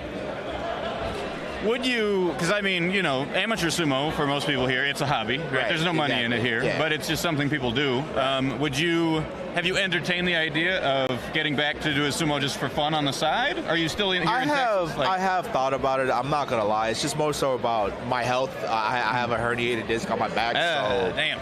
Yeah, I don't, there's really nothing you can do to fix it besides therapy. I mean, it's not really even fixing it. It's more so just like making sure it doesn't get worse. So that's why I don't want it to get worse. So. Did that happen in sumo? I think a little bit, because I've always had lower back pain. I just never got it checked out, and it might not have been herniated in sumo, but it definitely got stuck. You know, it's one of those tiny cracks in the armor type of deals, and then the sooner, you know, it just keeps getting worse and worse the more you go on. So I think that was the case with me personally. But. And what was your fighting weight? I haven't judged it all. I don't know if you want to stay here. I could do it. But okay, yeah. If you want to go. Okay. I haven't got to do it yet. I might go pee first. Okay, by my lonesome. All right, try to keep you guys entertained. All right, what do we got going on right now? I don't even know. I believe we're still in intermission. I believe it's going to be open weight after this, correct? You don't know. Someone's coming back now. Oh, perfect. Okay. Yeah.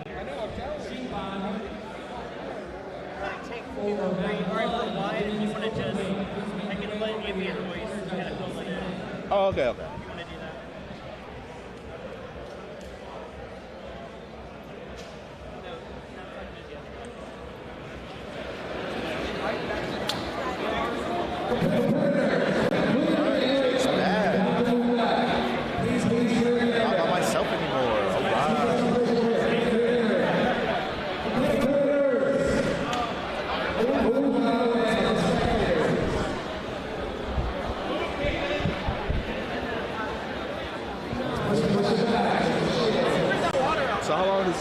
Usually on these situations, because right now everything's done. We're just waiting for open weight, correct? Yes. Okay. So I think we're going to start women's open weight on one side, men's on the other, and then women's will finish long before. Right, because obviously less competitors. Yep. So yeah, and then we'll fill in the other mat with men's as we go. Yeah, we'll see. We do technically still have all 54, 55 competitors on the list, but there have been for sure a couple withdrawals. Yeah, I was also present for everyone coming in. Like, after they got their medals, like, all right, hey, yo, take me out. Yeah, hated wasting no time. He's like, I did my job, I'm out. Yeah, same with Gabe Unick earlier. Oh, he did the same. I'm out. I did what I came to do. Nah, I'm done, bro. I'm good. I don't blame them, because, you know, especially if you're going to represent your country later on, you don't want to risk any unnecessary chances to get hurt. And for World Championships, you do get an open weight competitor for each nation, but there's no point in doubling up. Right, exactly. Yeah. If you do double up, like Kellyanne doubled up last year, but then they just took second place. On the west side is Grant. On the east side is Thank you so much, sir. On deck, on the west Another shout out to Ben Marquez of Dark Circle for keeping me hydrated. Thank you, sir. Oh, that's nice. All right. Last call for side on the east side. Looks like we got our first withdrawal. Oh, right. Oh no, never mind. First match, I think. No? I saw him outside his Mawashi, so I was worried that he was... Okay, so Sai on the left out of Dark Circle Sumo, and Brant out of Raijin on the right. Looks like men's are getting ready to go. Women's are not too far behind. Sai versus Brant will be our first men's open weight match. Ah, there's Noah. Okay. I was pretty sure that he was going to do some side judging here, but... Yeah, no, I think that's why. Yes. All right, first match. Okay, here we go. Dark Circle versus Raijin Sumo. I'm going to get the women's open weight bracket up too, so we can follow that when they start. Ooh, good hit from Sai. Nice head position. Brant's got a sturdy grip there. And then he pulls Sai over. Way to hold in there until the end. Didn't give an inch. Good work there. Jessica Hopper, but this will be winner is Brant. Rachel, all right, Brant is moving on. So with this giant bracket, I will probably not be able to follow along super in-depth until we get towards the end. I'll keep you posted where we're at in the bracket, roughly. But yeah, it's a big one. So we'll just be doing match for a while here. And then when we get closer to the end, I'll keep you posted on where we're at. Oh, and this is a traditional tournament style, correct? One and done, you lose, you're out? No, for a national title, we got to do it double. So double elimination. Everybody is still in it with one loss. Okay. Yep. Zach out of Mighty Eagle on the left. Josh out of New York on the right. Women are getting ready, so we'll be switching off again. All right, Zach fighting for the inside. Yeah, Josh gets a big bear hug in there. Yes. Tips Zach over. All right. Got in there. Perfect timing here. We're going right over to women's open weight. Our opening matchup is co-champions here. Ashley on the left, Melanese on the right. This is your middleweight and light heavyweight champion going against each other in the opening round. That's pretty cool. Ooh, Ashley fake slow goes. Yikes. Oh, wow, that was textbook right there. Yeah, fake high, go low, went for the leg grab immediately. Looked very similar to how Ura wrestles. Yeah. She paid the price for it though. Looks like she went low with the head. Yeah. got her bell rung, but she's moving on. Oh yeah, you can see her. She'll be alright. Oh yeah. In the early rounds of open weight, you got a lot of time between your matchups, so she's got a few to sit around. Yeah. So hopefully she's okay. On the men's side, let's see who we got.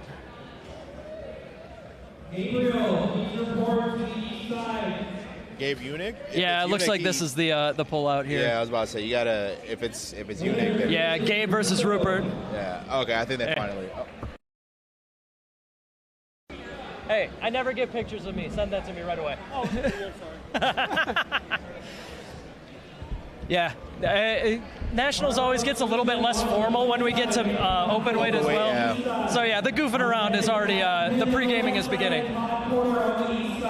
So confirmation there that Gabe Unick has withdrawn. He got his title, he's done. Rupert from Chicago's moving on. Over there we got Caleb out of Mighty Eagle versus Carlos out of Shogeki is what I think should be coming.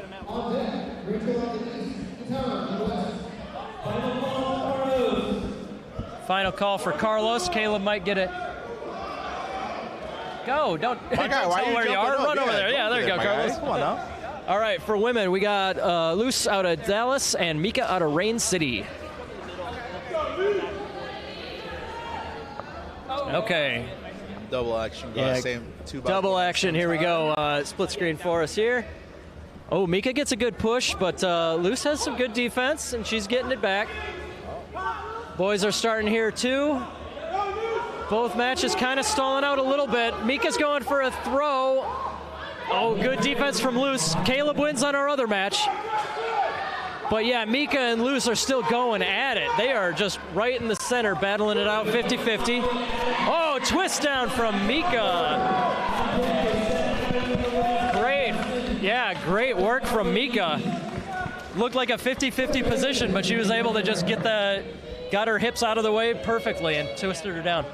On the east, Rachel Jakes. On the west, Tom Perez.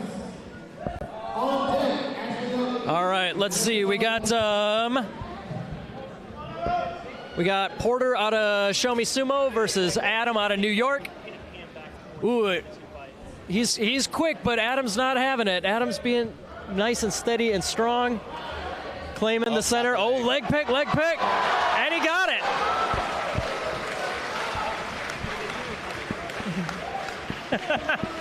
Todd Porter, I apologize. There's two Porters here out of Show Me Sumo.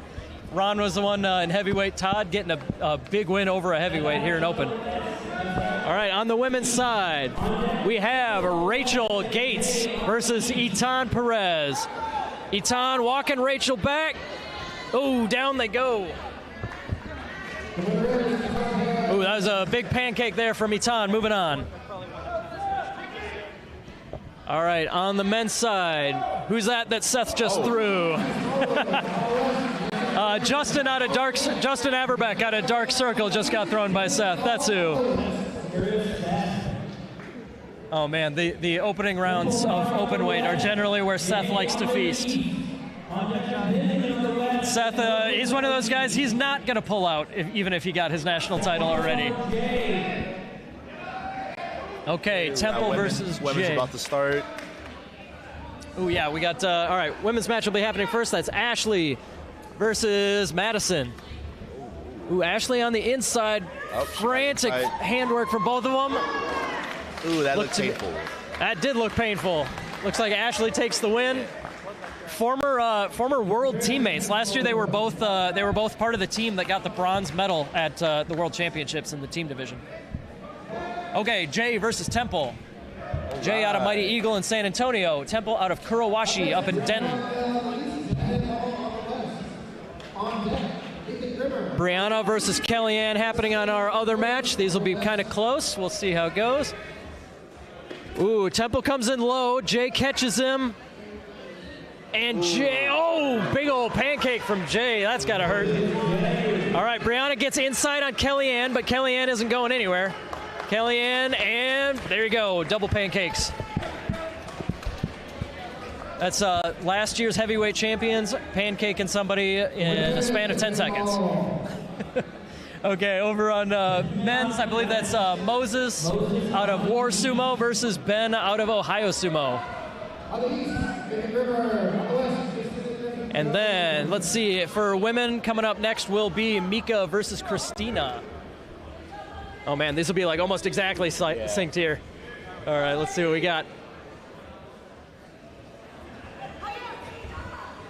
All right, the women start off first. Christina getting inside, pushing Mika back. All right, and then on the men's side, oh, Ben's got the center. He's pushing Moses around, but Moses is he showed he was kind of tricky. Ben twists him down. Good work from Ben. He's a former national medalist, and he's probably the most experienced technical guy in up in Ohio, maybe along with Darius. But like, he'll never get outsmarted. But yeah, you got to outmuscle him if you're gonna beat Ben. Okay, who we got?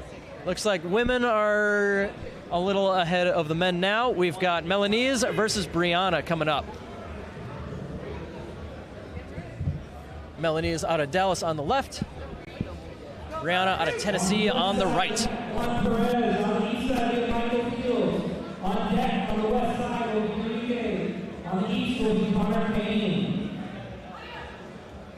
Ooh, good hit from Brianna. Brianna going straight forward. Another pancake, man. I like to see people not give up at the edge, but yeah, that's still got to hurt. On the men's side, Michael Fields on the left. Juan Perez looking to duplicate some of that heavyweight success on the right. Both guys from Washington State. Michael Fields trains with Rain City. Juan trains with Iron Goat.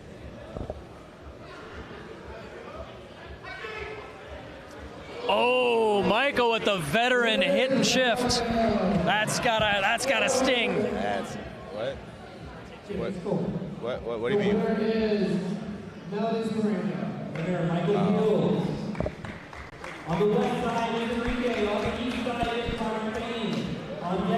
Looks like there might have been a bit of a mix-up on the other mat. I believe Melanese was given the win. Must have been Brianna's foot touching out. We can go back and look at that sometime. But either way, like we've been saying, we got to keep moving. We got so many matches that are happening. Connor Kane on the left out of Austin. Rick Garza out of Dallas on the right. And here we go. Connor, the heavyweight bronze, gets the pull down on Rick. Oof, that's got to hurt.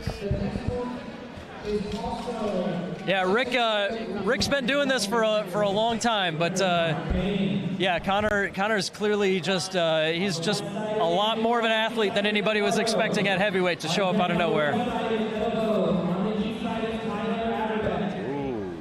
Okay, next up, looks like the men are ahead of schedule here from the women.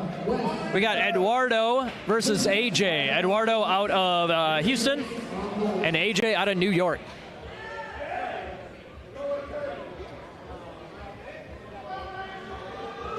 Okay, it looks like Luce versus Rachel coming up on the women's side. Yeah, these will be fairly synced up.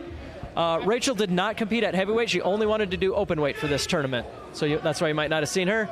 All right, AJ on the inside and spins until Eduardo goes down. That was some good work against the bigger man, just making sure he stayed mobile. All right, on the women's side, Rachel gets a good push. Luce turns her, though. Rachel out of Kurowashi up in Denton. Former training partners here. But Luce is battling on the inside, and down goes Rachel. Valiant effort. Oh, yeah, she was not giving it. She was not quitting on that one. All right, men's side. Men's side, I see Edibo. Who's he facing here? Tyler out of Dark Circle. Ooh. Yep, well, that one's done. Very, very decisive match. Edibo, yeah, not slowing down after lightweight. I think he probably did the same thing to Tyler in the lightweight division. All right, so we're a bit synced up again. Let's see who's coming out. We got Itan versus Ashley on the women's side. Dominus versus Jared on I keep saying East and West because I'm used to being the one calling out who goes where. Dominus versus Jared in the men's division. Itan versus Ashley in the women's.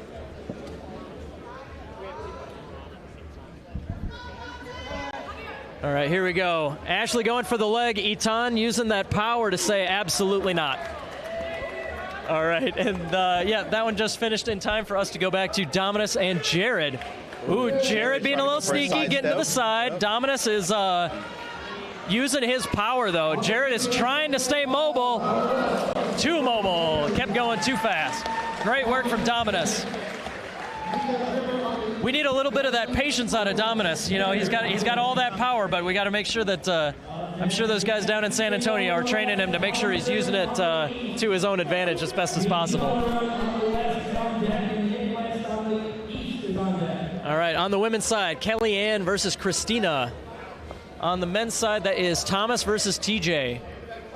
All right, women's about to start. Yeah, women's about to start. Ooh, Christina comes real low.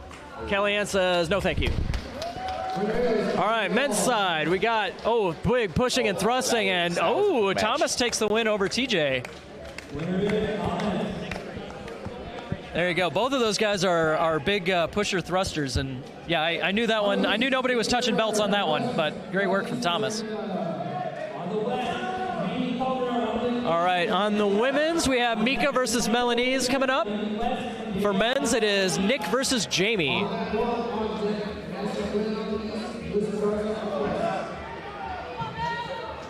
So yeah, Mika versus Melanese. I believe this to be a elimination matchup. We're getting pretty deep into the women's bracket. All right, both matches going wild. Let's see, can Nick push out the big man, Jamie? No, Jamie turns him around. All right, Mika and Jamie coming out on top. Great work from both of them. That putting Jamie to the edge of the ring is that is a big feat. Yep. So yeah, Nick did great, but Jamie was patient enough and used that explosive power when he needed it.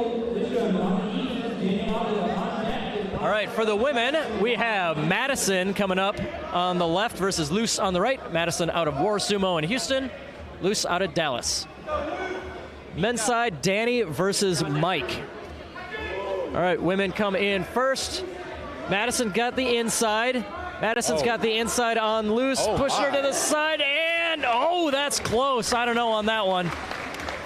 On the men's side, what happened over there, Ichiro? Looks like Mike got him. Mike had a pretty. There you go, beating the veteran from the higher weight class. That's a heck of a win for Mike. Yeah, he did pretty good. Oh, looks like Luce versus Madison needs to be reviewed by the judges. We'll see what they do. Hey, that might get us unsynced a little bit. That'll be nice. One match at a time. We'll see. Looks like we got a withdrawal on the men's side. I think Oscar, it looks like Oscar's getting a free win. Or not.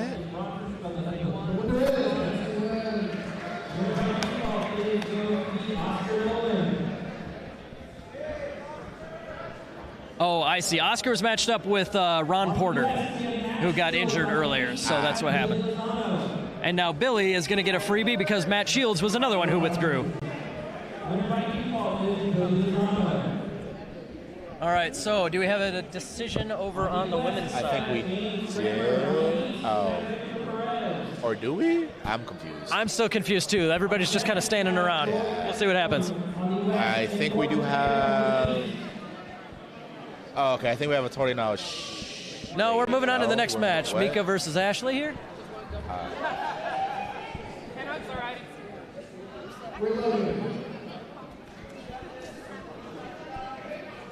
A lot of confusion on the women's side. Nope, just enough to get us resynced up, it looks like. Yeah. On the men's, we have Victor out of Mighty Eagle versus James from New York.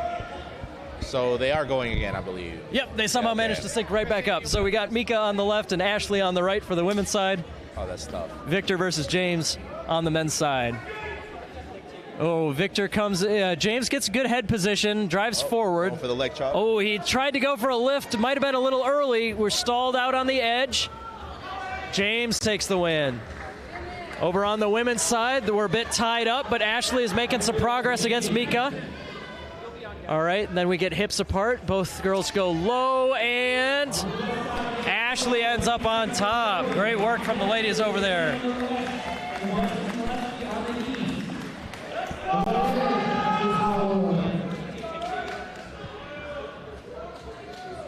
All right, so on the women's side, we are down to, I think, 5. So we're getting real close on the women's side. All right. The men's side is still the Wild West. We still got a bajillion guys going. Corbin versus Troy. Corbin takes the all-Ohio battle. So yeah, Corbin and Troy showed up kind of out of nowhere in November and did very well at that tournament. But women's starting up. oh yeah, sorry, women's starting. Christina gets a good charge on Madison, but who touched first on that one? What? Our judge is giving it to Madison. Christina might have overextended. I think they're definitely. Yeah, judges are gonna talk about that one. I couldn't see, but it looked like Christina got an excellent push, but yeah, it's just another one of those where it comes down to the touch at the end. Who touched out first?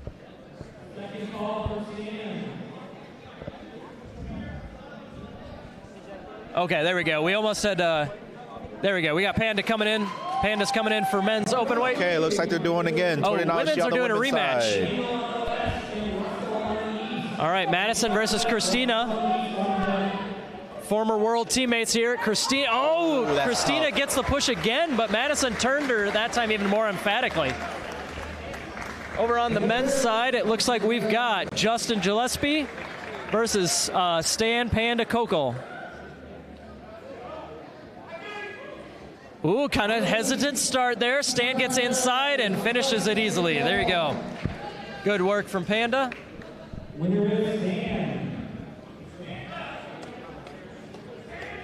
All right, women, it looks like we might be moving on to our upper bracket finals, which is Etan versus Kellyanne. Winner here is moving on to the gold medal match. Loser will go down, looks like Madison and Ashley will be the lower division final. All right, men first. Oh, nice touch. Danny coming in. Ooh, there you go. Danny takes an easy win there. Okay, Etan versus Kellyanne is our next match for the women's division here. Ooh, Kellyanne moves forward, but Etan's got it. Oh, yeah, Kellyanne twists her around, and down she goes. Ooh, you can tell Etan is unhappy with herself there, but double elimination, she's still in it.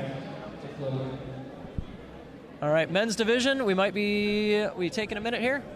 On the east, we have Ashley Smallwood. On the west, this is Lynn.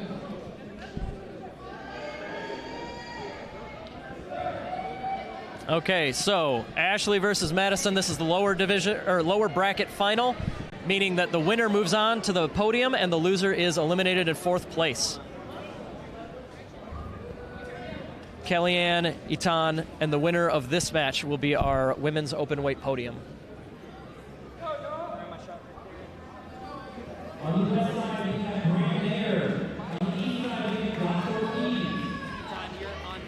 right, here we go. Here go the ladies.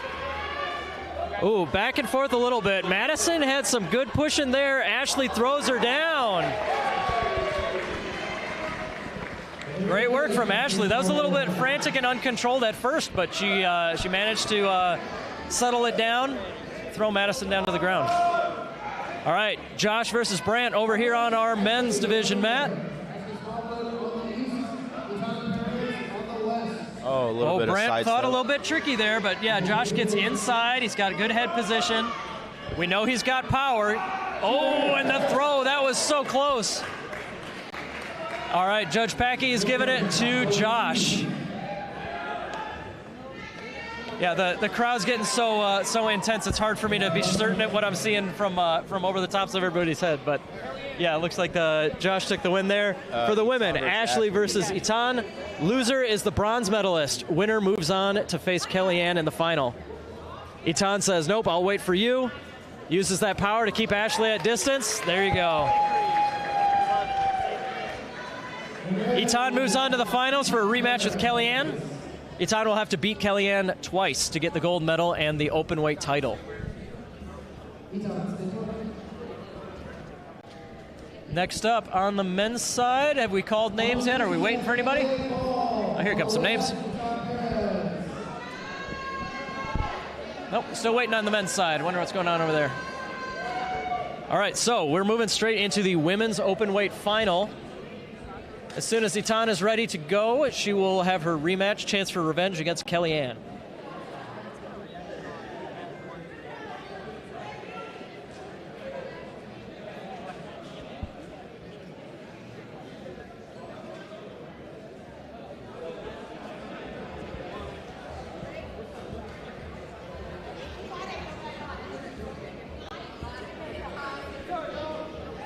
Okay, here we go. If Kellyanne wins, she takes the Openweight title. If Etan wins, they have a rematch. Whatever was going on the men's side is figured out. They are calling out names.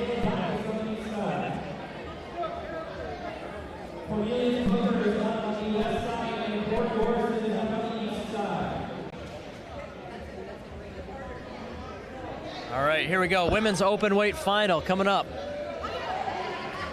A little hesitant start. Kellyanne gets the push first. Good movement from Etan. Little hand fighting. Oh, dodges the throw. Gets the arm unhooked. They're going in. Etan. Oh, I think Etan got that one. I do believe so as well. I think we're due for a rematch immediately. Oh, and then with left side we got Maybe not immediately. Maybe they need a minute. I can't see. All right, Corey Morrison on the left. Cornelius Booker on the right in the men's Openweight. Oh, it's Corey. Cornelius gets inside. And just dumps Corey to the ground. Great work from Corny over there.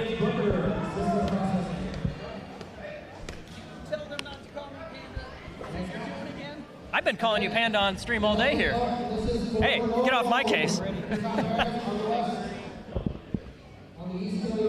Okay, here we go. So, I apologize. We're not ready yet. On women's Openweight, we're giving Etan and Kellyanne a breather. What's coming up on men's? All right, looks like we got Rupert out of Chicago. He'll be on our right. Caleb Backus on the left out of Mighty Eagle in San Antonio. This one's tough. Do I root for my Midwest guy or do I root for my sensei, the guy who's been teaching me sumo?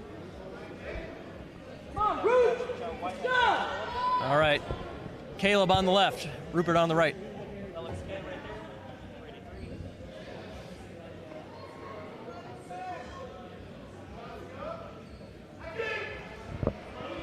Good hit. Rupert's trying to get Rupert's inside. using those grips, but Caleb is resisting. Oh, and Caleb dumps him over. Yikes. Beautiful work. Yeah, that was good work. You knew that Caleb's not getting pushed easily, and like I mentioned earlier, if he can make it like a technique battle, Caleb is among the best there.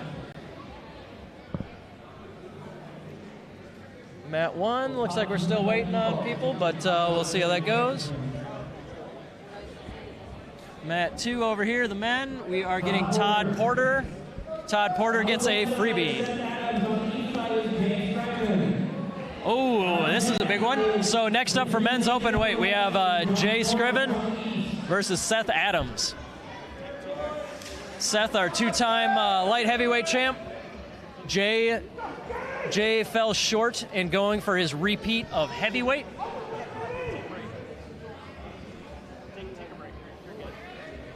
Okay, let's see. Jay out of San Antonio, Mighty Eagle Sumo. Seth Adams out of North Carolina, Raijin Sumo.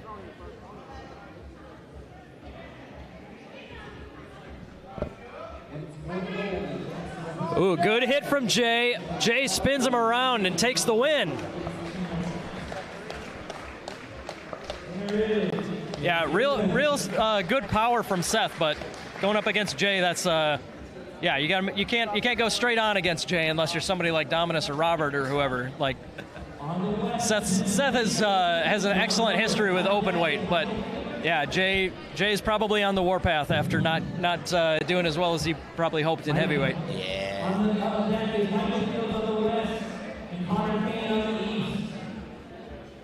Who are these guys? There we go. It looks like Ben Lacey and Ryan Morris. Very straightforward. And match. Ben Lacey takes it. Ben Lacey moving on, and we are getting ready for our women's final here. Is this a winner take all? This is winner take all, yep. Right. So Etan beat Kellyanne. Actually, their only loss in this division is to each other. Yes. So yeah, this is basically best 2 out of 3 here. Yeah, and then on the men's we got Connor versus Michael. But yeah, if we get synced up, we're definitely going to stick with the women's final here. All right, Connor versus Michael. Oh, that was a quick one. Connor goes for the quick slap down, just like Michael did in his prior match. All right, here we go. Kellyanne on the left, Etan on the right.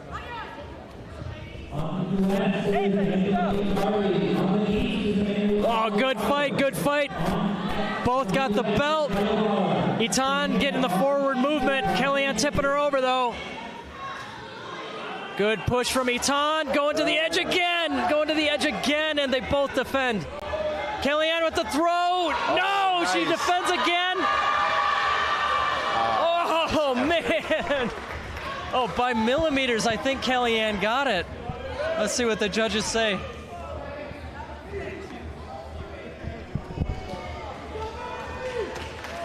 On men's, we have Emmanuel versus AJ.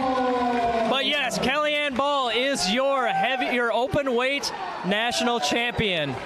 3rd year in a row. Kellyanne is the gold medalist at women's open weight. On the world team yet again. Got a chance to go and get her potentially 5th medal. No, she's gotten 3 medals at Worlds before. Judges are reviewing that one. Oh, okay. Match. All right. Well, I spoke too soon. We're going to go back to the men's. Oh, my. For the men's open weight, we have Dominus versus Edo. This could be wild. Definitely the best lightweight versus the most explosive heavyweight. This could be good. Let's see what Edo has planned for this initial push. Oh, Edo goes straight in on him. Oh, he's in there. Oh, he's in there. He's in control now. Oh, it's going to be tough.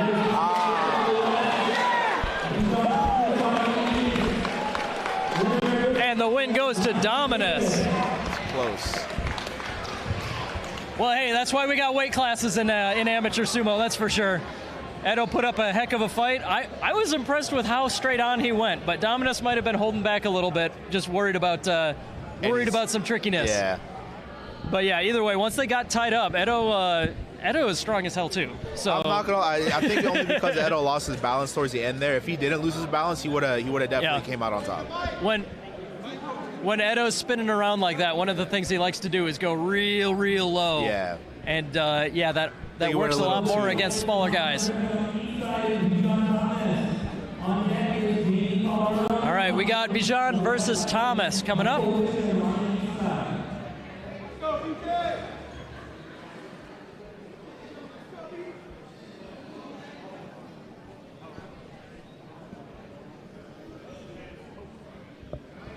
All right, so we'll be on one mat for just a little bit, but we're probably going to start opening up the second mat because we have quite a ways to go in men's open weight.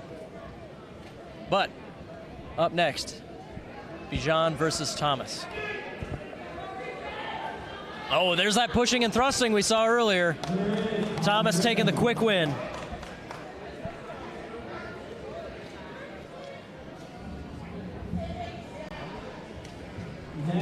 Thomas taking the quick win and moving on, but now we got Mike Wisham versus Jamie on our right here. This will be a fun one too. Mike is 2 weight classes down on Jamie, but he's got the power, that's for sure. Let's see what he's got planned for the Midwest 2024 champion.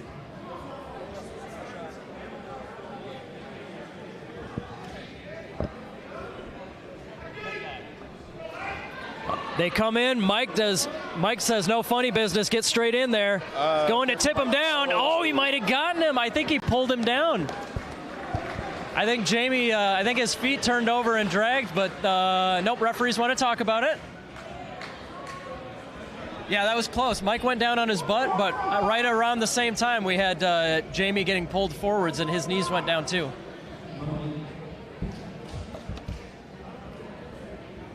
Let's see what the judges say.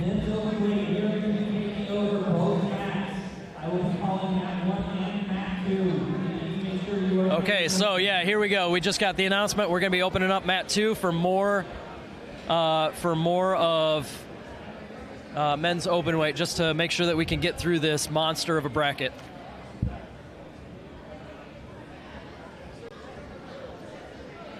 For the record, though, we are currently working on our, I guess you'd call it the 16th finals. So like we still have quite a few wrestlers in the mix. We haven't even, oh, it looks like the decision was overturned. Oh, yikes. So yeah, Jamie takes the win. He sprawled and yeah, apparently he did not touch down before Mike hit the ground. So great work from him. Next up we got Brandon Keever, I see over there, independent wrestler from Kansas, versus Oscar on the right. Oscar Dolan out of New York Sumo.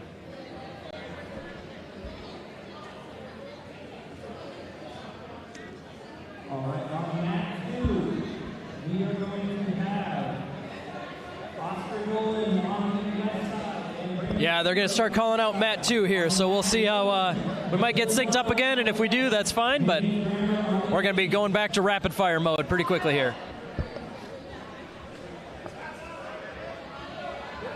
All right, so this is heavyweight versus lightweight. Oscar comes in low, gives some ground. Oh, and Brandon takes a big push. Good work from Brandon. He kept Oscar corralled right in front of him. Next up, it looks like, let's see. So yeah, the match that's going on. Yep, okay, I think I'm getting the hang of it here, how the way they're doing the bracket. They're just doing every other match on every other mat. Just switching one back and forth. So over here on mat 1 again, we got Billy out of Dark Circle on the right, James out of New York on the left.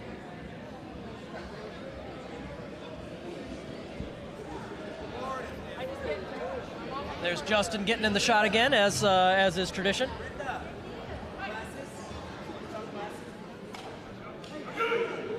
Okay, here we go. Good pushing from James at the beginning. Oh, and a lift out. James got lifted out earlier in the day, so I bet that felt pretty good. James is moving on. Let's see, what do we got on mat 2? And nobody yet. Maybe less rapid fire than I was expecting. We'll see how it goes.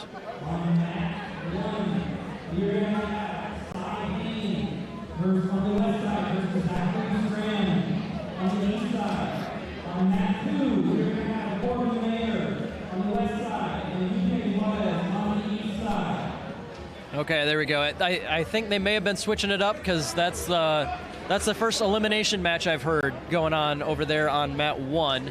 Most of the action has been on mat 2. Mat 2 is the lighter colored one with the Mighty Eagle logo.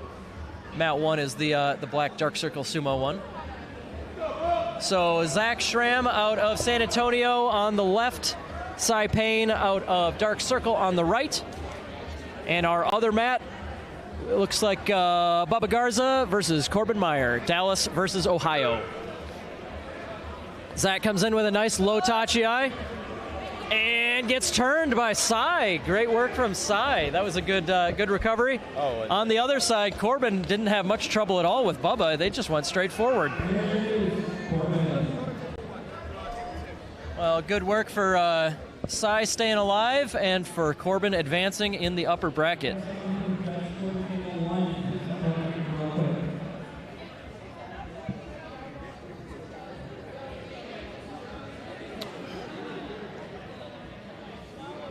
All right. Getting these lower bracket matches going is definitely going to help us keep the pace going. In the upper bracket, let's see, we're basically moved on to the 1, 2, 3, 4, 5, 6, 7, 8. Yeah, so basically the upper bracket is deciding who's in the Sweet 16, whereas the lower bracket, we got quite a ways to go. We got, like I mentioned before, it's double elimination. Everybody gets at least 2 matches. We're just ironing out how we do the calling out the bracket for one mat versus the other, I think is what's going on. But yeah, once we get in our rhythm, we should be going pretty quick again. Ichiro, if you had to pick here just on who you've seen today, who do you think's been the most impressive that you've seen? Like, who are you watching? And if we were to say Thailand is tomorrow, who's the guy that you're most paying attention to? That's tough. a lot of promising individuals here today, but probably, I mean, yeah, it's what everyone's thinking. Probably either Edibo or Victus is his name. No, Dominus. Dominus? Yeah. Yeah, Dominus. I mean, he wouldn't be on the world team, but we're watching him for next year. But yeah, Edo, as far as like for the weight classes, he got a couple wins. I think he beat the Japan national team member last year in lightweight. But yeah, as far as medals at Worlds, our women's team has won bronze in the teams division the last couple years, and then Kellyanne got silver in heavyweight.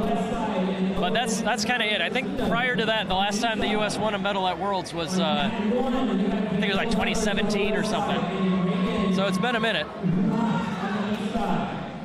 Mat 2 is Stan Coco on the west, Obed Sumo on the east. Mat 1 is Daniel Douglas on the west and Raven on the east. There we go. Sounds like we're calling out both mats. We must have figured out a rhythm for it. So in the, I guess we'll call them undefeated bracket versus the elimination bracket. The undefeated here, we've got Obi on the left out of Dallas, Panda on the right out of Iron Goat Sumo in Washington State. Good hit from both guys. Panda moving forwards, but Obi doing a good job with the arm fighting. Boom, and flat they go. Panda ended up on top. Packy agrees. Panda takes the win. On the right, we got Raijin versus Dan out of New York. New York, okay. So yeah, let's see if Raiden can showcase that power he showed earlier. He gets inside. He's moving Dan back. Dan attempts a throw. He's going. Oh, and Raiden turns him back around the other direction. Well done. Well done from Raiden, tossing around a bigger guy. Indeed. Coming back from the brink. Yeah. gotta be careful though. That's how your knees go. Oh yeah, for sure. Gotta think about the future and the present, I suppose, when you're in one of those positions. Looks like Carlos is moving on. Oh, Carlos was matched up against Gabe Unick, so there you go. That's freebie for him. Right. Okay.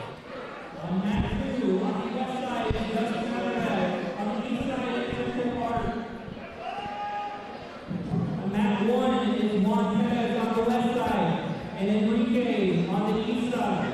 All right, looks like both mats are elimination matchups here. Who's going where? Temple Park versus Justin Averbeck is the one that we got going on mat 2 here. Temple on the left out of Kurowashi Sumo. Justin from here in town, Dark Circle Sumo.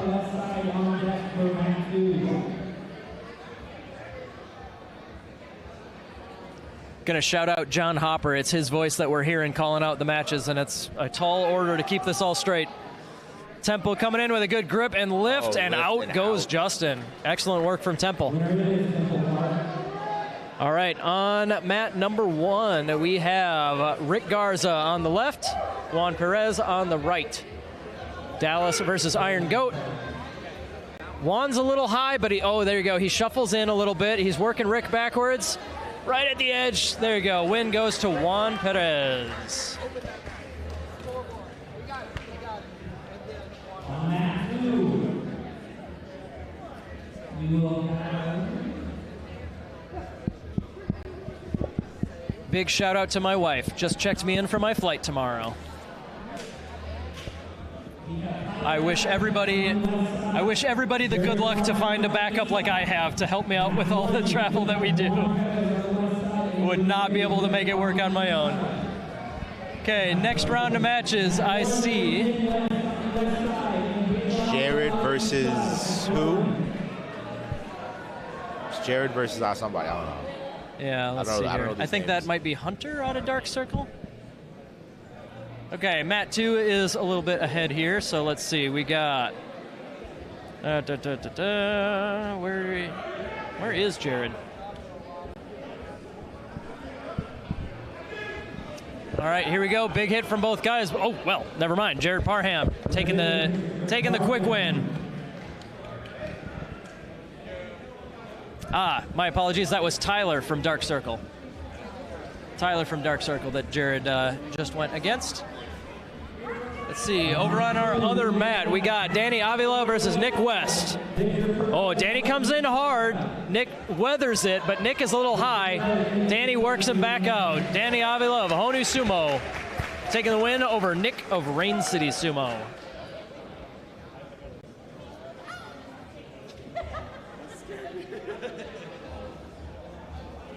All right, I see Victor out of Mighty Eagle. Looks like Victor gets a default win. Victor will be moving on, and now we are in the, yep, there we go. Yeah, as we get a little bit further on, I'll be able to tell you who's coming up next, but for now, we're just kind of waiting and listening. On mat 1, Obed, please go through victory. Okay, so Cy versus Dan out of New York is coming up here. I believe on the other mat, Obi is getting a freebie because it's Obi versus Robert, who I believe withdrew.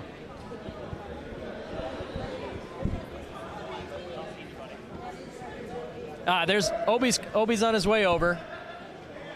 I don't know where Robert is, but I don't see Robert moving, so he's I believe he is withdrawn. Okay, our mat 2 matchup. Dan out of New York on the left, Cy out of Austin, Dark Circle Sumo on the right.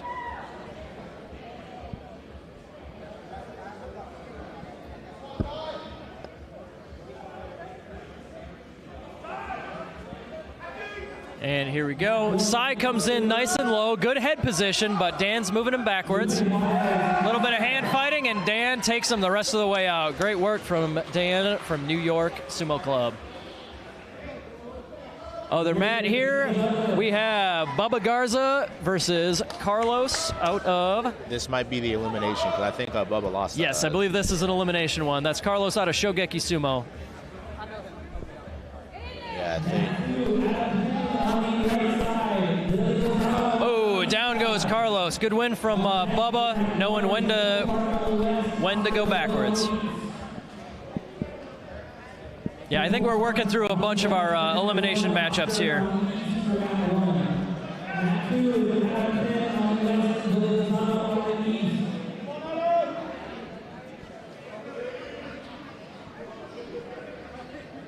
All right, so we got Temple versus Oscar is coming up, as well as Adam versus Billy. Let's see. All right, so the one we got on screen here, that is Billy on the left, out of Dark Circle Sumo, and Adam out of New York on the right. Looks like they're a bit ahead of the schedule here, but yeah, we also got Oscar versus Temple coming up on the other side. Nope, never mind. Yep. Perfectly synced up. Here we go. There you go. Temple gets inside of Oscar. Oscar goes for a bit of a trip. Oh, I couldn't even tell on that one. That one was close. They're giving that one to Oscar. On the other side, it looks like Adam takes out Billy. Judges are going to talk about that one with Oscar and Temple. But yes, Adam is the winner on our mat number 2. So Adam moving on. Billy is eliminated. Let's see who we got next. Who are they calling up?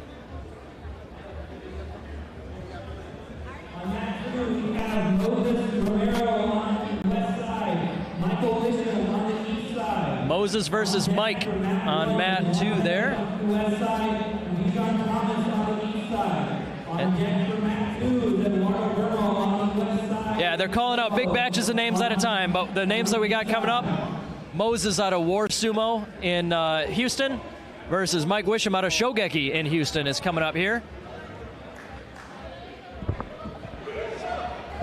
Yep, there we go. Oh man, and Temple took out Oscar big time in that in the rematch there and got sent running all the way to the other mat. Yikes, a lot of speed going on there. So yeah, too close to call on Oscar versus Temple round 1. All right, Brad. Oh, and they're going to call a Mono Wee on the rematch too. Yeah. We'll see what happens over there, but yeah, we got Mike on the left, Moses on the right, coming up on mat number 2. Mike got in there. Oh, Mike lifts him up. Can't finish it. Oh, and then we go down and pancake. Honestly, good thinking on Moses' part to at least not get all the way carried out. He at least tried to do like a leg lock situation. Yeah, tried to tie up his feet to trip Mike, make him think twice, make him at least go to plan B. So. All right, left mat we got Edible versus God, name's terrible. I can't. That is Eduardo. Eduardo, that's what it is. Edibo taking his second trip through the lower division. Very uncommon for him, but yeah, he made it all the way back up to the gold medal at lightweight. Let's see where he's at for open. Edo coming in low as usual. Going, ooh, good spin. Takes him down. Edo takes the win. Okay, on our other mat, that appears to be Bijan and Juan going up against each other. Bijan, I believe, was from Dallas versus Juan out of Iron Goat.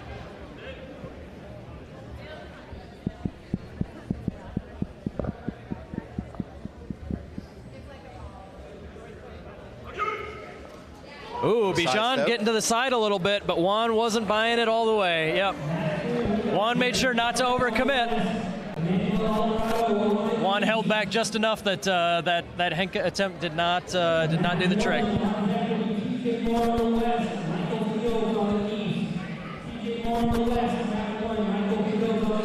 Next up, I believe, will be, I see Jared Parham getting ready. I believe he's going to be taking on Emmanuel. That's right, out of Dark Circle. Emmanuel Alvarado. On the other mat, Michael Fields will be on our left versus TJ Moore on our right.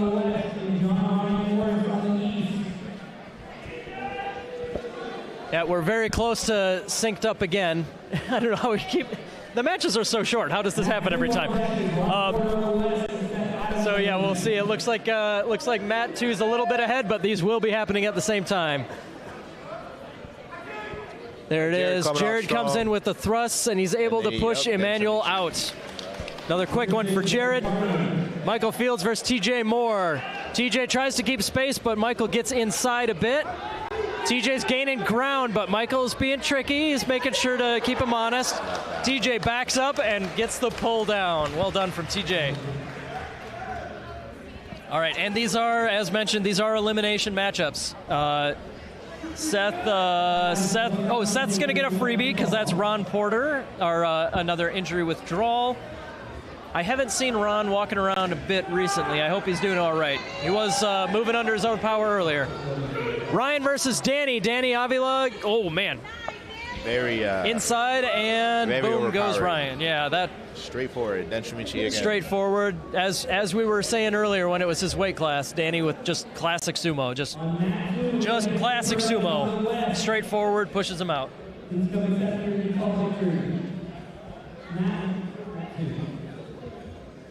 Okay, let's see. We got maybe 3 or 4 more before we go back to the upper bracket.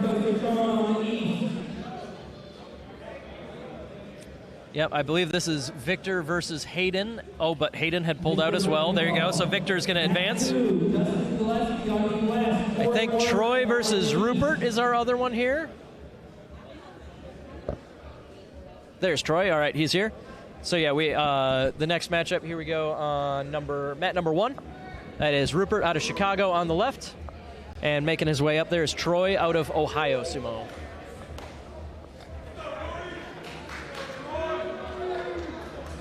Getting ready on the other mat, we have Corey Morrison of Dallas versus Justin Gillespie.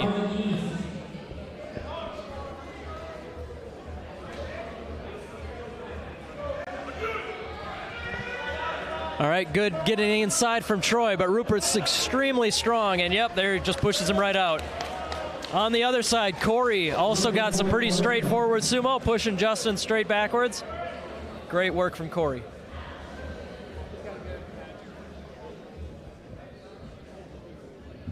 Okay, let's see who else is getting ready over here.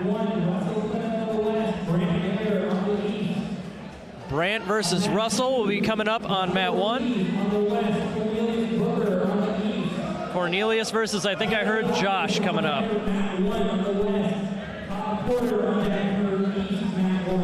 Yep, so this is Brandt on the left and Russell on the right. Brandt is out of Raijin Sumo in North Carolina.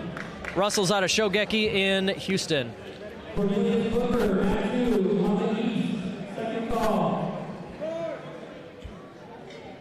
Ooh, second call for Cornelius. Yeah, there he is. There's Cornelius. All right, so Brandt's doing real good with those high thrusts. There, that was just enough to get the overcommit. Brandt spins him down. All right, we're going to take a minute here. It looks like we need a medic to come take a look on mat 1. Meantime, mat 2, we have Cornelius out of Florida Sumo on the left. Josh out of New York on the right.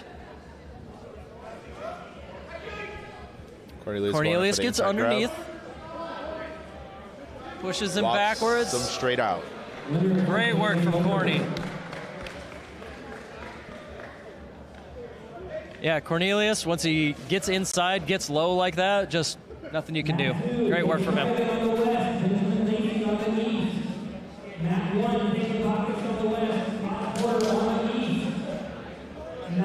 Quick update, Russell is being moved off to the side. It looks like a leg injury, but we do have the medics over there helping him out. We're going to be synced up again here. So we've got on mat number 1 there, that is Todd Porter versus Caleb Backus. On our mat 2, Ben Lacey versus Jay Scriven. Ooh, Todd jumps aside of Caleb, but Caleb gets a hold of him again. Caleb's holding his ground, goes for the belt, tries to throw him over. Caleb's got a strong over grip. On the other side, that match gets going. We're sticking with Caleb versus Todd here. Caleb spins him around, but Todd hangs on at the edge. Todd stays inside, but Caleb's not going anywhere. Oh, Todd with the leg pick. Oh, man, what? Let's see, Caleb just needs a breather. Yeah. I think he just got the wind knocked out of him. I think he's okay, but yeah, that was huge upset from Todd there. On the other side, Jay took care of Ben Lacey. Sorry they were synced up, but yes, Jay is moving on. And that is in the upper bracket. So we're going to have Cornelius versus Todd. We're going to have Jay versus the winner of this next one. Yeah, we're getting close to the semifinals here. But yeah, still, I'm glad we got the two mats because we got a ways to go here. All right, that is Angelo from New York versus Connor from Austin. Connor coming off a big performance at heavyweight. I have no idea. On our other mat, we got Thomas versus Dominus. Thomas of Tennessee, Dominus of San Antonio. On the other side here, Connor is doing a good job of wrangling Angelo and takes him out. Connor Kane moving on. Other mat here, Thomas versus Dominus. Dominus goes high, and Thomas weathers it fairly well. Whoa, but there you go, yep. Weathered the first one or two, but that was about it.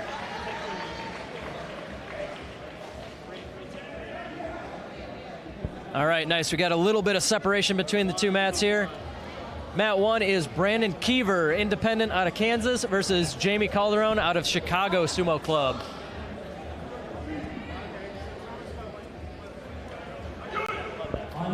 Oh, Jamie comes in slow, but wow, very quickly takes Brandon all the way out.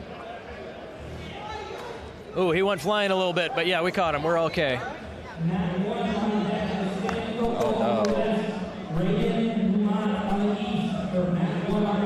All right, we got our next matchups making their way in. Mat 2 looks like Corbin versus James. Corbin of Ohio, James of New York.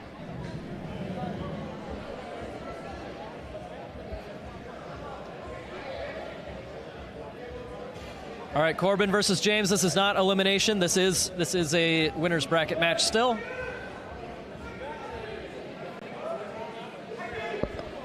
They come in. James gets some good thrusts, but Corbin gets inside. James turns him around. James ends up on top. Good work from both those guys. Next up, I believe, yeah, Raiden versus Panda.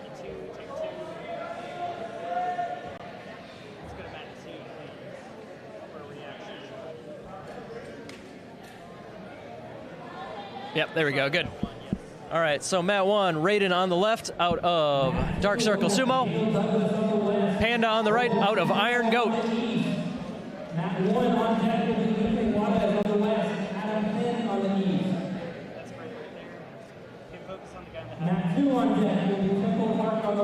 Okay, here we go, Raiden versus Panda. Oh man, big intensity from Raiden again. Panda's getting some forward progress, but Raiden's holding his own. Panda's still got the center, but Raiden turns him and takes the advantage. Still struggling, power versus power. Oh, wow! Big throw from Raiden, holy cow. Raiden is moving on. Okay, on our other match, no time for a breather. We got Obi on the left versus Dan on the right. Obi's from Dallas and Dan is from New York. This is an elimination matchup. Looks like Dan's getting ground initially, and Dan takes the win. That means that this one over here, yep, we got Adam out of New York going up against Bubba from Dallas. Another elimination matchup.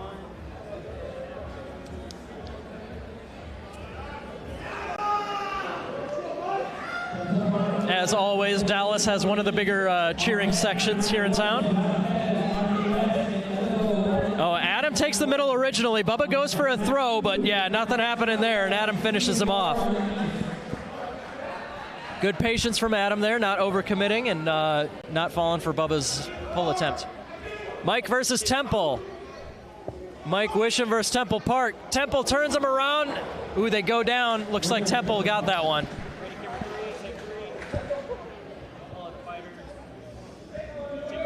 Yep, good work from Temple.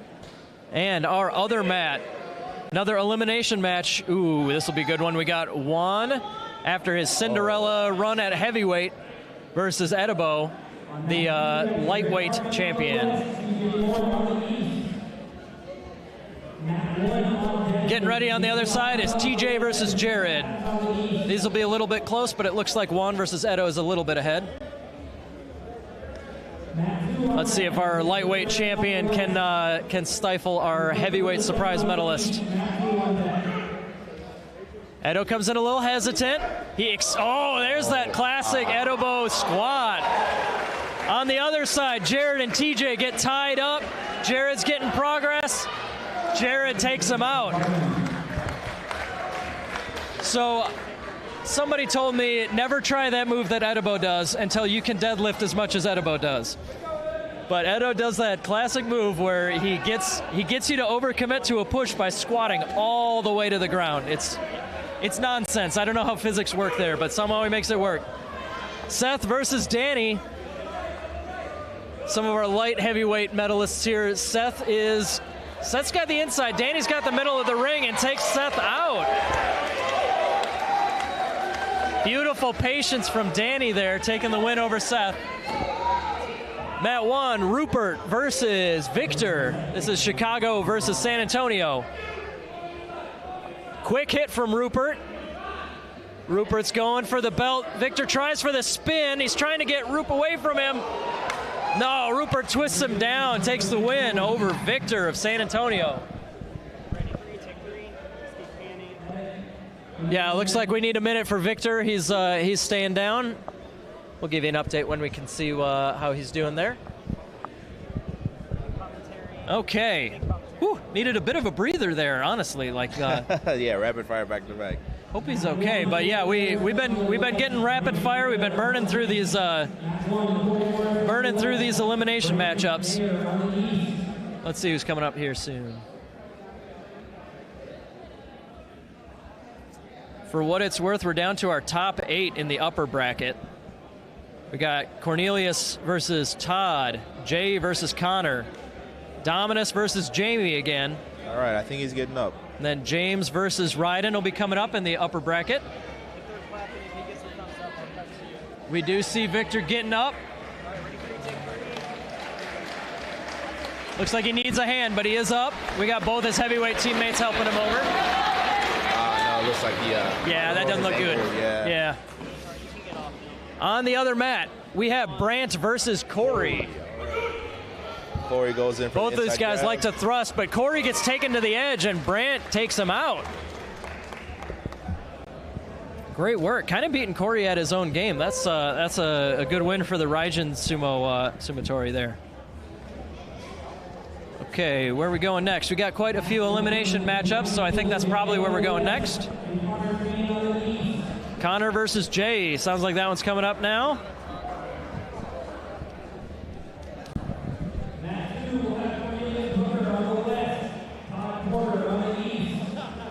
Cornelius versus Todd, Jay versus Connor. So this is half of our upper bracket. So our upper bracket semifinals, if you want to call it that. We still have 8 guys that have not taken any losses yet, and a further at least that many who have taken 1 loss that are still in it.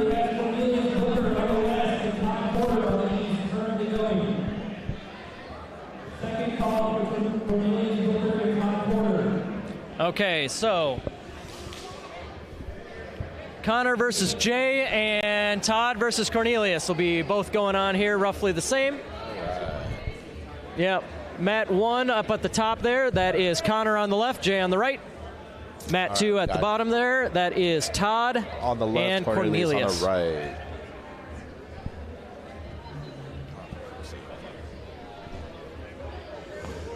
Looks like Todd and Cornelius are going to be going first here. Yep.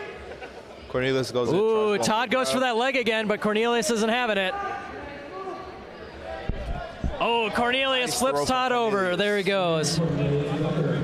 Cornelius, yeah, he knew that leg pick was coming, and he was ready to defend. Connor versus Jay. Jay comes in with the bigger hit, but Connor spins him around. Oh, whoa! Connor taking another big upset. Way to go. It does look like the prior match they need to talk about Cornelius versus Todd. We'll see what happens there, but yeah, we got a match coming up on mat 1. Ooh, Jamie versus Dominus. Ooh, this is going to be a good match. Jamie's ready for the rematch. While we're Jamie still out of waiting on Chicago. the deliberation on the Cornelius match, we can get started on the Dominus versus what's his name? Dominus versus Jamie. Jamie. It's definitely going to be an interesting match. All right, Dominus versus Jamie, while the other Matt's still talking about the decision. Oh, Dominus gets him backwards. Wow. Forward. Jamie, good circling, but Dominus has still got the initiative. They turn. Oh! Referee's giving that one to Jamie. Do the judges want to talk about it? It looked kind of clear to me. Nope, judges do want to talk about it. Yeah, all right. I was about to say, they definitely. Jamie ended up on top, but his arm was kind of down low. That's probably what they want to talk about. Yeah. We'll see. Cornelius versus Todd. It looks like we have a decision being made, so let's see what our referee judges. Yes, they confirmed that Cornelius did take that win. So that's kind of what we were expecting. I wonder what they saw that we didn't. Maybe another situation, Cornelius might have put his knee down first. That's probably what they're looking at. Sure.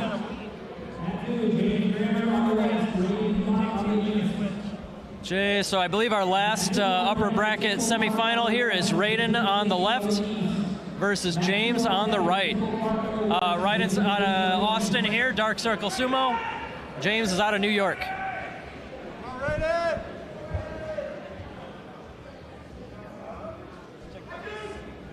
Oh, Raiden comes explosive out of the gate. He's got the inside grab. Raiden gets that double inside.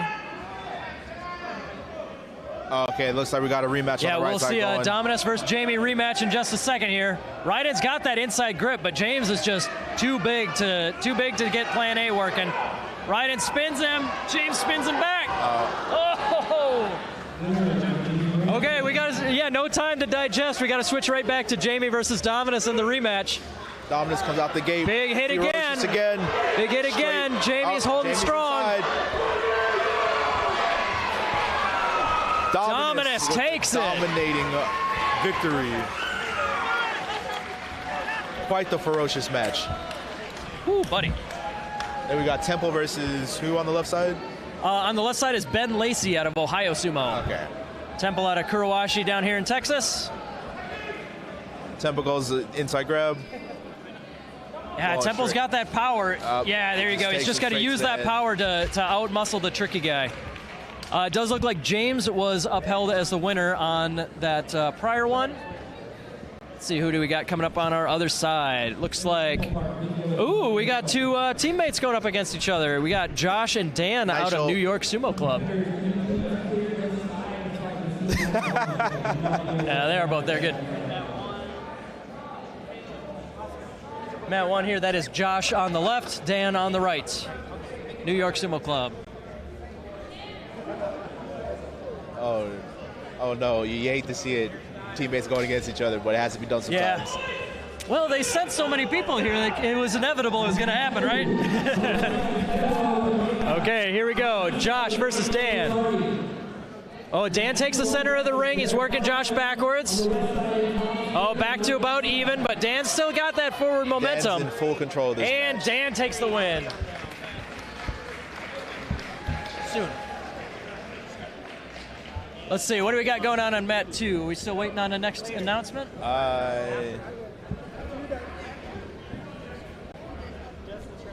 All right, what do we got pending here?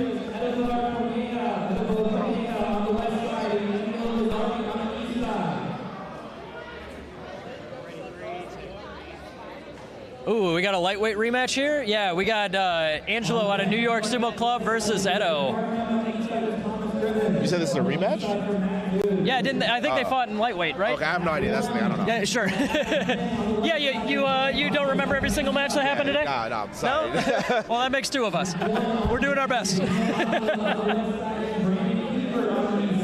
right, here we go. Angelo, I've also heard him AJ. I'm not sure which. He signed up under Angelo, though, so we'll call him that.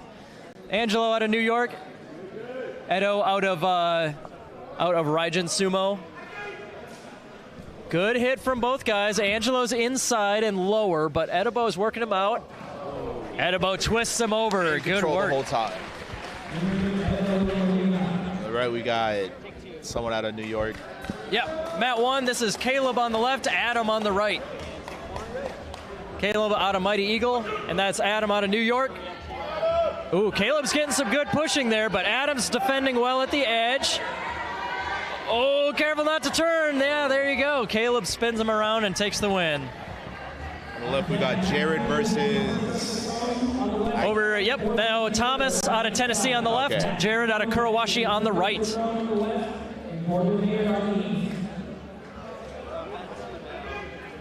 Explosive touch out of Jared. Good distance work there. Jared's trying to go for the belt. He got the belt.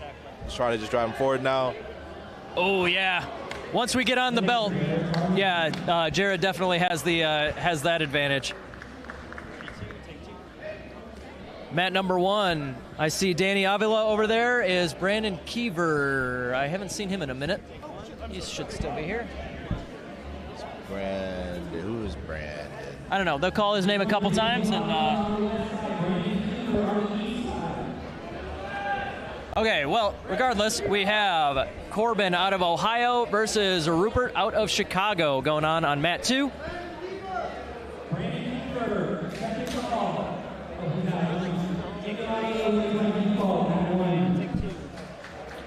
All right, Danny gets the default win. Brandon Kiever did not appear, so we're going back to Corbin versus Rupert. Corbin gets the push, but Rupert's going to throw at the edge. He's going to try. Rupert always wants to get that throw at the edge, and it works. Yeah, when Rupert starts that step back, he's going to give you a little bit extra room to attempt that throw right at the edge. And yeah, like I've been saying, he is super strong, so it often works. But if he that occasionally does go to the ground, and that's a much bigger risk.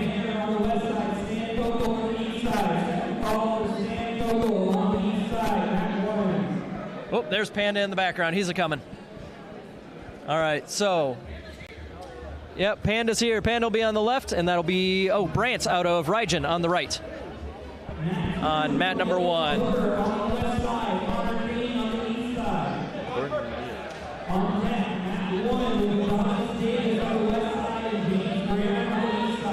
Yeah, we got the upper bracket semifinals coming up here after this, too.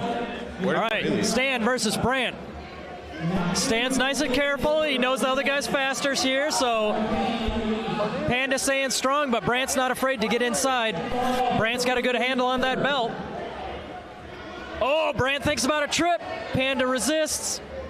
Panda pummels inside. Good work there. Going for the belt. He's got to keep Brant from escaping out the side. Brant just has to keep Panda moving. At the edge. Oh, Panda takes that one. What an effort from Brant. That was incredible. All right, mat 2, Connor Kane versus Cornelius. So this is, we're down to 4 guys that are undefeated. This is 2 of them.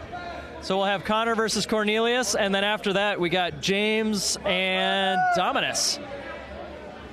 James and Dominus will be the other upper bracket semifinal.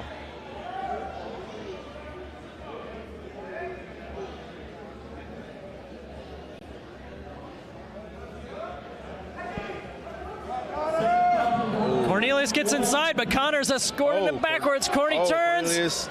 Down they go. Good win for Corny. Yeah, Corny felt that power for sure, but yeah, that experience, that timing, knowing when you're at the edge, and Connor could not turn him back. All right. Our other upper bracket semifinal here, James on the left out of New York, Dominus out of San Antonio on the right. Winner's going to move on to face Cornelius in the upper bracket final.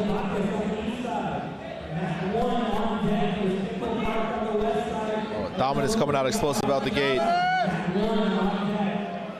Oh, he spins him. Oof. Man, I think I felt that one. Yeah, Dominus went flying over the top, but yeah, he definitely still took the win over James. James is still in it. He's still got one more loss before he's out. Now we're moving to Caleb versus Dan. Caleb holds the middle there. Dan's getting pushed back, but they're both fighting for the belt grip. Both fighting for the belt grip. Dan's reclaiming the center, and Caleb goes out. Yeah, once they were 50-50, Dan's got the deeper gas tank, and he was able to push Temple back. Starting right now. Yep, Edo versus Temple. Edo on the left, Temple on the right. Ooh, kind of slowed. Yeah, definitely trying to make sure Edible doesn't try anything. And yeah, right. Oh, that was tight. That was tough. Edo, Judge gives it to Temple. Yeah, Tom believes that Edo hit first. Nah, y'all got. Let's see. Do the refs want to talk? Nope. Looks like the refs are all good with that one. Next matchup, Temple. Even though he's a couple weight classes bigger, I think that counts as an upset. Danny versus Jared coming up right away here. Danny on the left, Jared on the right. Danny gets inside, but Jared isn't getting pushed back. Okay, I think fighting for belt grips. And Danny turns him aside. Danny's still in it. Great work. I'm confused. Are they trying to discuss? What are they discussing now? Now you're gonna do them? I'm so lost. I sure hope they're not trying to discuss it still. Yeah, we got the next match coming up. It's a little too late to be... We do still have a handful of lower division matchups coming, but yeah, we're getting pretty deep into it. There are only 2 undefeated wrestlers left. That is Cornelius and Dominus. Those guys will be coming up real soon against each other. But yeah, we got quite a few elimination matchups to work through, so we'll probably be doing a lot of those first. They're not changing anything, are they? I don't even know what the... We're moving on to the next matchup. I'm lost. What is happening? I can't hear what he's going. We'll let you know as soon as we know what's going on there. But yeah, it looks like a bit of a mix-up on mat 1. Nope, I guess we're good.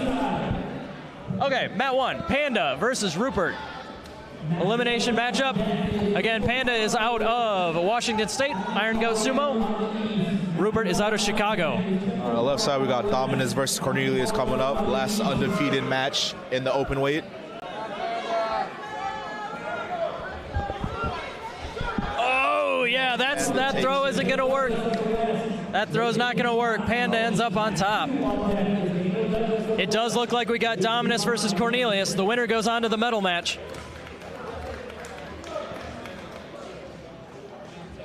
Oh, and another elimination match coming up. Jamie out of Chicago, Temple out of Kurawashi.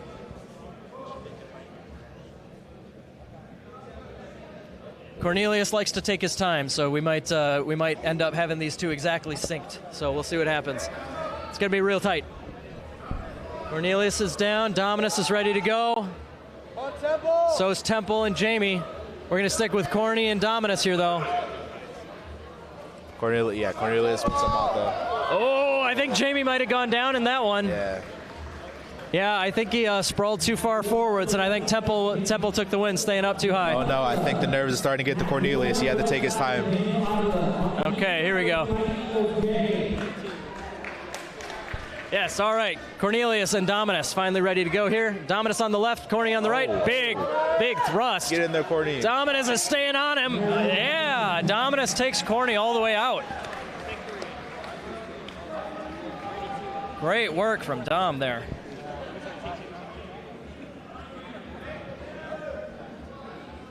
Now I am seeing Danny Avila getting ready on mat number 1. I believe he'll have Jay Scriven. Yep, Jay versus Danny. Then we have Ryden versus Daniel as well, correct? And then Ryden versus Dan. Yeah, that's right. Mat 2 is not going to be too far behind. We'll see how these sync up. Both elimination matchups. Dominus is the only one who has one loss to give. Everybody else is on their last leg.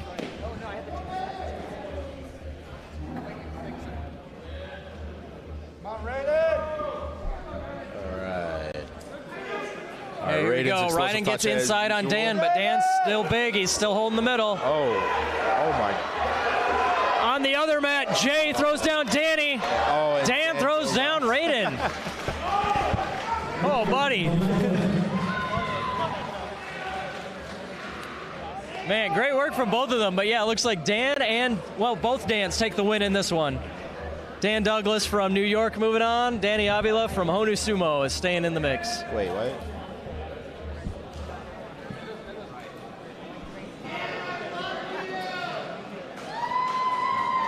All right, I see Todd Porter and Panda.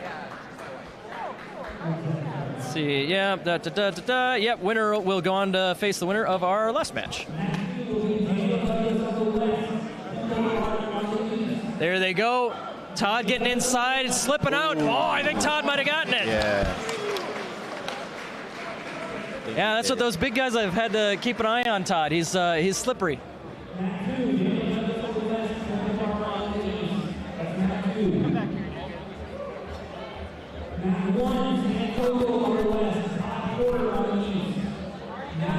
Okay, so we got Temple versus Dan, I think, on the left. Yeah, I think so. Temple and Dan, yep. Winner will move on to face Connor. And I believe I misspoke earlier. I think I said that Danny Avila took the win, but no, it looks like I was mistaken. Jay is moving on. Jay is going to move on to face Todd Porter.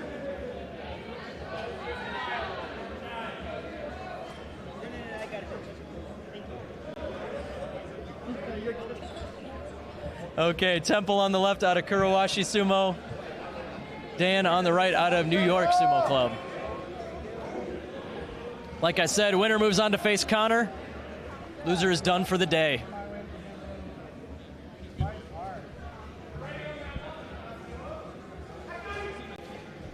Boom, good hit. Dan's moving forwards. Can Temple turn him? He cannot. Dan ends up on top. Big win for New York. Winner will move on to face Connor. Other side here, we got Todd Porter. He's looks like he's just waiting for his opponent Jay to make his way to the ring. The winner of Todd versus Jay is going to move on to face James Grammer.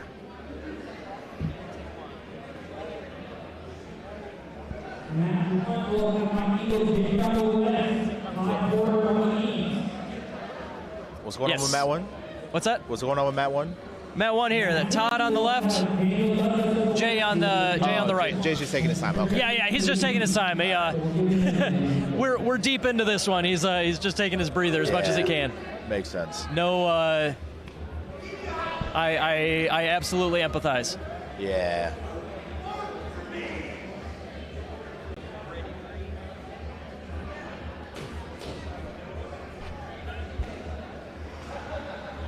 All right, Todd seems to be our lightweight Cinderella story of this openweight division. Let's see what he can do against last year's heavyweight champ.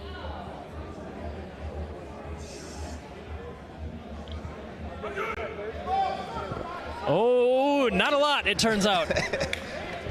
Yeah, he went a little bit sideways there, but Jay was like, I know it's coming. Yeah. I know it's coming. You're not going to catch me overcommitting for sure. All right, so Jay will move on to face James from New York. And Dan from New York is facing Connor Kane out of Austin here.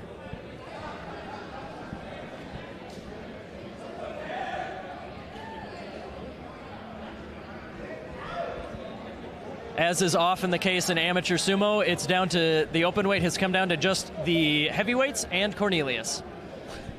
That is a pattern. That happens all the time. That's funny. He's a hell of an openweight wrestler.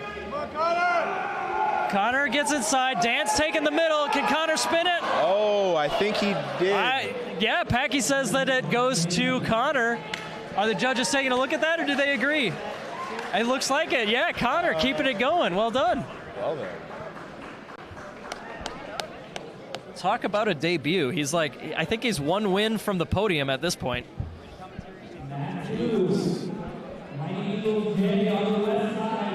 We might just be sticking with Matt 2 for a bit here. We're down to the point where there's no point in switching back and forth. Yeah, everybody really needs a minute to breathe here. Yeah. But yeah, the next one coming up here is Jay versus James. How long do we have the venue for? How long do you have the venue for? It's tight. Yeah, that's what I thought. I think that's why they're trying to. Yeah.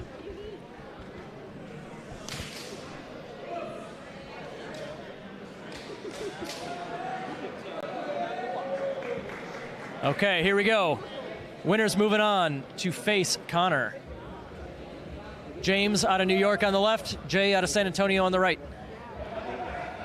Come on, Jay!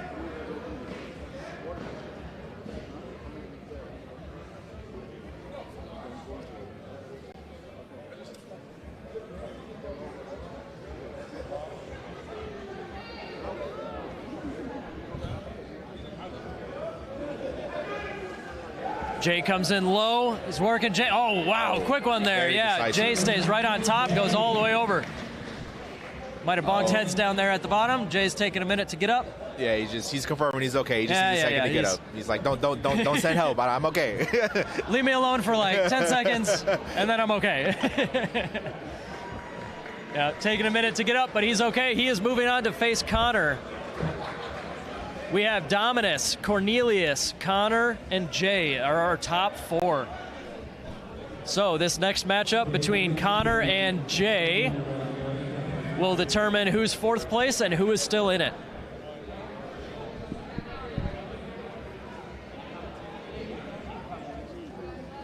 So we are just a handful of matches from the end of our day here. What any other first impressions? What do we got to do to get you back here again for next year? I mean, you have the serum to heal a hernia. If you got that, I'll gladly come back, bro. No, we've appreciated you joining us here. While we're taking a break, yeah. So thank you so much, Waka Ichiro again here. If you aren't familiar, he's a Texas guy. Went to Japan and did pro sumo for a couple years. Other special guests, we got Yama floating around here, a former Maegashira wrestler. Heaviest, I believe he still holds the record for heaviest ever Japanese person. Yama's floating around. A lot of us owe a lot to Yama and his coaching. Big thanks to all of our referees and side judges for today, in case we don't get time to call them out later. Our 4 referees were Jessica Hopper, Packy Ben Evans, Chris Houghton, and Tom Zabel, our USSF president. So yeah, big thank you to all of them. Biggest of thank yous goes to Justin Kizzert, our event host. Justin has been doing way more than one person should be expected to, including competing today. Yes. Yeah. Definitely. But yeah, again, just in case we don't have the time to say thank you to everybody later on, I'll be peppering those in where I can. But we got Jay on the left, Connor on the right. San Antonio versus Austin. The winner's going to podium, and the loser takes 4th.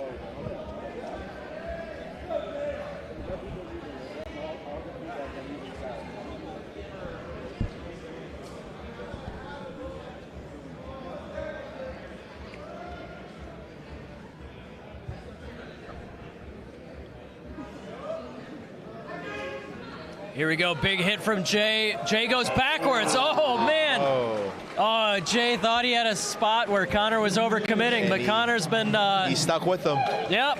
Connor just kept up the whole way through and powered Jay out. That's the big gamble with trying to pull down. Is if you get them off their balance, yeah, you got it. But if they stay there with their feet, you're screwed. All or nothing. Yep. And unfortunately for Jay, he gets the nothing side of that coin for this match, which means that Connor's top 3 heavyweight and openweight in his first sumo tournament. Where's this guy been? Glad to have him here. I hope he sticks around and trains with Justin a bit. But yeah, Connor, Cornelius, and Dominus are your podium, your 3 wrestlers who will end up on the podium, but we still have to determine the order. All 3 still have a chance to make it to gold. Looks like we just have a quick medical checkup for Connor. He's certainly not acting like he's in too much distress, but we got the medic over there checking on him. Oh. Ooh, might have got poked in the eye or maybe a scratch on the face or something, but regardless, they're... contacts, okay. Oh, it's just a contact. Okay, well, yeah. Okay, well, he's all right then. Yeah, definitely don't recommend wrestling with contacts. Yeah, you don't really need as much distance vision in sumo. That's one of the things it's good for. Yeah, I know a couple of guys that would practice with their contacts in. I know I definitely, if I wore glasses, I definitely would. But. I'm notorious for I hate contacts, so I always wear glasses. Which means that when it's my turn to wrestle and practice, I put the glasses down and then I can't see where I put them down. Yeah, because I'm an idiot that always puts them down in a different place rather than being consistent. Yep. So I guess going back to some thank yous, our sponsors once again, our main sponsor, Avro Nutrition. Big thank you to them. They tossed in quite a bit of money to help us make today happen.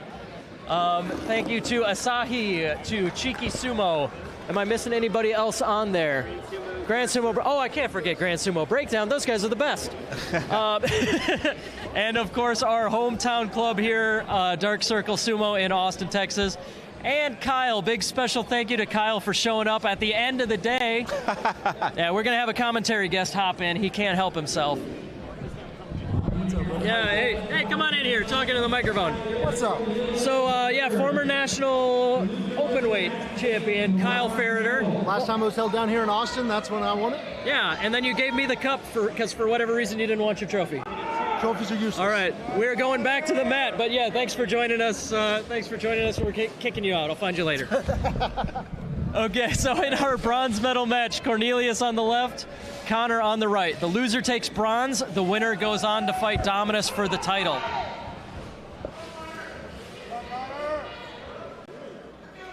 Oh, bit early start from Cornelius there. He was trying to time it. Went a little bit early. Take a breath and stick with it. Yeah, here we go. He's good to go. You know, sometimes I suspect Corny's playing a little bit of mind games with the early start once or twice to get somebody thinking. I'm always a little bit suspicious because he's too smart to do that on accident very often, right? But you also got to think about it. This is huge. This is the pressure's on. Yeah. Oh, Connor gets inside and blasts him right out. Oh, man. Going to the finals, Connor Kane. Coach Justin is running around here. He's fist bumping. Yeah, right down to the final match of the day. Justin's Dark Circle Sumo team is in the mix here. He is a proud papa for sure.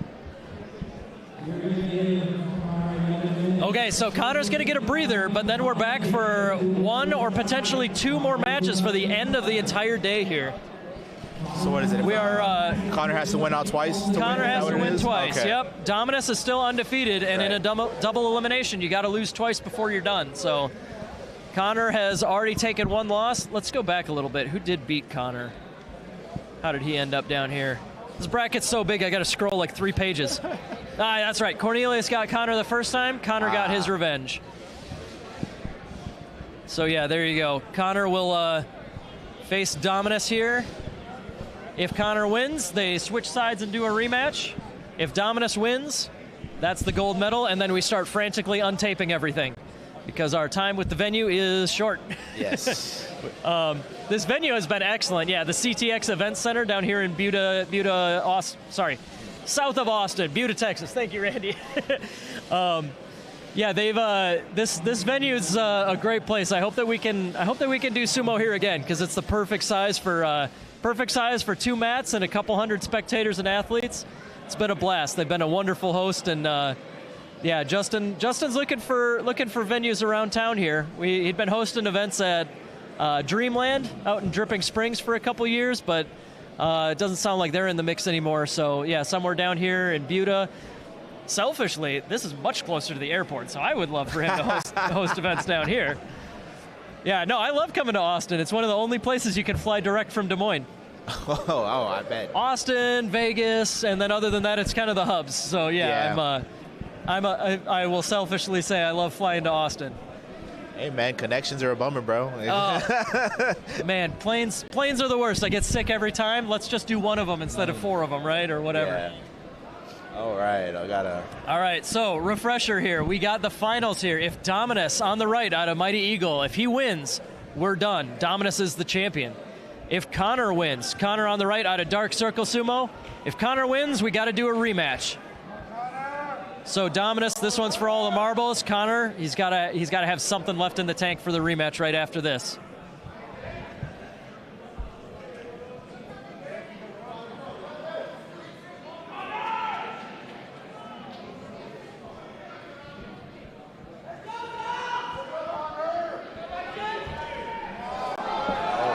Intensity, both guys pushing and thrusting.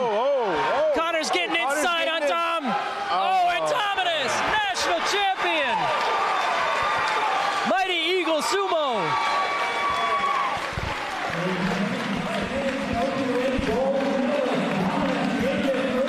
Dominus Davis Williams, Mighty Eagle Sumo San Antonio.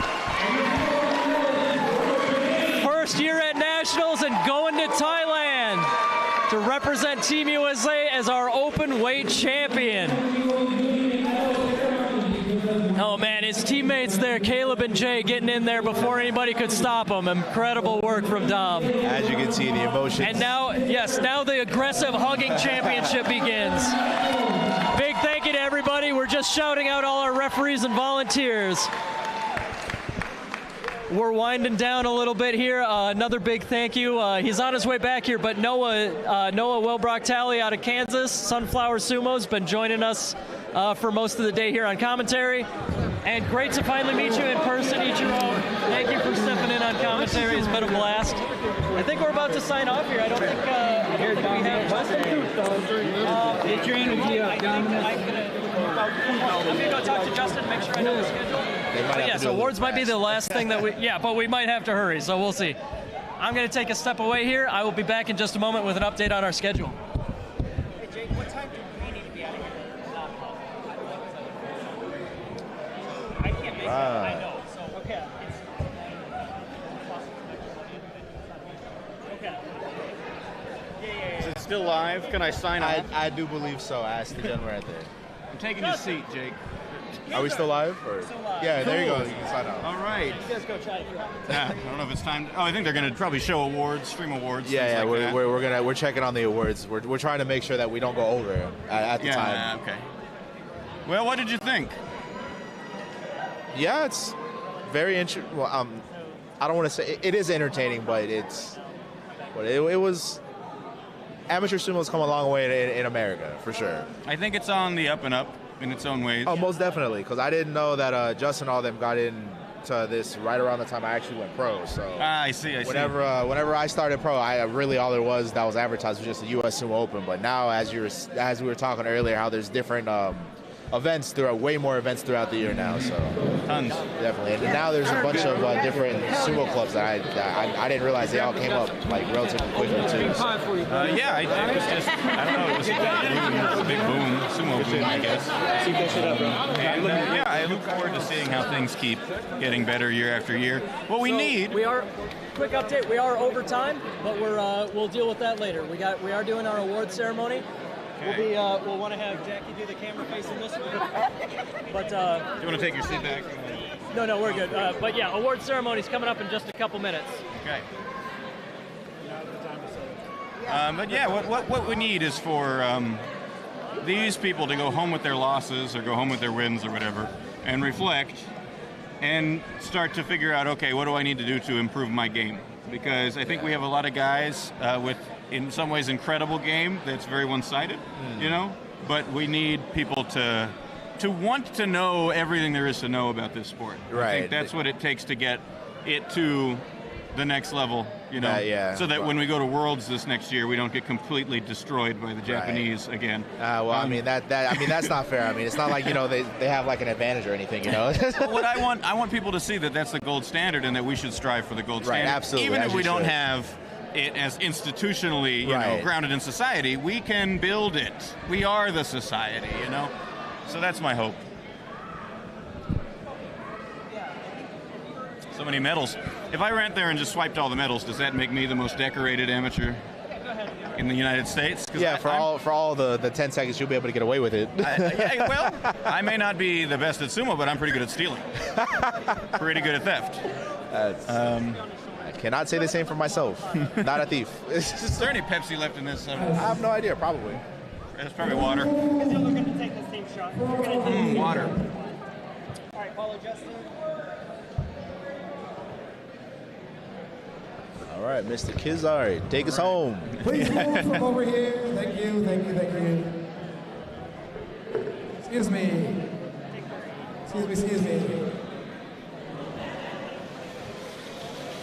Okay. Got time to wrap all this up.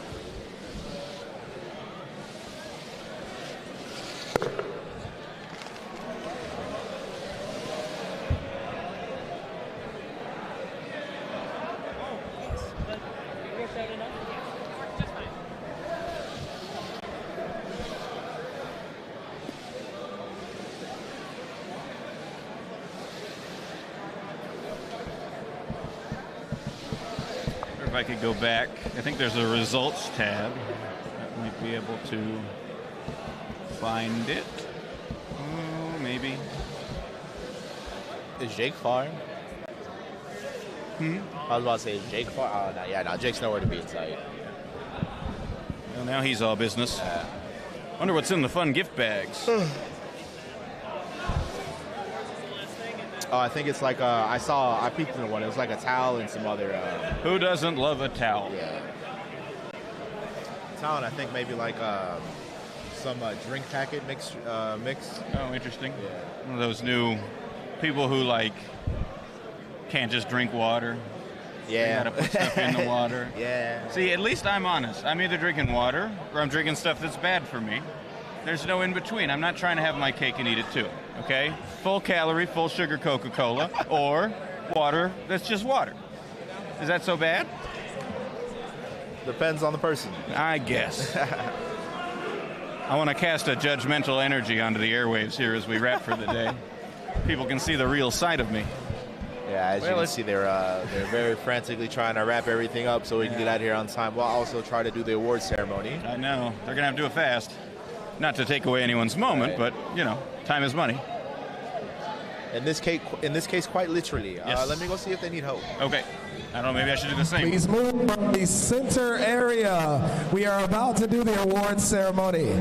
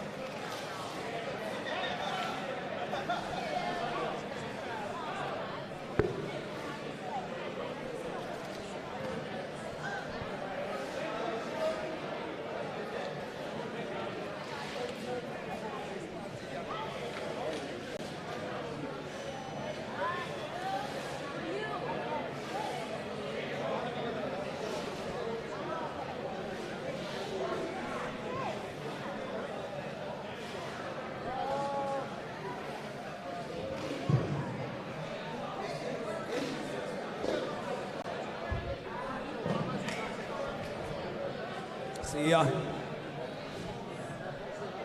There are vendors still outside. There are vendors. The judo mats can, perfect. They can all kind of line up. Thank you. Okay. Wait. No, wait, we have to do the awards.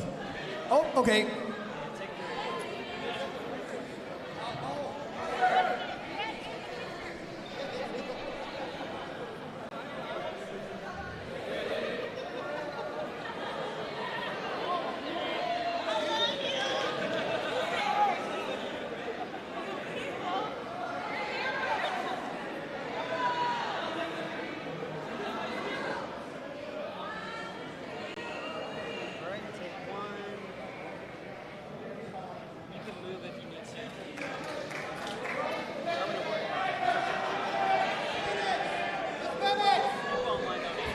Latinos to the dojo.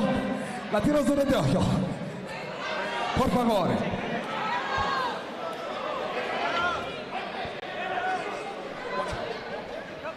Whites only.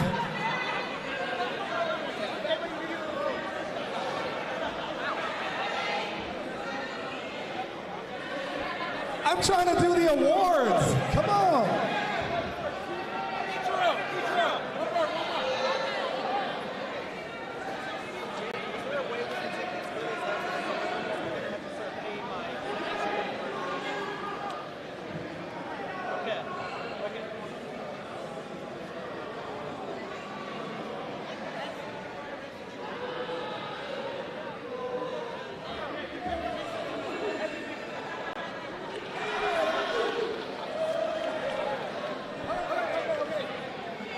All right, sorry guys. Okay, let's do these awards. You guys go stand over there. Guys, go stand over there. Move over there. Move over there. Hello, everyone, please go over there. Go over there. Go over there. Oh, and maybe Latinos right after. Go over there. Everybody. Oh, sorry. Over there. Everybody over there. Everybody over there. Walk it over here. Everybody over there. Go over there. You two, cute couple, go over there. Justin, go over there. Not you, other Justin. There's like 5 Justins. Go over there. Go. Love you. Go over there. Yeah. You got an award. Yeah. You're walking the aisle. Over there, over there, over there. Sorry, sir. Over there. Come on, come on. Keep this conversation moving. There you go. Yeah. Over there. Over there, over there, over there. Let's go. Over here so we can do the awards. All y'all. Go over there. Go over there. Go, go, go, go, go. Go, go, go.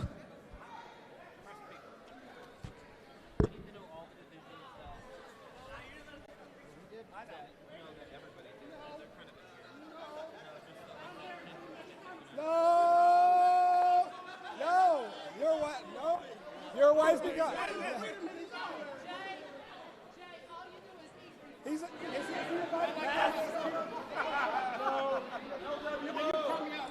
all right. John, go ahead.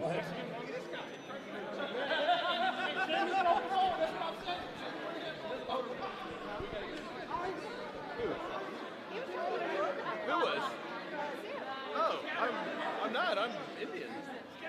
My people were colonized by the French and English. You might need to move up.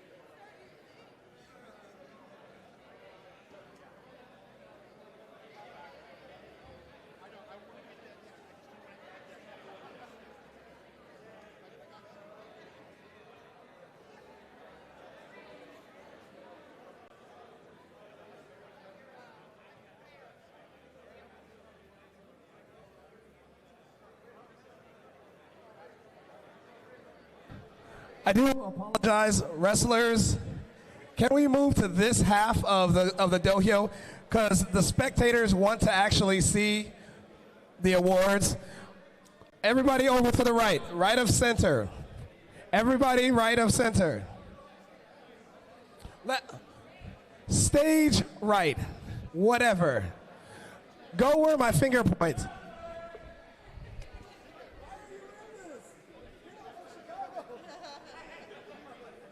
Clearly. I told him earlier, I was like, bro, why does he look like you, dog? It's weird. All right, go over there, go over there. Go. This way, this side, this side. This side so the spectators can see. I also do want to say thank you to the spectators. Y'all are freaking awesome. The Consulates Cup, every year I host a tournament. I used to hold that tournament in Dripping Springs, but now I think this place is the new home of the Consulates Cup tournament. This place is awesome. We're almost done tallying up everything.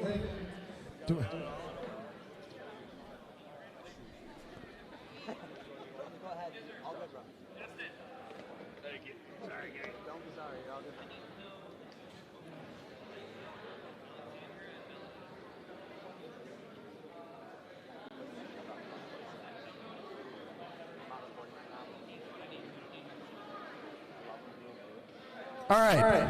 So we're gonna start with the special prizes. This first prize goes to anybody.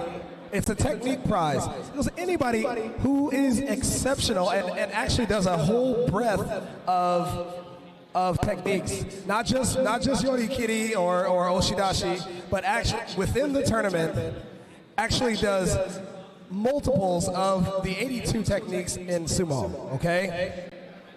So, that winner, and I'm very happy to say it, is Seth.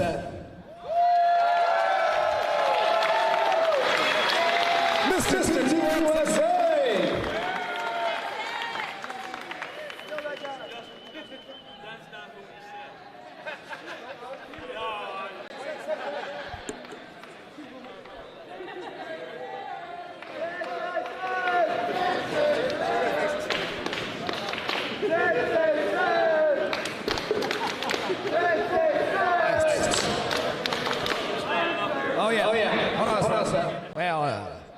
He's getting another award, so he'll get one of these anyways.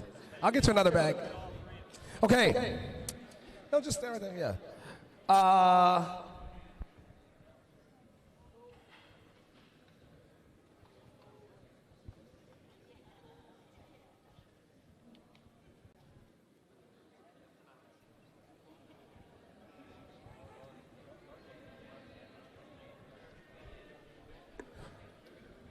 All right. We're a little confused, but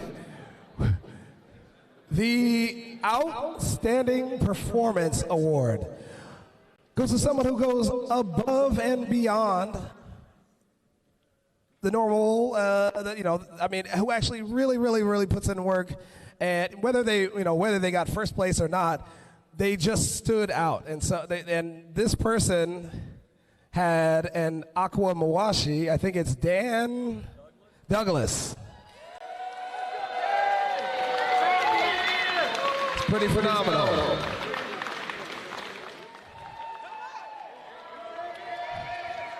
New York.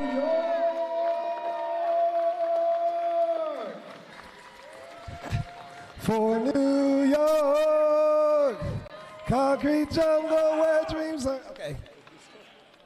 Thank you. Oh, wait, come here. Sit there. Oh.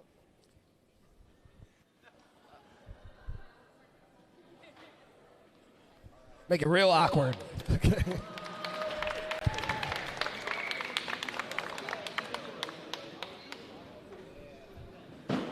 Actually, this is very, very fitting.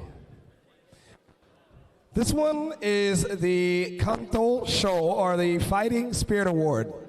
This one I love because, again, you don't have to put the numbers on the board. If you just showed the most heart out there, win or lose. And this guy, I just barely met him, and he is awesome. Sorry. Juan Perez, sorry.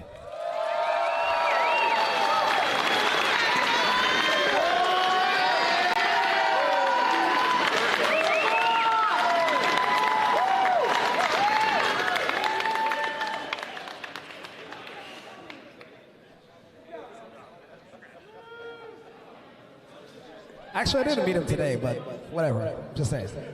He was awesome today.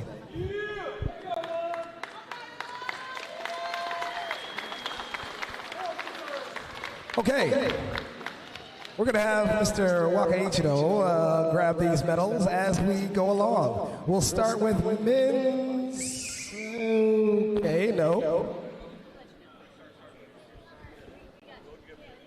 We are going to actually start with juniors. We are going to start with juniors men's lightweight. Clifton Lee won the silver. Sorry, I don't know how to read my handwriting. Clifton Lee wins silver.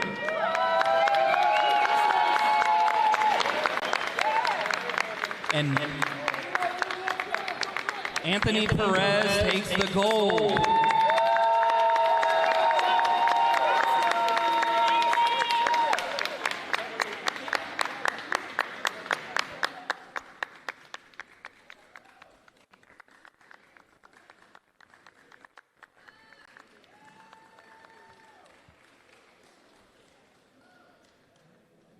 Juniors men's middleweight. Adam Danish wins bronze.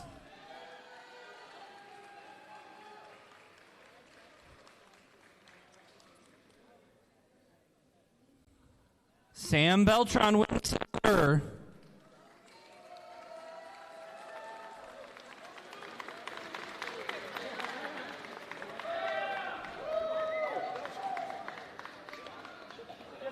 And Sam Santos takes the gold.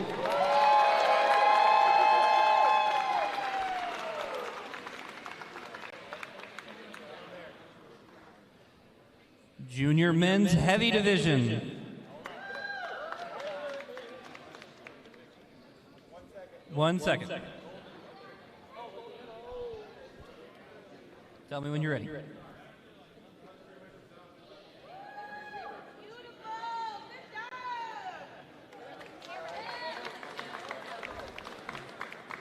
Junior, we have Michael Myers with the silver.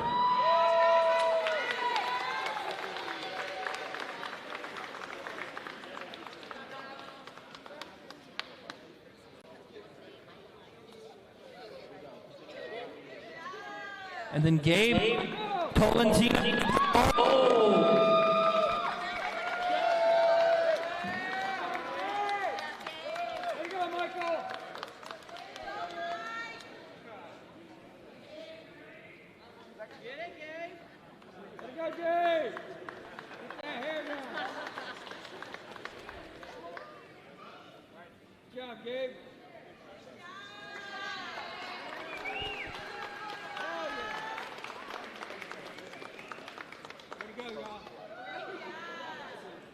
Junior men's open weight. For the bronze was Samuel Beltran.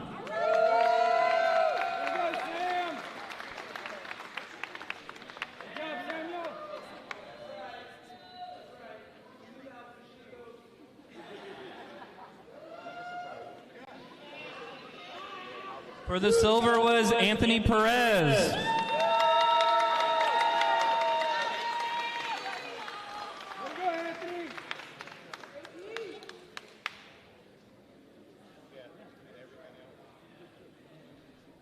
And for your gold medal, junior men's open is Michael Myers.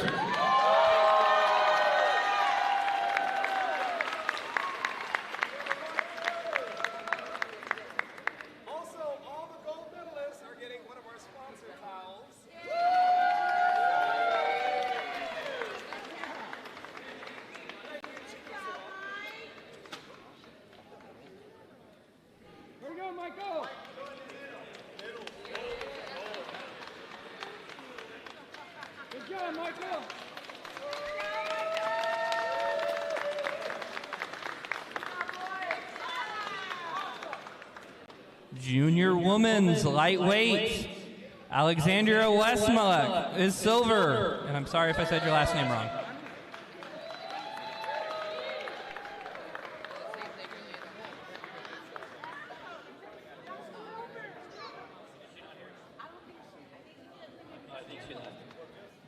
And the gold will be Melody. I can't read what I wrote. I'm so sorry. Brodowski.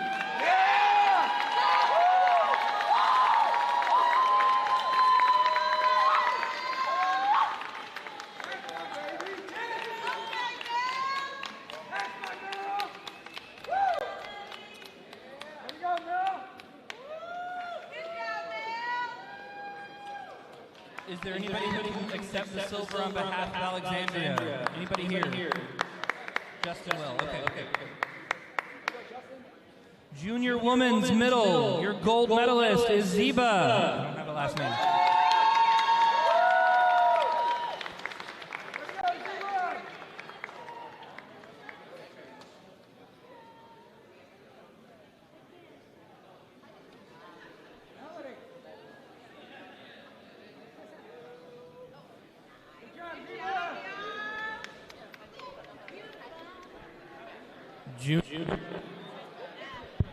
Juniors woman, heavyweight, your gold medalist is Rosie Perez.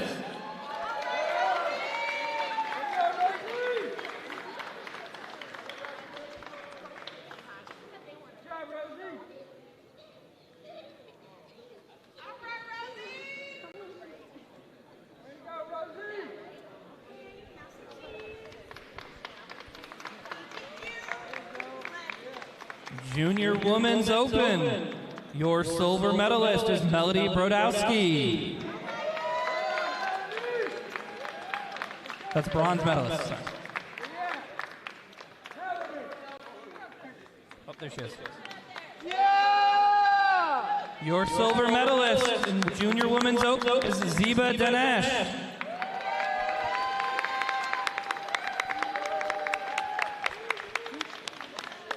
And the junior women's open weight 2025 gold medalist is Rosie Pereira.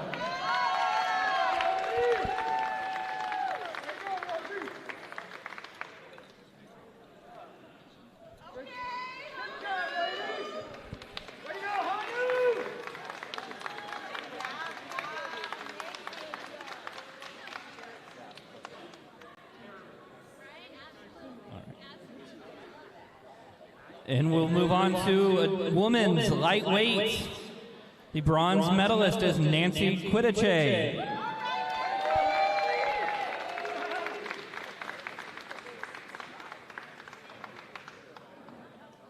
Your silver medalist is Jessica Hopper.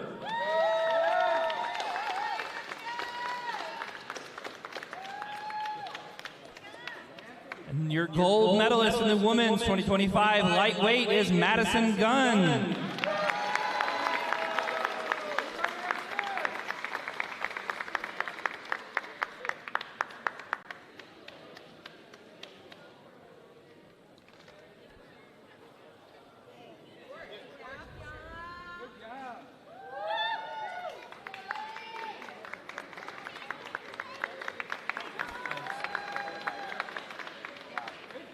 The women's middleweight, your bronze medalist is Caitlin Jones. Sorry.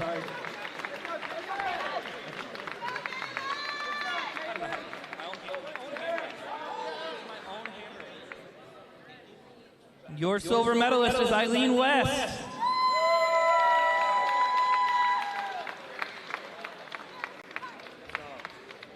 And your 2025 women's middleweight gold medalist is Ashley Smallwood.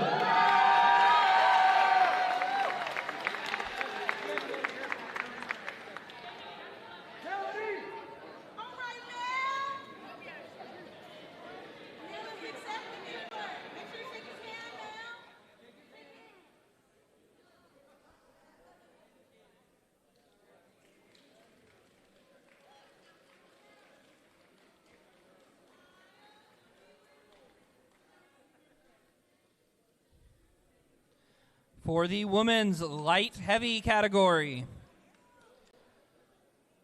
you are going to have Lee Marcius as the bronze. If I said that wrong, I'm so sorry. Not really. Hardman won the silver.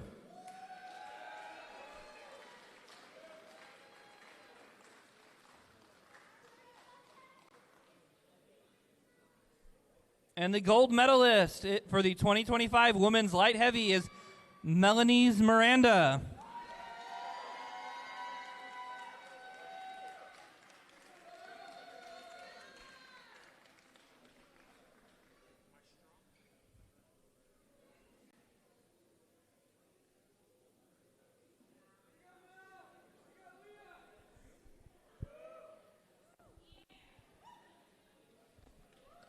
For the women's heavyweights,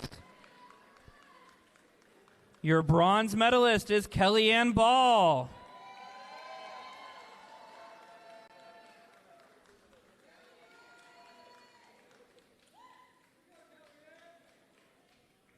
Your silver medalist is Etan Perez.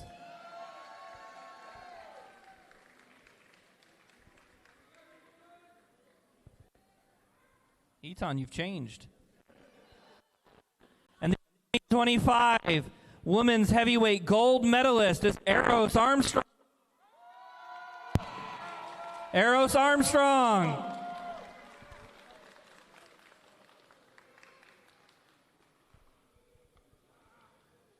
We will move on after picture to the women's openweight.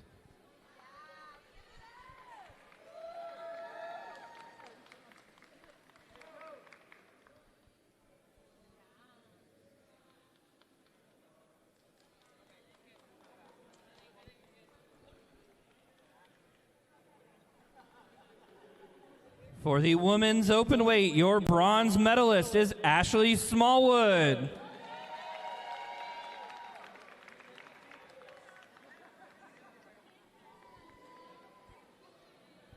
Your silver medalist is Etan Perez.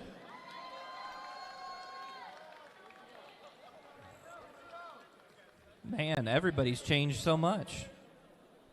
And your 2025 women's openweight gold medalist is Kellyanne Ball.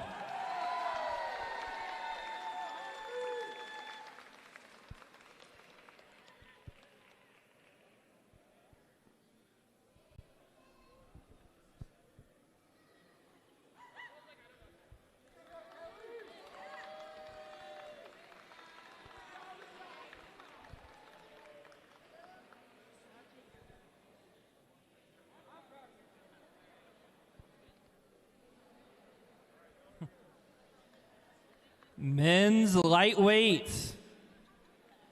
Taking home the bronze is Justin Kizzert.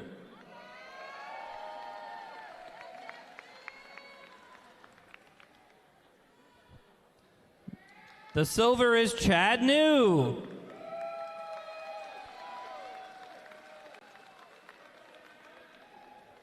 And your 2025 men's lightweight gold medalist is Edibar Conyeja.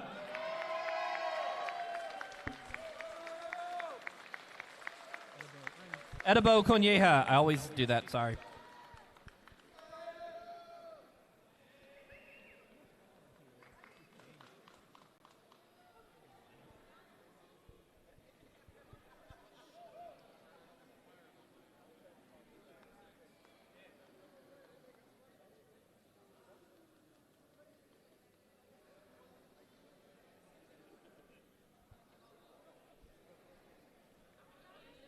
Men's middleweight. Taking home your bronze is Joshua Crook.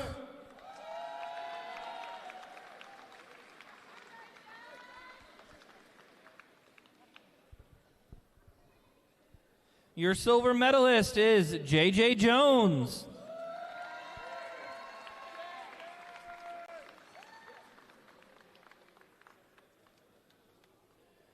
And the 2025 men's middleweight gold medalist is Gabriel Unick.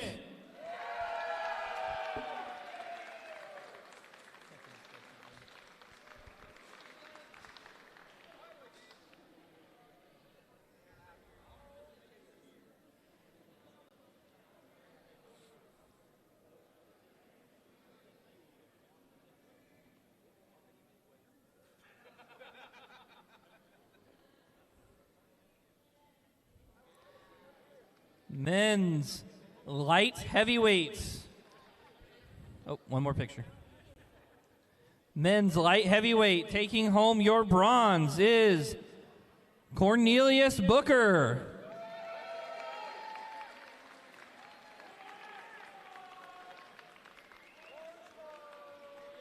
Taking home your silver medal is TJ Moore.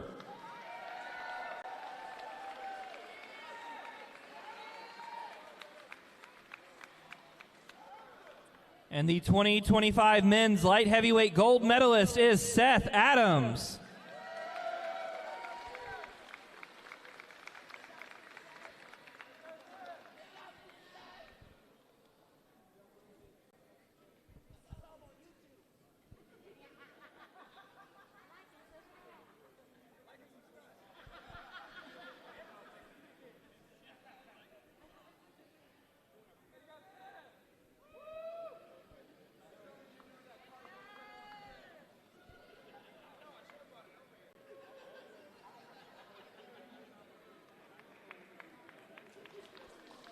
Men's heavyweight. Taking home your bronze is Connor Kane.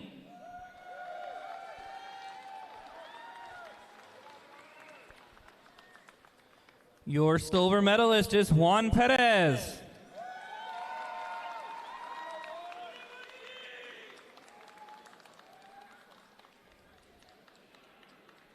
And the 2025 men's heavyweight gold medalist is Hayden Southall.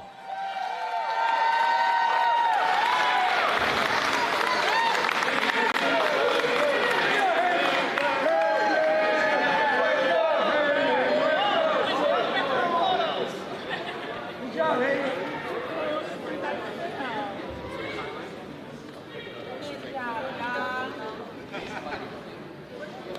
Good job, Hayden.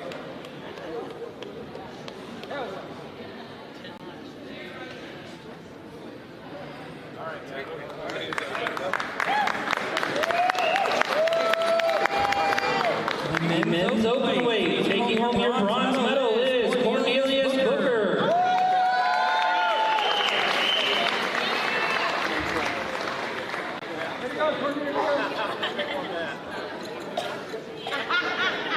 Taking home your silver is Connor Kane.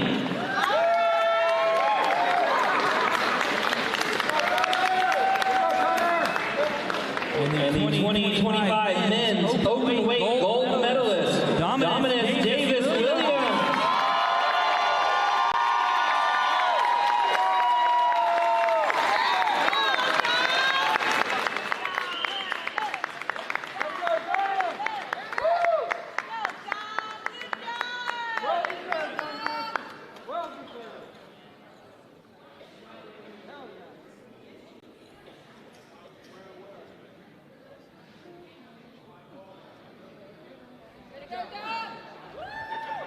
Let's hear it for all of our medalists.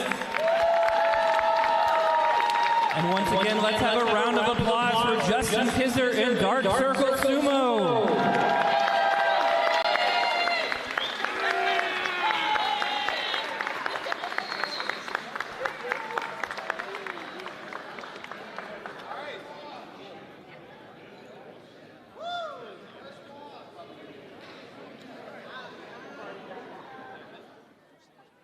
Oh, hello. All right, so the after party starts at 6 o'clock. I know we're a little late here, but if you're here, can we begin to stack the chairs and put them in the back? Please take all your stuff and start to get to mats into people's trucks. People who have trucks, please come find me because I need some help taking this home. No, Nick. What? I'll help you. Okay. Whoa, no. Hello. Anyway, we can still leave for 5 minutes, or say a big thank you, and then we're gonna cut the string. Y'all got. Thank you all.